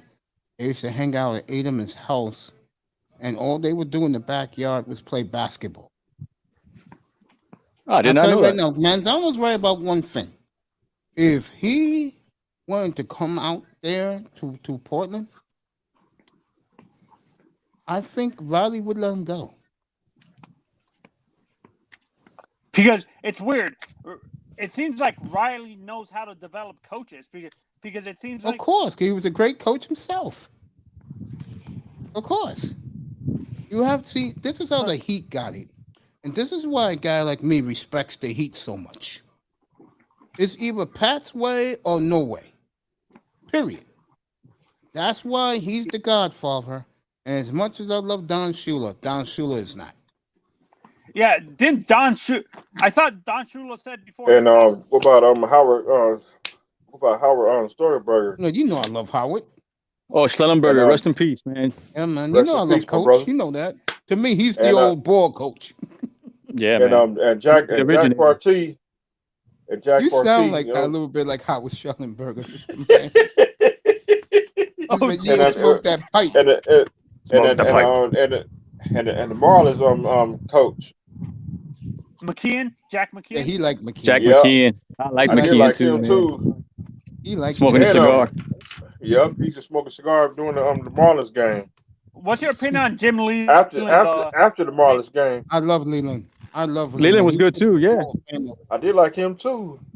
Good, Yeah, he good dude, bro. Always treated Yeah, they me kind well of screwed him when I met over, man.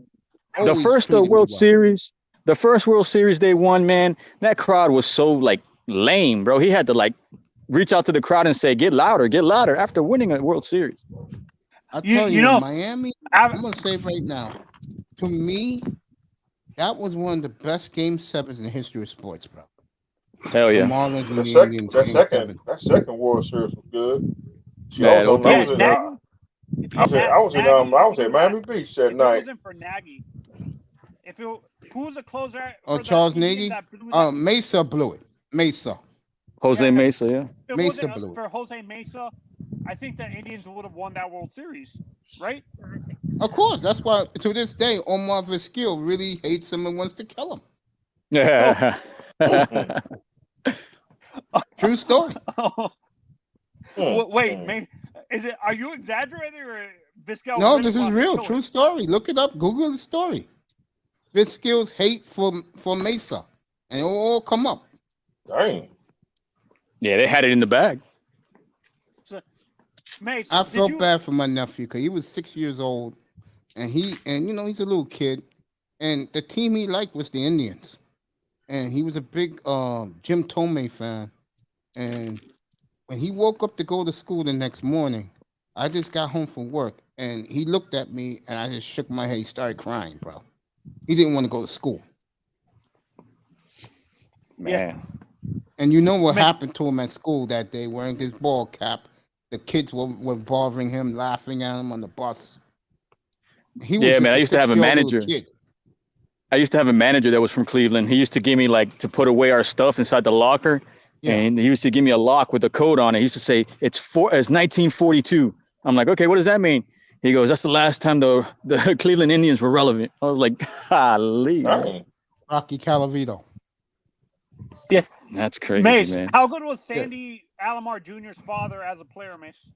He was okay, but he did produce two great ball players in his sons, Roberto Jr. and Sandy. I mean Sandy Jr. and Roberto. You can argue Roberto Alomar is the best second baseman who ever lived. You can argue that. Over Jeff Bagwell? Bagwell was the first baseman. Or Greg Damn, you guys know your baseball. Biggio. You know I love Biggio. A lot of people call him a compiler. I love Craig Biggio. Oh, he was better than Biggio because his defense was out. When you saw that double play combination of Vizquel and Alomar, you could argue that's the best double play combination in history of the sport.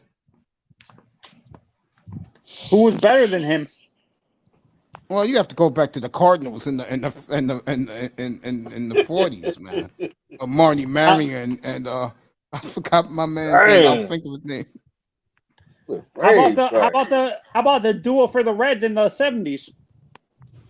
Concepcion was good. Joe Morgan was great, but when they did the all-century team, that double play, Roger Hornsby and Marty Marion, voted the best ever at shortstop.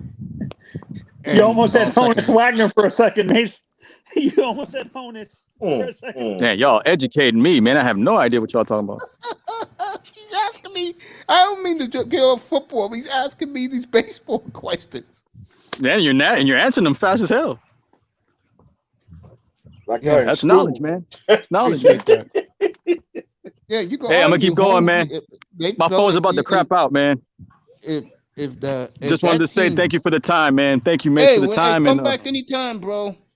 I will, man. And be good, man. Appreciate you, Mr. Miami. Be good. Subscribe to your channel. All right, appreciate you. All right, brother. You guys be good. Stay safe. Have a great weekend, but let's hope we win tomorrow. Hey, come back tomorrow night. Come back tomorrow night for the post game show. I got you. All right, man. Have a good day. All right, fellas. Easy. All right, you got it. I'll give you a wrench too. Cap for life. I got two of my buddies up here. I wouldn't have it any other way with Mr. Miami and Tony Manzano, Jefferson. I keep telling you to come up. Come up. Bob Costas. He's on right now. That's why I want him to come up. He's on right now. Mace, for me, since I saw them play, my favorite double play duo was actually Luis Castillo and the guy he played, the shortstop. My God, not Castillo. His shortstop partner. Crap, I forgot the guy's name now. He was a good short. He had the record for the most hits in Martin's history. Shoot, I forgot the guy's name now. Pete Rose? Not Pete Rose. Stan Musial. No, I'm talking about the Marlins, Mace. I'm talking about Marlins. He was what? What player? He was a shortstop partner with Luis Castillo when they won the World Series in Edgar Renteria. El Nino. What are your opinions on them as a duo, duo, long time. Luis Castillo was a good player. Edgar Renteria was a great player. Was Edgar? Coach, I love Edgar Renteria, fellas. I just did. Hey, Coach. Yesterday was what's that one player he got killed. He got killed in 2016. Your boy, the pitcher. Fernandez. Yeah, Jose Fernandez. It was yesterday. His anniversary was yesterday. That's a sad thing because the kid was still young, Mason. He was a baby, and the Yankees were licking their chops to get him. They were licking their chops. Yeah, honestly, do you think Jose would have handled the pressure playing for the Yankees, Mace? Yeah, I think so. 'Cause he was so young, and he would embrace being a Yankee. He would have embraced it. Honestly, I think for me, I think you would have imagine him and Clayton Kershaw if you went to LA, Miss. Oh, forget it. Look at the Dodgers now with Max Scherzer. And then again, the three-headed monster of Kershaw, Fernandez, and Scherzer. Who would beat them, Mace? And don't forget Walker Buehler. Who's going to win the Cy Young. Yeah. What offense could beat them, Mace, if they had that four-headed monster in Buehler, Scherzer, Fernandez, and Kershaw? Hey guys, I'm gonna tell you something right now. I'm gonna go back to it. The Cardinals have won 15 in a row. They're on their way to 16 in a row. They will clinch the wild card, which is an incredible story because the rumor is the Reds are gonna fire their manager because there's no excuse for Cincinnati with the easiest schedule in baseball collapse like this. And I was saying this multiple times, and no one was believing me, Mace. I said multiple times the Cardinals are going to be the wild card team, not the Reds. No one was trusting what I was saying. Yeah. I think. Yeah. Because their pitching staff is good, and their offense is consistent, really consistent, right? Yep. Wait, I know they have Goldschmidt. Who did they trade for recently? Nolan Arenado, right? Don't they have Arenado? Yeah. Okay. Yeah. They're all having Arenado's having a monster year. They're shutting up his critics who say he couldn't hit out Coors Field. Why do you think they always bash players who play out of Coors Field, Mace? Is it because of the history of them not being successful? No, it's because of the altitude and the ballpark is spacious. That you can hit inside the park home runs if you got the speed. I think they recently moved in the fences for Coors Field. This is crazy. It's like a softball field now. It's crazy. What for you, Mace? What baseball stadiums do you think should have stayed the way they are? Detroit. Not even a question. Detroit. And Martin Stadium too. Martin Stadium. I hate that they moved in that stadium. The fences for that stadium. I like pitchers. You know me, Tony. I told you this before. I like pitchers' ballparks. Tony, what do you think of my San Francisco Giants, the only team in the sport with 100 wins? I honestly. How long has it been since they won a World Series, Mace? 7 years. 7 years? That was the team of the 2010s. They won 3 World Series in the 2010s. 2010, 2012, 2014. And that's when the Houston Astros took over too. They took over in 2015. Didn't I predict what series we're gonna have in the American League? The Rays? No, not that one. I said to you and Abdul, and it's going to happen next weekend. It will be Chicago at Houston next weekend. Yes. The changing of the guard. I told people that. If the White Sox want to win the American League outright, they have to beat the Astros. Mace, you're and it will be and it will be a song next week too. When we beat Chicago on White Sox, it will be a song. I'm gonna tell you right now, that series in all of baseball, that series is the best series on the card. Wait, who's the wild card series for the National League, Mish? That is, and this is why I said the Cardinals will clinch it. They play the Dodgers. You don't trust the Dodgers? They're not that I don't trust them. This is the one team that can beat them because of the mystique of the Cardinals. Okay. They are the Yankees of the American League, of the National League. Yeah. They got 12 championships. The Dodgers have 5. Mace, were we talking? Were me and you talking about that Yankees fans are delusional that the they think the Cardinals can catch up to them in terms of World Series? No, that was the Montreal Canadiens. Oh, okay. Like I said, my good friend Randy Levine and Lon Prost don't fake they was watching that Stanley Cup final very closely. Mace, you're gonna be surprised. The Yankees won. It's Montreal to pass them again. Mace, I was reading an article talking about where they're predicting the big free agents for next year to land. You're gonna be surprised where they have Carlos Correa landing. New York or Florida? It's not gonna be the Rays. It's the Marlins. That's who I call Florida because they were Florida for so many years. You don't like them You don't like calling them the Miami Marlins? No, it feels weird. I like the Florida Marlins. I do too. I still got my old Florida cap, but I gotta give me another one. That mug's trying to. I had that mug since 2003. I mean, the Miguel Cabrera black jerseys for Josh Beckett. Those are some of the nicest jerseys I've ever seen. I've been trying to, Mace, the one I've been trying to find that's so hard is the old school Josh Beckett teal pinstripe one. Do you know what that? I remember that. Yeah, that's the one I'm looking for, and it's been pretty hard to find it. The teal pinstripe. If the Marlins have a pro shop, you can get it from them. Or order online, the pro shop. Yeah. You don't trust nowhere else because you can't trust nowhere else. Yeah, I was go trying to the mall. I was trying to find out Mitchell Ness, and I couldn't find it. Or go to the mall. Like I said, the pro shop, you'll find it. Or go to the mall, the Dolphin Mall. Yeah.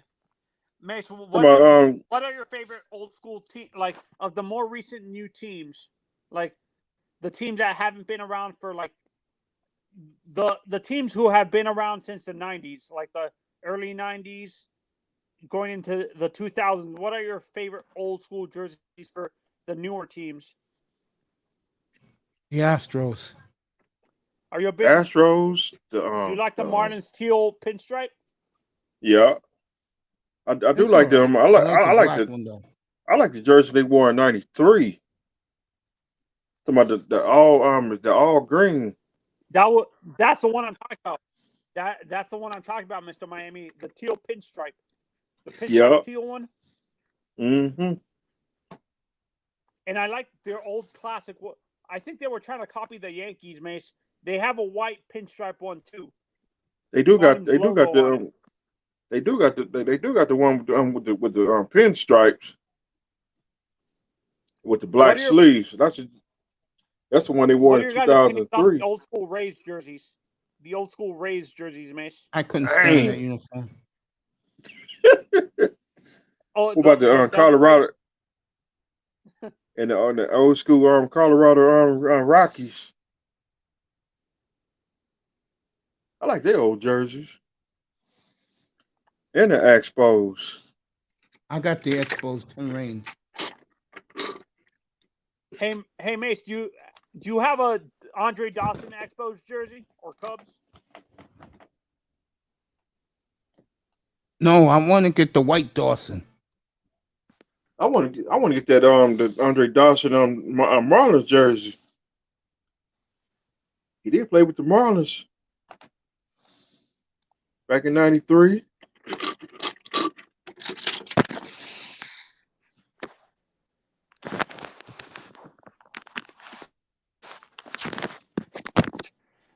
Yeah, and when we were talking about Pat Riley, like I've been saying before, Pat Riley wouldn't be dealing like with how Ben Simmons is acting. I don't think Riley would have dealt with that crap. Neither would Spoelstra, right, Mace? Nope. I think that's why Jimmy left Pittsburgh in the first place. Ben Simmons, right? Oh, Jimmy? Yeah, Jimmy was in Philly before he went to Miami. Yeah, Ben Simmons. Huh? He didn't like Simmons.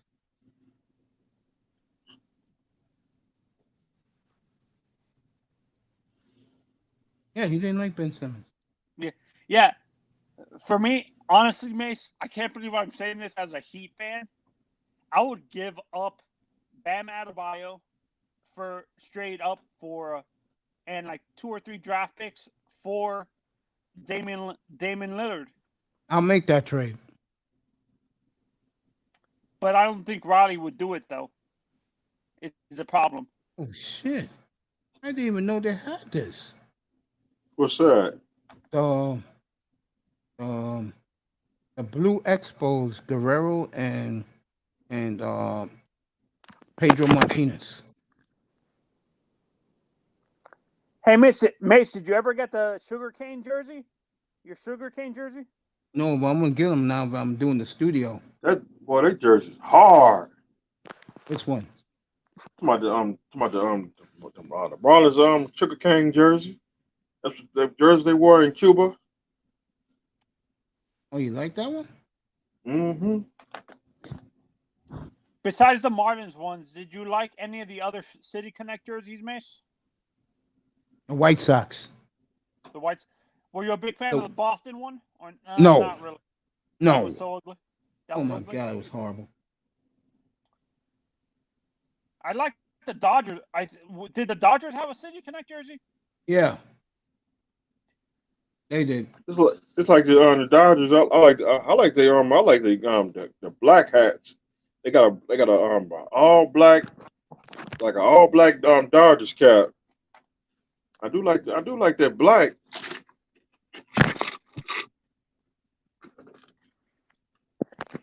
Mace, if you're a big baseball fan, I recommend you. Since you guys are big baseball fans, I recently watched a Ken Burns documentary on Shoeless Joe Jackson. Really? They got one Shoeless Joe? Yeah, it was on the anniversary. They showed it on the anniversary of the whole 1919 World Series scandal. Yeah. Dang. It's been 5 or 6 days, almost 100 years since that happened, right, Mace? Or more? Oh yeah, over 100 years. The year 2021. Dang.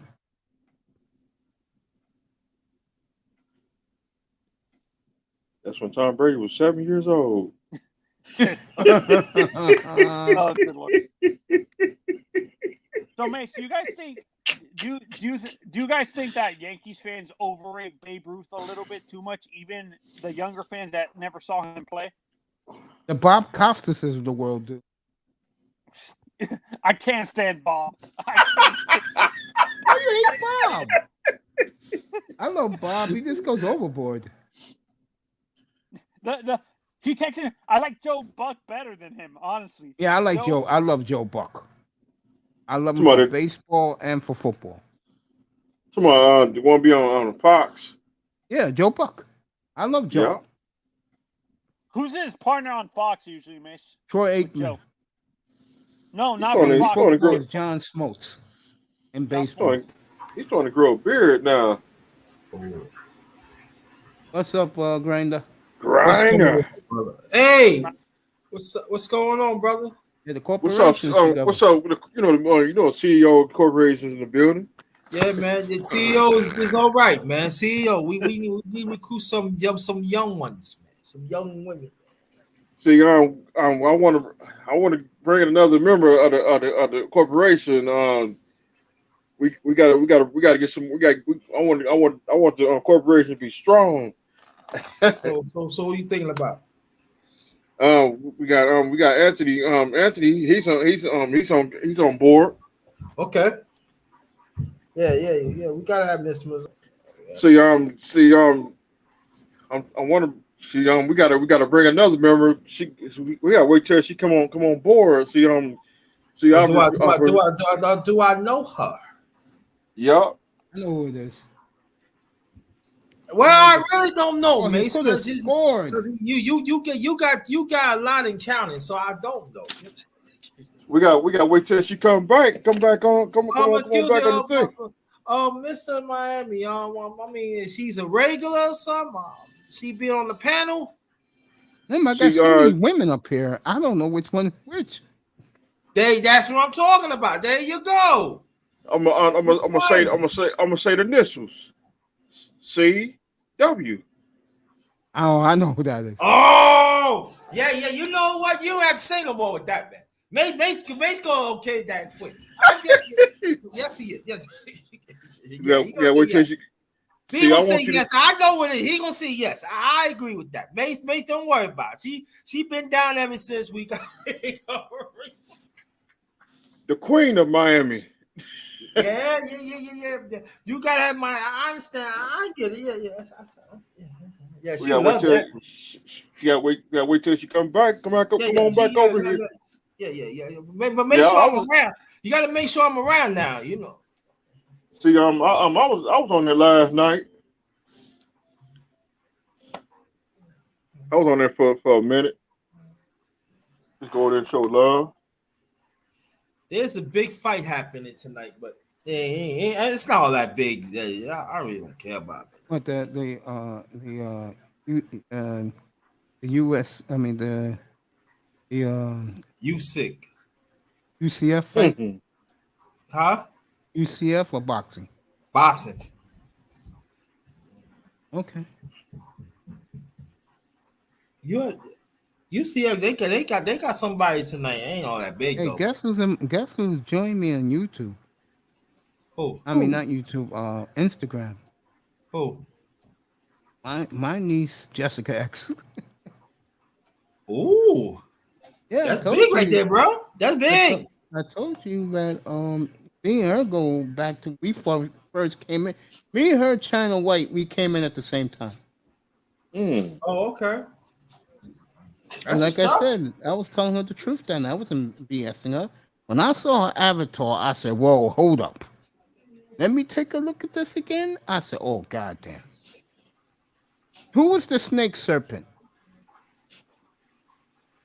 You remember her? Who? Her grinder? She named herself the snake serpent. The snake charmer. She was from L.A. She had her own catering service. She was always in O'Shea's room, like wherever the effery was, she was there. Now, that girl's my number one girl, bro. I remember she showed me a layout of her catering shop. I was like, honey, you made all of this? She said, yeah, I do it every day. I was like, that's exactly what I did. See, with me, if the woman looks good, I will say hello. If she doesn't, I'm out. Dang. I'm not even gonna think about it. What's up, Ferdwood? Hey, there you go. Yo, what happened, Ferdwood? What happened to Elise, bro? What happened to Elise? Let me know what happened to Elise, man. What's up, Third Ward? Oh, Elise, much love, bro. respect. Oh my God! When I first laid eyes on her, I was like, "Oh, okay, that's exactly what I said."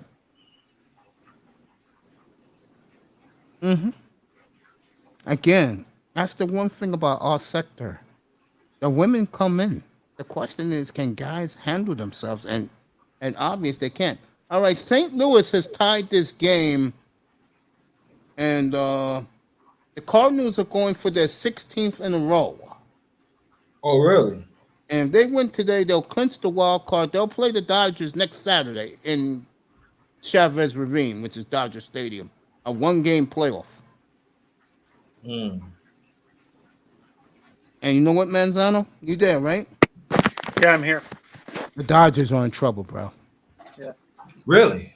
You got the Cardinals this hot, the flagship franchise of the National League. I wrote this team off for dead. Remember, Manzano? Yeah. Yeah. And look at them. This is the old Ozzie Smith, Whitey Herzog, 85 Cardinals. Yeah, man. And I was telling Mace when we were talking about the Cardinals, I'm like, Mace, you're making a mistake writing them off. I made a mistake, and I'll never do that again because they are the franchise that everyone in the National League is scared of right now. You do not want to play the Cardinals. I'm gonna tell you right now, if they beat the Dodgers, what a series we're gonna have them at San Francisco. Well, I Yeah. can't, and I will get on my friend. Yo, Laro, get Come up on. here. I get on my friend when the Dodgers go down. Hey, Grinder, Yes, I'm sir. not simping, Laro. you're as a Mets fan, you're gonna be happy about this. I'm reading an article on Bleacher Report, and they're talking about where they project the top 10 free agents to land. I can't hear him. I'll tell you. Marcus Stroman is going to sign with the Mets for 4 years, $92 million. You want the picture back that you got from Toronto?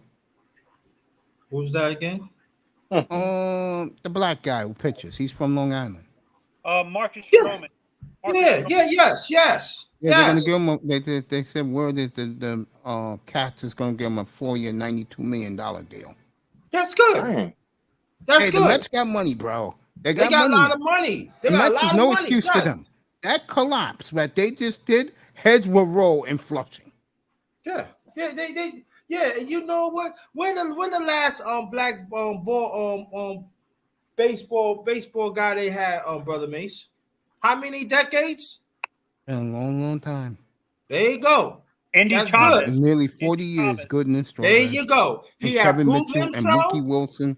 Right, Mookie Wilson. Right, we'll go back. You know, and then before Mookie Wilson, that's like about almost 20 years before that. That's good.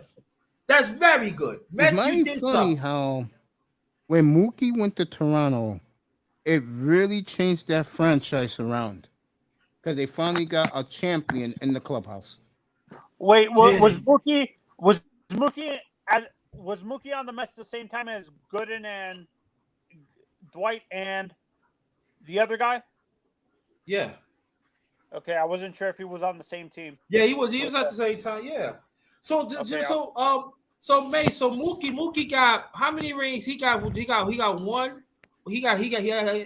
another one from Toronto. He got another one. He got another one from Toronto coming off the bench. Okay, that's two. He got Yeah, two. they loved him in Toronto, bro. He changed that whole franchise around. I thought He Mookie sure had Taught did, those yeah. guys how to win. That's right. I thought Mookie had 3 rings.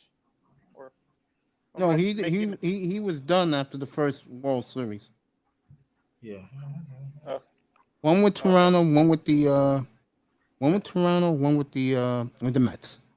Like I always ask the Okay. question: would you rather have Rod Carew's career, or would you rather have David Cohn's career? I'm asking all you guys: which career would you rather have, David Cohn? David Cohn. David Cohn. David Cohn. I agree.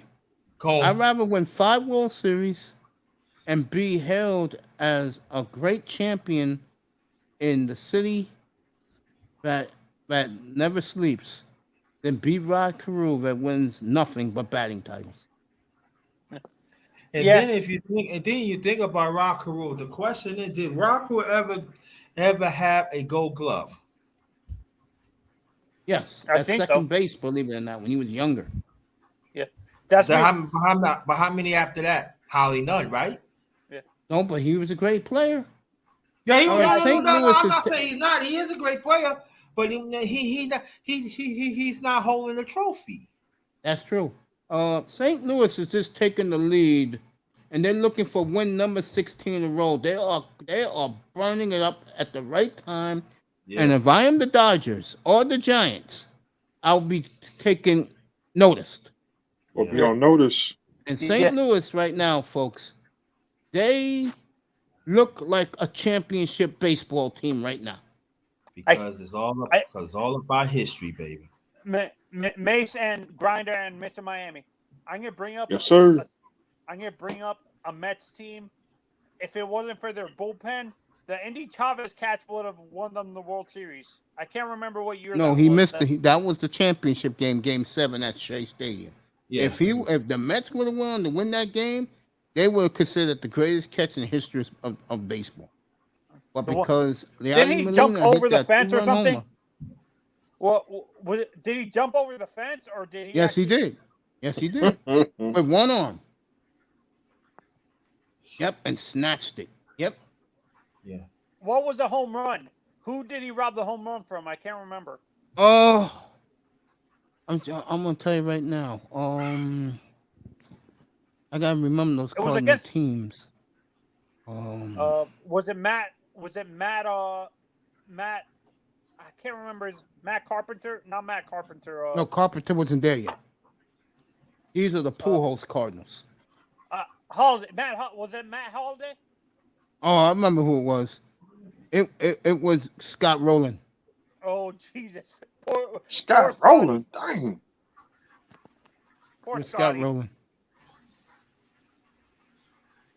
But poor Scotty. He got robbed of a home run. Yeah, but he got the ring. Sent the Oh, a week and a half later, he got the chip. No, poor Indy. I mean, poor Indy. Poor Indy Savage, Chavez, because nobody remembers the catch. How was he mainly a defensive player? Or did he? Yes, he was a defensive player. Okay. He'll hit you 290, but he's a punch and Judy hitter. Okay. Oh, he's like a Whitey Herzog player where they were more. Okay. Kinda, these Cardinals remind you. They'll give you nightmares. They remind you of the team of the '80s, bro. The Reds.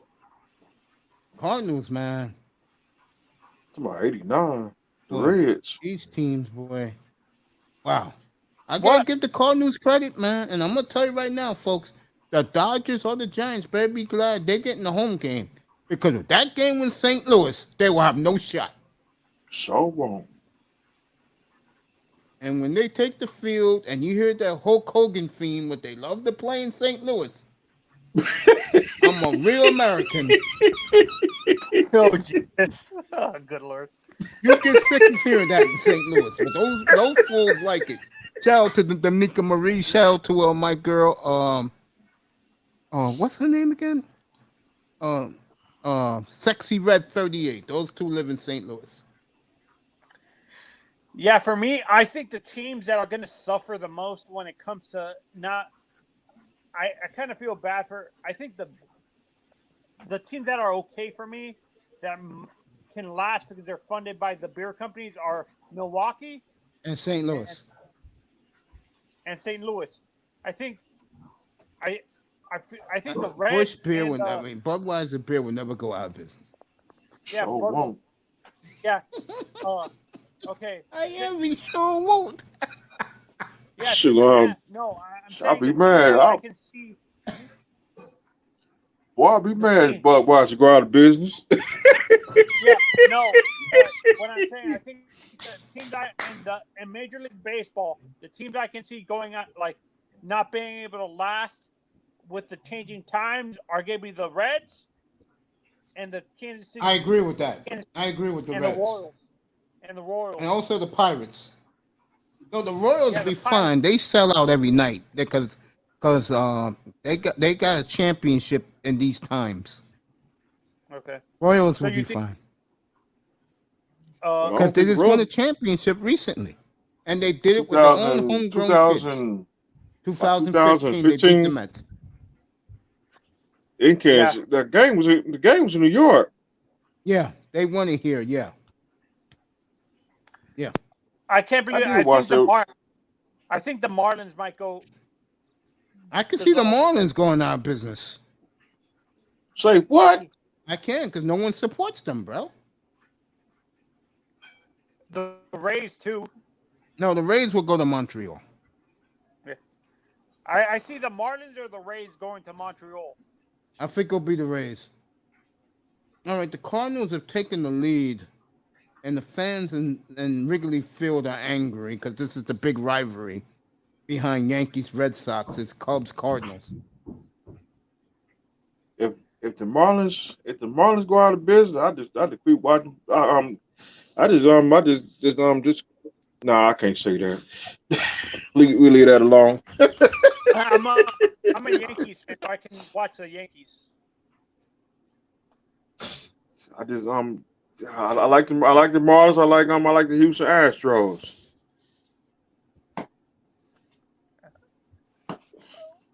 Well, what teams did we say we would see going out of business and like dissolving in in basketball, Mace, did we say it was the Bucks and the Minnesota Timberwolves? No, Milwaukee's is good for the next 20 years. They win a championship, and they're going to win a couple more as long as that kid can walk. Okay, Minnesota, I can see. Portland, maybe. Portland would not go out of business because they have the Allen fortune. But I'll say it again, the sister of Paul Allen, God bless my guy,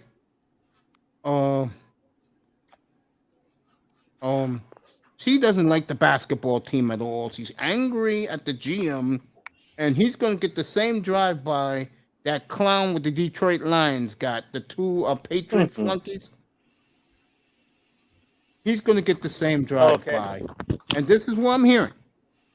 Wherever Becky Hammond goes, she's bringing Sue Bird with her, and they'll be the first combination in the history of pro sports. Sue Bird will be the GM, and she'll be the coach.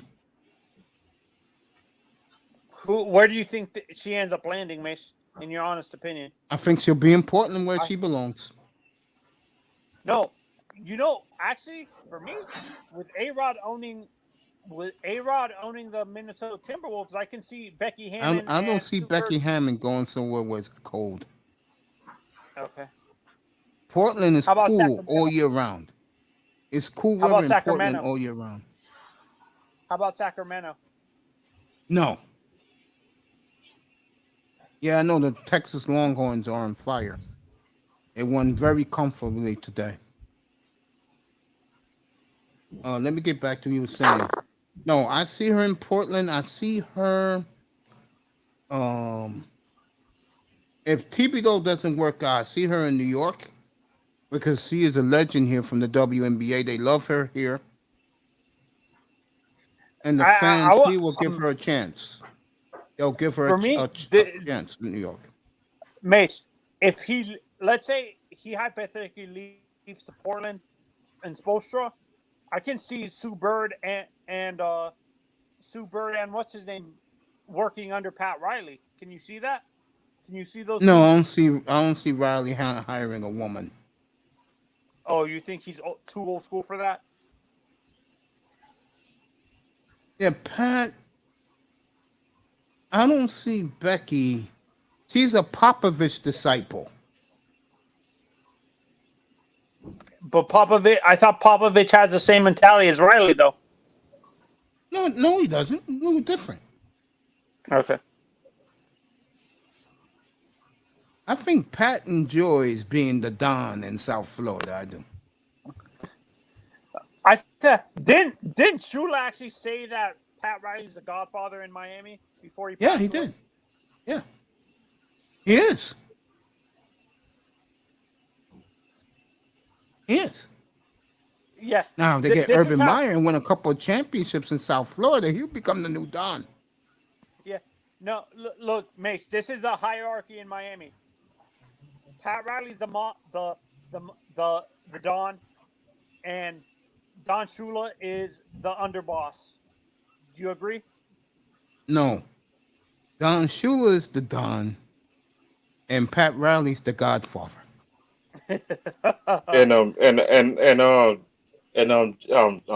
Howard Struckerberger. That's my boy. You know that, Mr. Miami. He's the second Godfather. He should have never left. Nothing against Jimmy Johnson. I don't like Jimmy personally. Nothing against Jimmy, but Howard should have never left. Yeah, no, Howard actually said it during an interview that he left. He went to the Generals in the USFL. And Jack Partee, he should be like the boss of Miami. I know a lot of people don't like this guy. I love him to death. Nice guy too. Mark Trestman, what he did with Kelly and Kozar, right, Mr. Miami? Yeah. I love Trestman, man. Hey, Grinder. Yeah. Yeah, that's who the chick was. Thank you, Fred Ward, again for bringing her up. Elise, bro. Hey, Fred Ward, whatever happened to her, bro? I'm serious. Whatever happened to the Snake Charmer? That was my girl, bro. Dang. Yeah, man, me and her used to talk all the time. I used to go up on her panel. Just me and her by ourselves, kicking it. You know, I used to say hello to her, right, fellas? And she used to be lukewarm, but the day she saw my avatar, she said, "Oh my God, Mace, you handsome. You're this." I said, "Really?" I started laughing to myself because I don't think I'm all that. But if the way I got a little talk by DJ Cool on his panel last night, you guys should go see that. Well, I will tell you guys this. Forget me for a second. Uh, seriously, because I do this for you guys, man. I let you guys talk. I just sit back and chill. Manzano dropped off. Yeah, The hey, takeover. Grinder. Y'all right here. You agree with what I said about Becky Hammond coming to coach the Knicks? That New York fans will accept her because she was great in the WNBA? Yeah. Lau, you want the picks now or tomorrow? Huh? No, I'm talking Lara real quick. You want the picks now or tomorrow? Oh no, man! I'll wait till tomorrow. Okay. What's going on? I'm good, man. Today is What's a up, brother beautiful Lara? Saturday. Hey, I want to ask you something. Chilling, my brother. That Z Hotel still up? What's up, Mr. Miami? Chilling, my brothers. Huh, Lara? What you say, Mace? Is that the Z Hotel still open for me? Man, Mace, let me tell you something. Yeah. It's gonna take an act of God for me to get there. You know that? You know that? Why? What happened, bro? Oh, nothing happened. It's just I have a few priorities that I want to do. I got a couple of opportunities I can get into, and I'm just trying to figure out: do I want to be spending $2,025 or $2,500 just to go watch a damn football game? You know what, Lara? You want my honest answer? What's that? No, I'm a friend, bro. I just tell the truth, bro. I'm not gonna fucking lie to you. If you got something brewing and that can make you a lot more money, take that opportunity. Football games come and go. What you're gonna do in the future with your life matters. Like with me, one of the things I'm gonna do, guys, in the springtime, going back to school, and I should get, and I'm gonna go back to work. You know. Oh, that's great, Mace. Yeah, I gotta make money, man. Not because I'm like struggling. I want to make money because I used to love making money. That used to be the best part of my life. For let me see, 85, 25, for 27 years, bro. Getting a paycheck every Monday, waiting for the mail lady to hand me my paycheck when I get home from work on Monday mornings. Shit. Yeah, having some money in your pocket is better than anything. But yeah, I mean but Mace, that's the decision that I kind of came up with like yesterday and this morning. I was I'm like, glad you're man, making that move, man. And listen, it's too bad because the thing is, Mace, is like this. Yeah. Airfare, that's nothing. Hotel, that's nothing, right? Mhm. The problem is when you get there, right? Mm-hmm. The problem is when you get there, man. It's like, you know you're gonna be blowing money left and right. And then so it's just like, man. I'm canceling a trip to Puerto Rico also, man. It's okay, bro. I love you, man. Oh We'll catch man. up. We'll catch up down the road. Even if I have to come to Houston to see you, I'll do it. I haven't been to man, Houston. Man, you don't have to come down here. It's nothing down here unless it's like the Texans or a nice nightclub or a lot of women. And Hey, you the don't women do are those dope things. in Houston, bro. No, you don't. But you don't deal with women though, man. At least that's what you've been telling me for the last past year. No, really. I've been single for years, bro.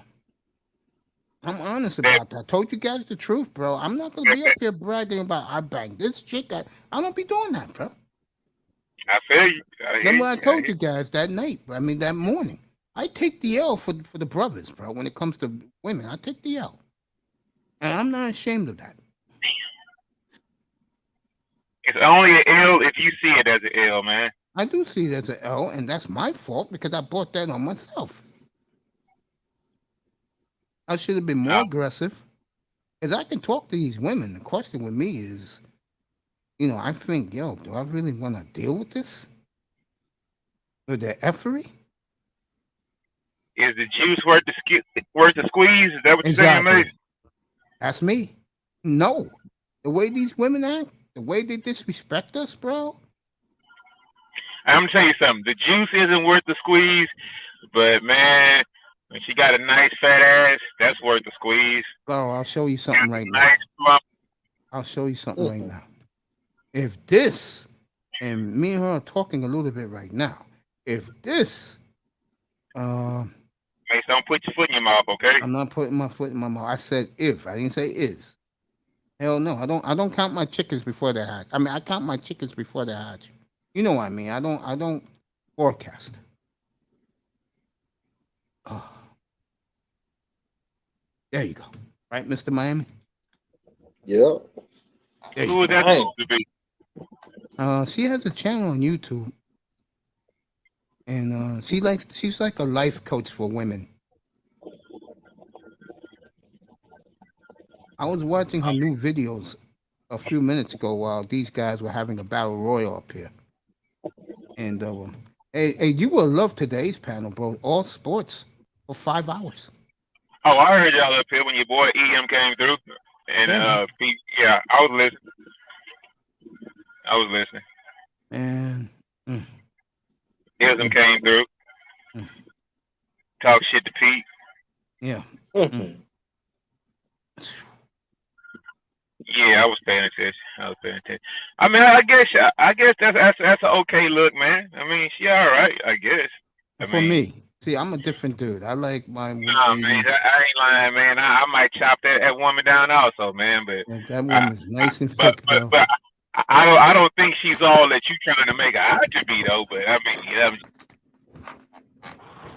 Hey, Coach, she married? No.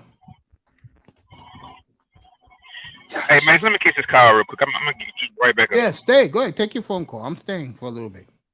Parsegan was a good coach, Manzano. He was a good coach. I like Dara. So, Mr. Miami? Yes, sir. He can't make it to Miami. That means that's canceled. Let me take a look at these. You know what? My birthday is on the 8th. Yours is on the 22nd.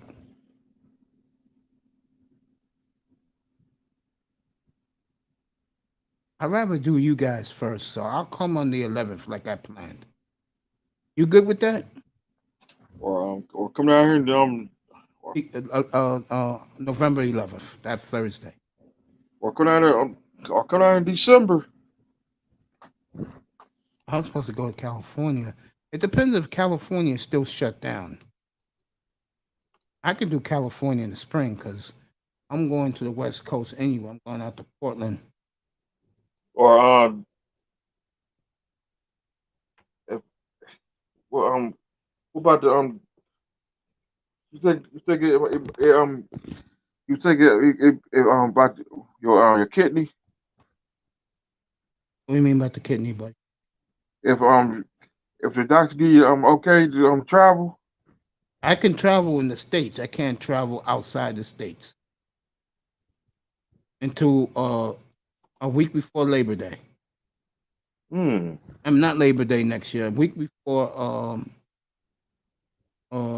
Memorial Day.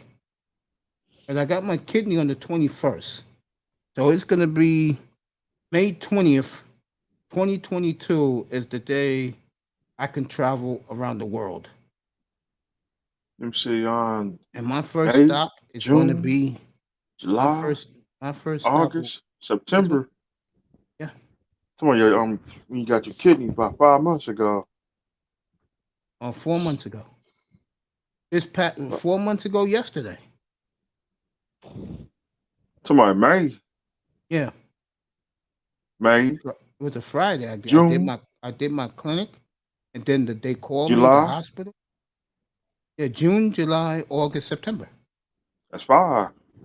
Yeah, that's 4. Like 4 months, 4.5 months. Yeah.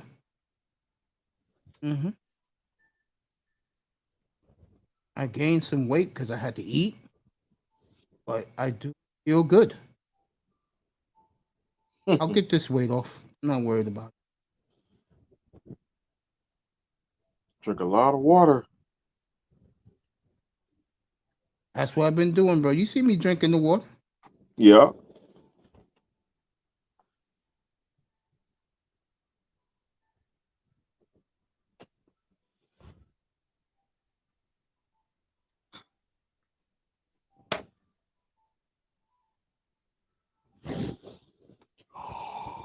I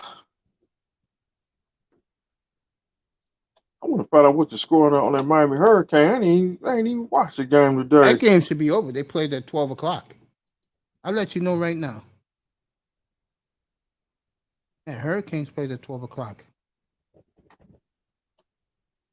Oh, whoa. Let me back up. Oh. Let me make sure I saw that name right. Oh, it's Manzano. I thought I saw someone's name, bro. I was going right. Older her. A lot of women like sports. You notice that, brother? Yeah.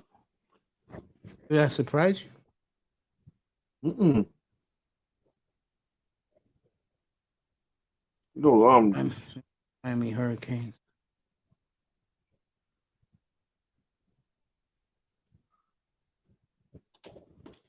the women I used to mess with, they ain't like sports, so I just and plus they ain't like my cigars, so I just gave them a peace sign. I said, peace out. You gave the one woman deuces. Gave them a peace sign. See, when you with me, you gonna like professional wrestling, football, and baseball. Was some women they don't like baseball. A few, I say that. And the Miami Hurricanes. They didn't win today, bro. It's over for our good friend. Say what? They lost? They lost. Last time I seen it was like 28-0.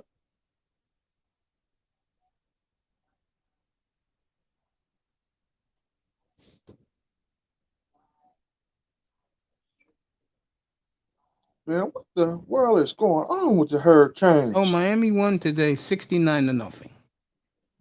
The Hurricane fans, relax.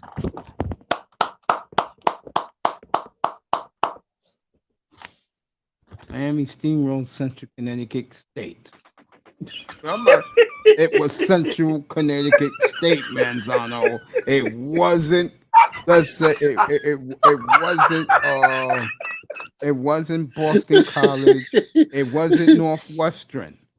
You beat Central Connecticut State 69-0. Now, I'll give you that win. But remember, you were very lucky to pull out Appalachian State 2 weeks ago. But the W's a W. That's true. That's why I'm not arguing it. How can the hell you fucking salvage your season when you already eliminated from bowl consideration when it comes to the big bowls? Seems like every time Hurricane get in the bowl, they always get beat. In Florida they're State, not that good as they used to be. As I keep telling you guys, dude. I know Florida State 0-4. You know, you got Jacksonville and Atlanta coming up after Tampa. Those are 2 wins. It's gonna be cakewalk.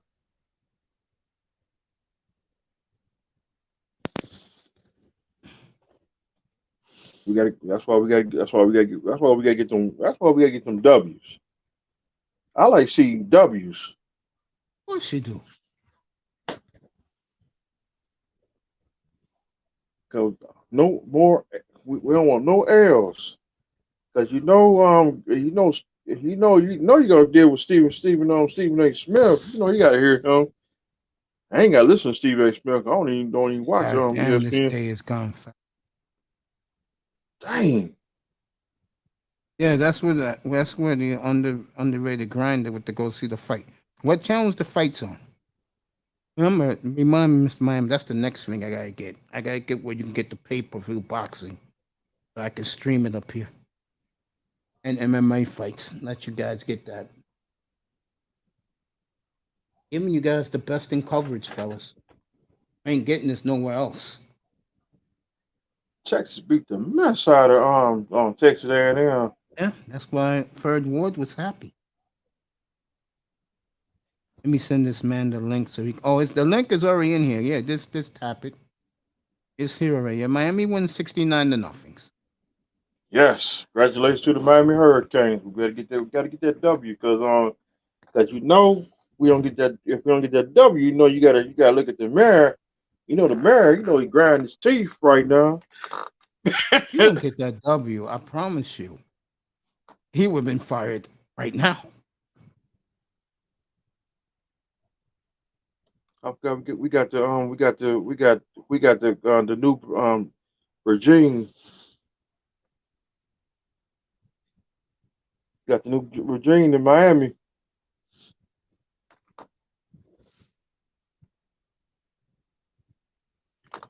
We got a new quarterback in there. And they must have the other quarterback must have benched him. He got benched. No wonder we won today.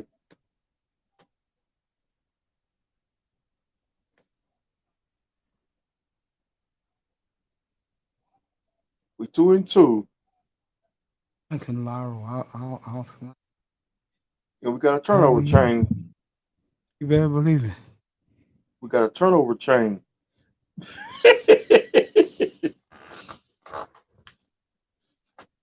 Leon seriously say you see that turnover chain one more time that he was gonna he did say that.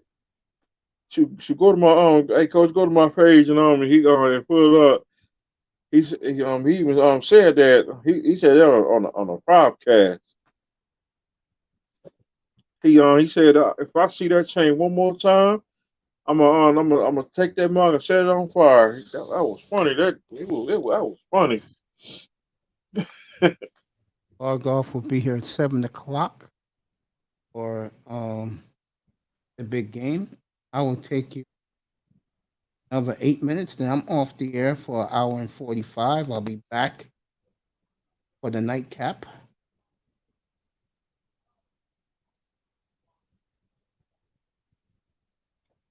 We'll have the football game, Tennessee at Florida. I call that the bar golf special.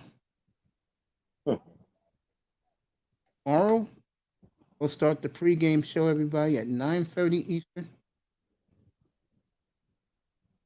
Oh, you think I should start at 11:00 like I used to? What, in the morning? Yeah. I guess I'm 9:00 in the morning because It's a little bit too early for me. when the roosters come out. Well, I just started at about 10. In New York, people just coming from the nightclub at 9:00.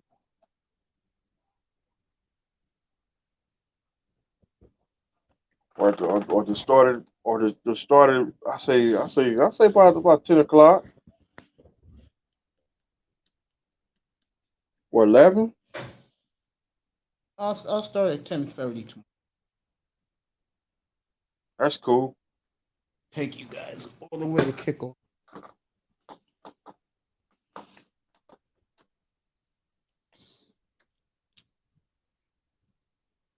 Cardinals need a double play here. Boy, does Mahogany good in this picture.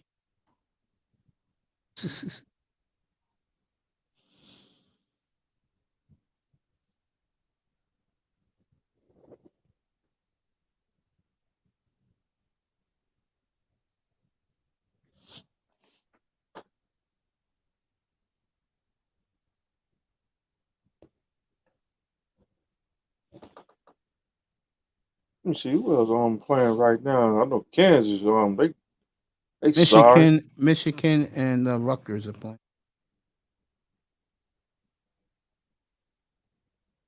Utah. Utah, they playing right now. Utah and Washington State, Clemson and NFC State. I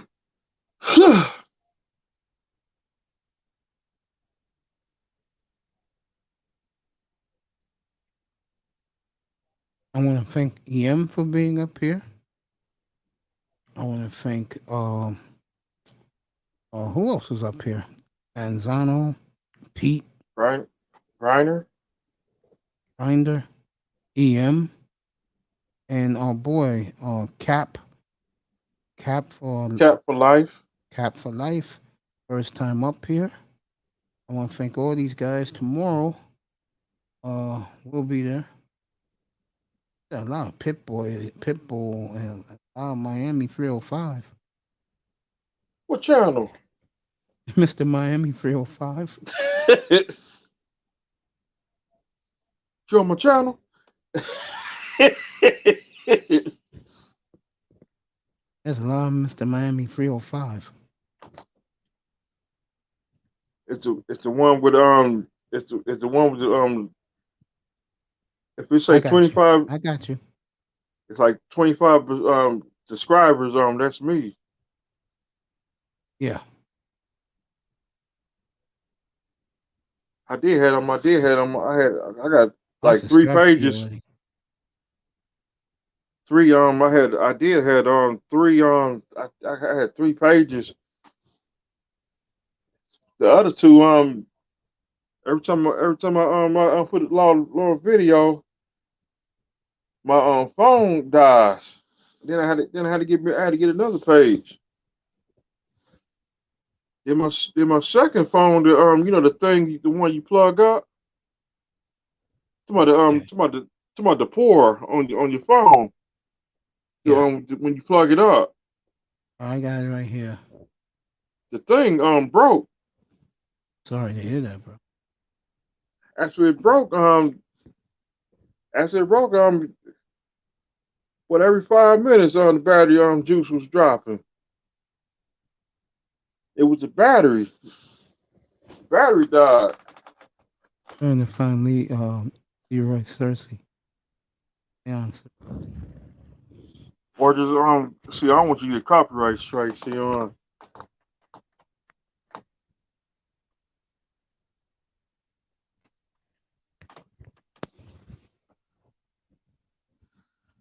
gotta be after dark.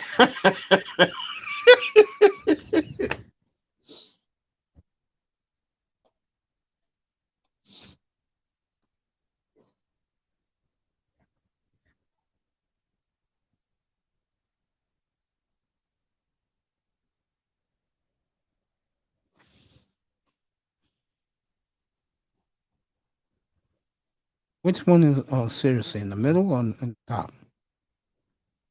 What or just put like dang, so I can spit the words out or just put it up.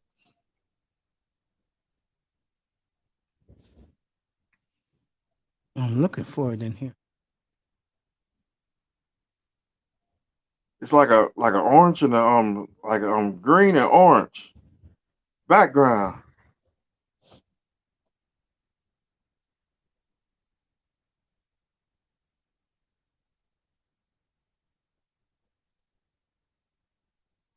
Green and orange. Yeah. Bring this back.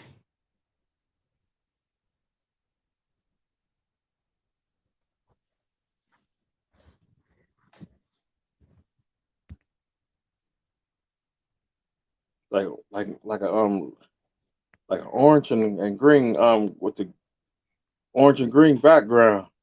Does it have a heart? No, that's smooth jazz.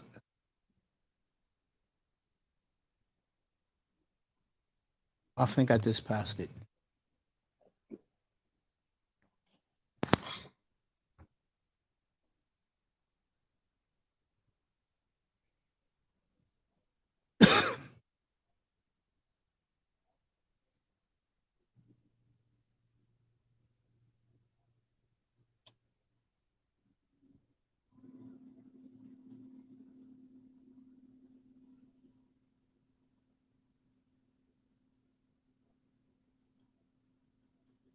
And Laurel to cancel his trip.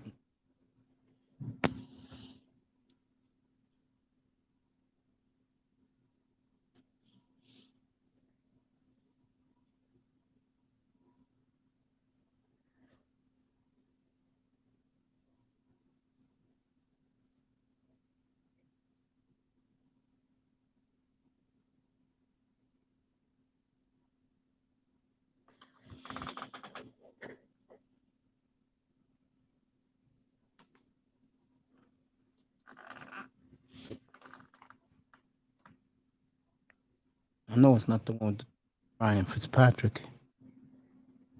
Mm-mm. You said it has the hurricane logo? It's like the orange and green. It's like the orange and green background. Is that you playing the guitar? What guitar? Are you in the recording studio? Mm-mm.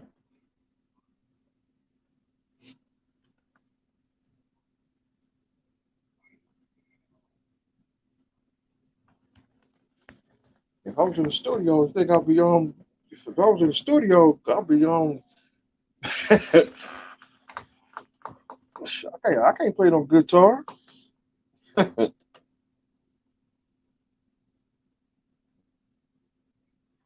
can't even play an instrument.